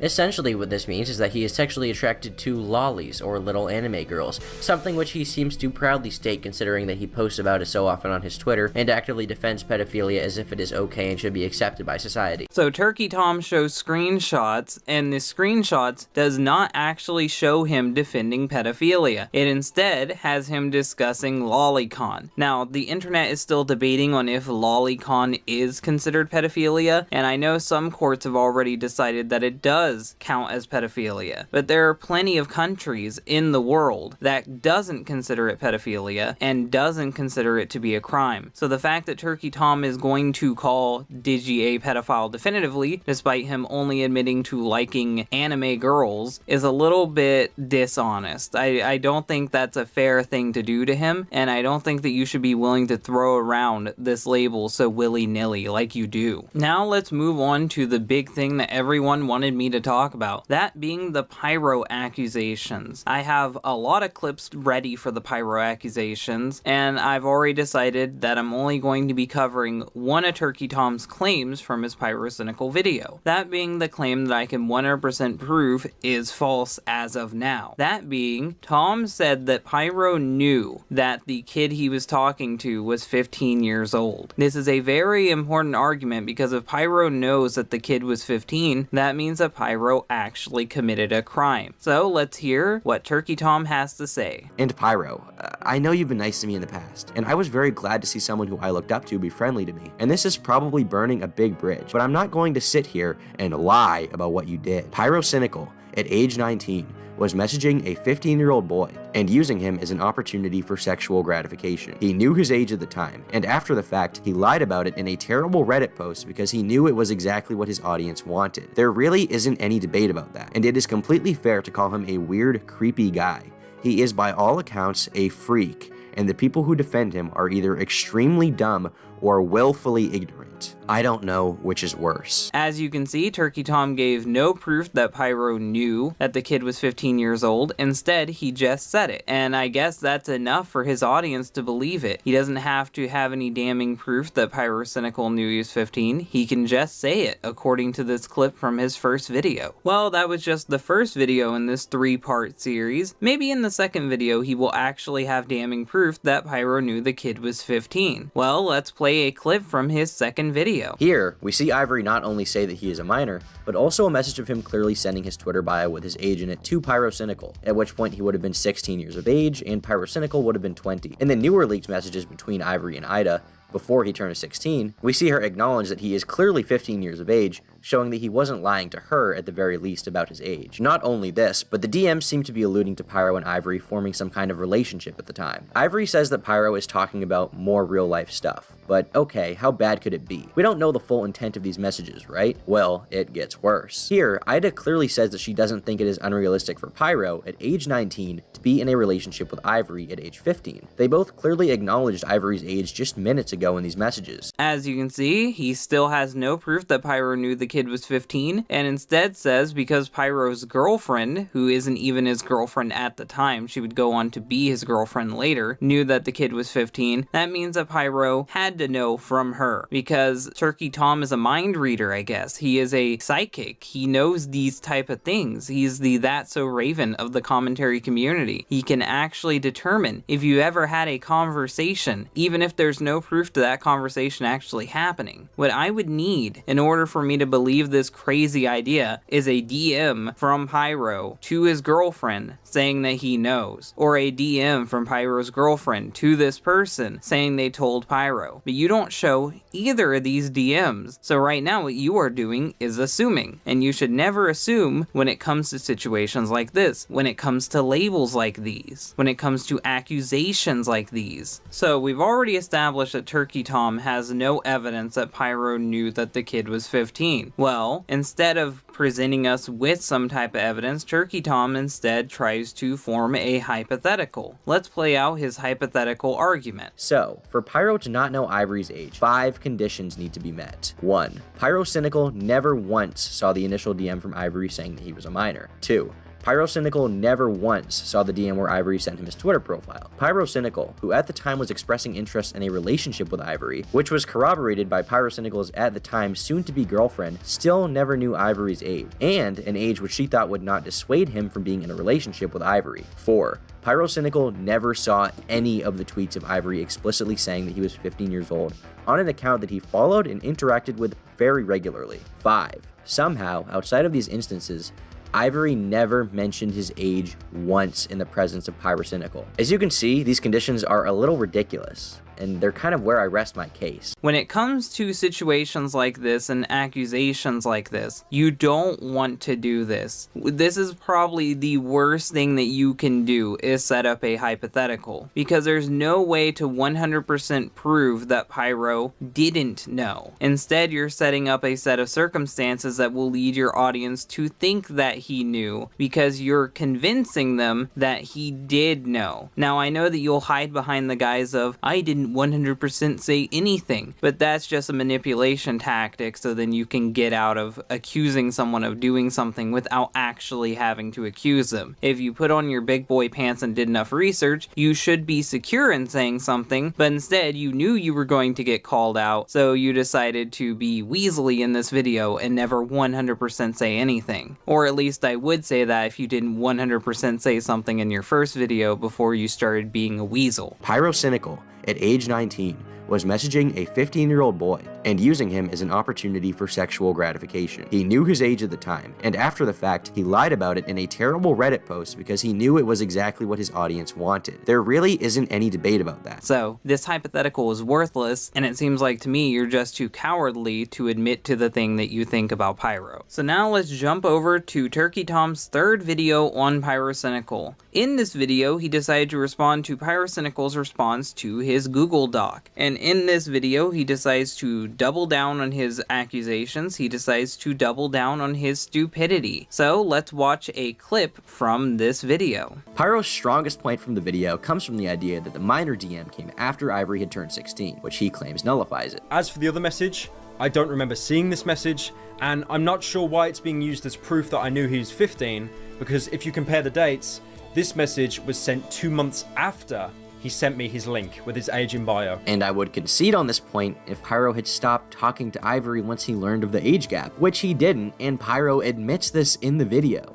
In retrospect, I never should have continued the furry stuff with him once I learnt of his age, even though at the time I didn't see it as a problem. As you can see, Pyrocynical comes out swinging, saying that what I've been saying this whole video, Turkey Tom can't prove that he knew the kid was 15. And instead of just admitting that he was wrong and giving up on that point, Turkey Tom instead tries to manipulate his audience yet again by saying that Pyrocynical should have stopped talking to the kid when he knew he was 16. Now, this is made to deliberately trick his audience, because people will point out that 16 is a minor, and he wants you to know that 16 is a minor so you'll think that Pyrocynical is bad because he is an adult. Not only are there only a few years between Pyrocynical and the kid, that being 4 at max, it actually turns out that the age of consent in both Pyro's country and the kid's country is 16. So that would mean that the kid was legal in both of their countries. And if the kid is legal in both of their countries, no crime was committed. Now, am I for the age of consent being 16? No. But I'm pointing out that legally Pyrocynical did nothing wrong. Now, you still could make the argument that Pyrocynical talked to a 15-year-old. That's fucked up, right? Well, morally it is kind of fucked up, but legally speaking, Pyrocynical did not know the kid's age. Now, should he have asked for it? Yes, but he didn't. So because Pyrocynical didn't know that the kid was 15, he didn't commit any crime. It's only illegal if you know that you're talking to someone who cannot consent and then continue being sexual with them. Pyrocynical did not know the person's age, therefore he didn't commit a crime. But not only did Turkey Tom double down on this argument, he also doubled down on the really stupid argument that because Pyrocynical went on to date one of the people involved, that means that she had to tell him at some point. Additionally, the idea that simply because he wasn't dating Ida at the time, she would have no reason to talk about Ivory's age to him is kind of laughable. Pyro frames this as if they were barely friendly at the time, when Ida clearly says that they were calling every other day in DMs, and we can see group chats from this time when they were all together. Art from 4 years ago, where she draws art reflective of his fetish, is also publicly available online. His argument here is basically that despite the fact they knew each other, were in group chats together, Ivory had talked about his age with other people, including people they both knew, was very vocal about his age on Twitter, that he still just didn't know and was somehow hiding it from Pyrocynical. And hey, it's fine if you disagree, but a lot of people see this as circumstantial enough to think that he must have known. It's not irrational. Doubling down on this point was really dumb of Turkey Tom, because not only was this a bad point to begin with, it instead makes it look like he's not willing to admit that anything that he theorized is wrong. There is no definitive proof that she told Pyro that the kid was 15. There is no definitive proof that Pyro talked to her about the kid's age. You cannot prove any of this shit, so it's pointless to be doubling down and refusing to admit that you could be wrong. It is stupid to continue pushing this argument when it has no weight behind it. If you thought that everything up until this point was dumb, well, let me show you something even worse. Here's a blatant example of Turkey Tom trying to manipulate his audience. And in the follow-up document I released about it,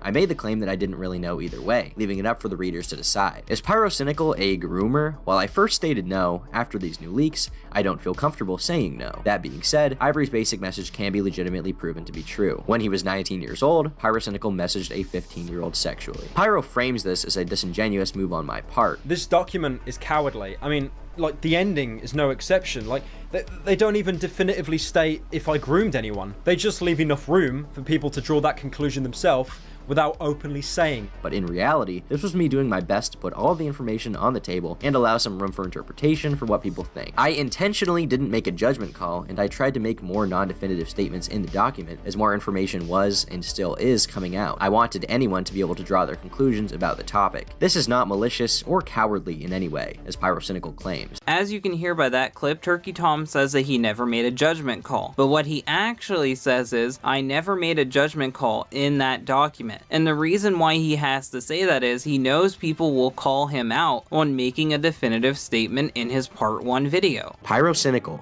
at age 19, was messaging a 15-year-old boy and using him as an opportunity for sexual gratification. He knew his age at the time, and after the fact, he lied about it in a terrible Reddit post because he knew it was exactly what his audience wanted. There really isn't any debate about that. As you can hear from that clip I just played, he 100% said that Pyro knew the age of this person. He says that Pyro did do this stuff, even though he goes on to say that he didn't make any definitive claims. But because he knows he'll be called out, he had to say, I didn't make any definitive claims in that document. Well, that document would go on to be the part 2 video. He reads it out verbatim in his part 2 video. In the part 1 video, he does make a judgment call. He does 100% say that Pyro did this. So it doesn't matter what he says in part 2. It doesn't matter what he says in part 3. Unless he admits that he's flat out wrong, he still made a judgment call. Now, maybe if Turkey Tom did this just once, you could say that it might have been poor wording on his end. Or maybe he just didn't fully think this through. This isn't proof that he's trying to manipulate his audience. Well, he did it twice in the exact same way. The accusation of Pyrocynical being a pedo or a groomer has been dropped for weeks by most people, and I have rarely seen anyone of importance saying this. A few people may assert it or imply it, and I want to take control of this right now and say that I don't support anyone calling him a pedo, because there's no adequate evidence to say that. And claiming that I have made false allegations against Pyrocynical is simply untrue. My document points to a body of circumstantial evidence that leads me to believe, in tandem with other situations, that he knew Ivory's age. As you can hear from that clip, Turkey Tom pulls the exact same argument he just did by saying that he didn't make any false claims in his document, knowing that he already made false claims in his video. Turkey Tom is deliberately wording himself to where it sounds like he's not lying, to sound like he's not being dishonest, when in reality he had always thought that Pyrocynical was guilty of what he was accused of doing. But instead of just admitting this and saying that he was wrong, he instead decides to double down, because Turkey Tom has always doubled down on this bullshit. So the argument I have been making throughout this video is that Turkey Tom can't handle criticism, that Turkey Tom can't admit when he's wrong. Instead of just owning up to his faults, he decides to double down and triple down until people believe him. Well, at one point in this video, he decides to humor Pyrocynical. Additionally, Pyro's point about him being suspended on Twitter was fair, and it made a few of the points in my document significantly weaker. A decent portion of the document was dedicated to claiming that Pyro knew the age when he was 15.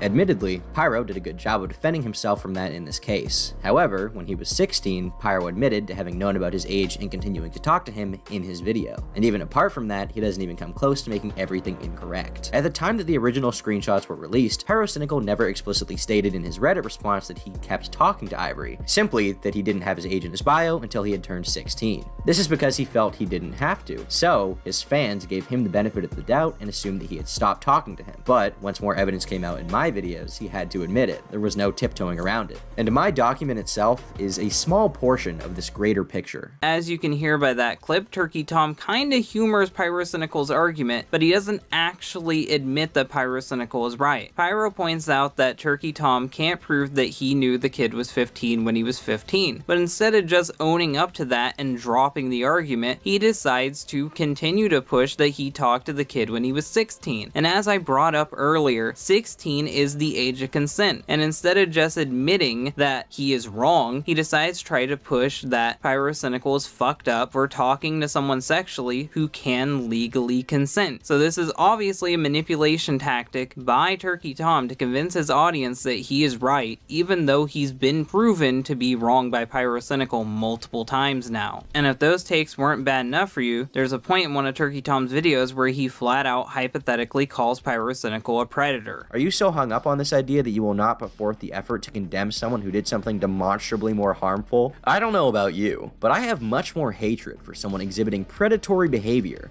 than I do for someone who wants Twitter likes. Now, you could say that Turkey Tom still had the best of intent when going into the situation. You could say that he still really cared about what was going on and wasn't doing this just because he's a spiteful bastard who decided to attack Pyrocynical. Well, let me play this clip to change your mind. I can't wait until someone with even more damning accusations and even more proof than Ivory comes out, and dipshits like prison mate Luke either justify what they did or do mental gymnastics to lie about what actually happened. As you heard in that clip, Turkey Tom said that he hopes that Pyrocynical does get busted, that he hopes that more people do step forward just so he can rub it in the faces of the people who are defending Pyrocynical. That really shows that he has good intentions throughout this whole drama, doesn't it? And those were all of my main arguments. I covered the Spoctor stuff, I covered Mr. Enter, I covered Digibro, and I covered Pyro. Before we wrap things up, I want to play a clip from both Pyrocynical and Mr. Enter, where they talk about how they feel about Turkey Tom calling them a pedophile. So let's play that clip.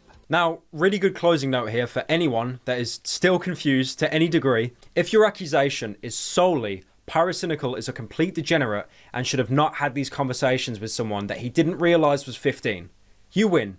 I can't dispute that. But if you've either insinuated, contributed, or directly called me a paedophile who groomed someone knowing that they were 15, that is a completely false claim. People have both been killed and killed others over that exact accusation. And when you get out of high school, making claims like those, either in real life or even on the internet, can bite you in the ass. It's called slander, and you can be sued for it. I know that you're thinking that what you do on the internet has no consequences, but it does. By claiming that I'm a pedophile when I'm not, gives me the ability to sue you. Now, I have a really strong feeling that Turkey Tom fans will end up watching this video and saying that Turkey Tom can handle criticism, that Turkey Tom isn't a petty, spiteful bastard, that Turkey Tom will listen to what we're saying, and that he will care and will go on to improve. Well, I have a feeling that he doesn't care, and I have a strong suspicion that he won't watch this video, and that he won't take any of the criticism that's being thrown at him. If you want some proof, watch this clip. I've also seen a lot of people saying that I don't respect criticism when it harms my reputation, but I'd argue that pretty much all criticism can harm your reputation if people take it a certain way, so what the fuck are you trying to say? There are points during which I've said, hey, I shouldn't have called that self-conscious girl fat. I probably should have acknowledged it in my video. I shouldn't have compared her to the Michelin Man. I shouldn't have joked about this guy being a pedophile and then had the jokes fall flat. But there are other points where I say, oh wait, this guy is fucking dumb. I'm not going to change anything based on this video that I just saw about me because he comes off like a jackass who doesn't know what he's talking about. And that was everything I wanted to talk about involving Turkey Tom. I think after everything I've told you about, all the examples I've brought up, it's safe to say that Turkey Tom is stupid. Hopefully you guys like this video. If you like this video, hit the like button. If you really like it, share it. And if you want to see more, then subscribe. Thank you guys for watching, and bye.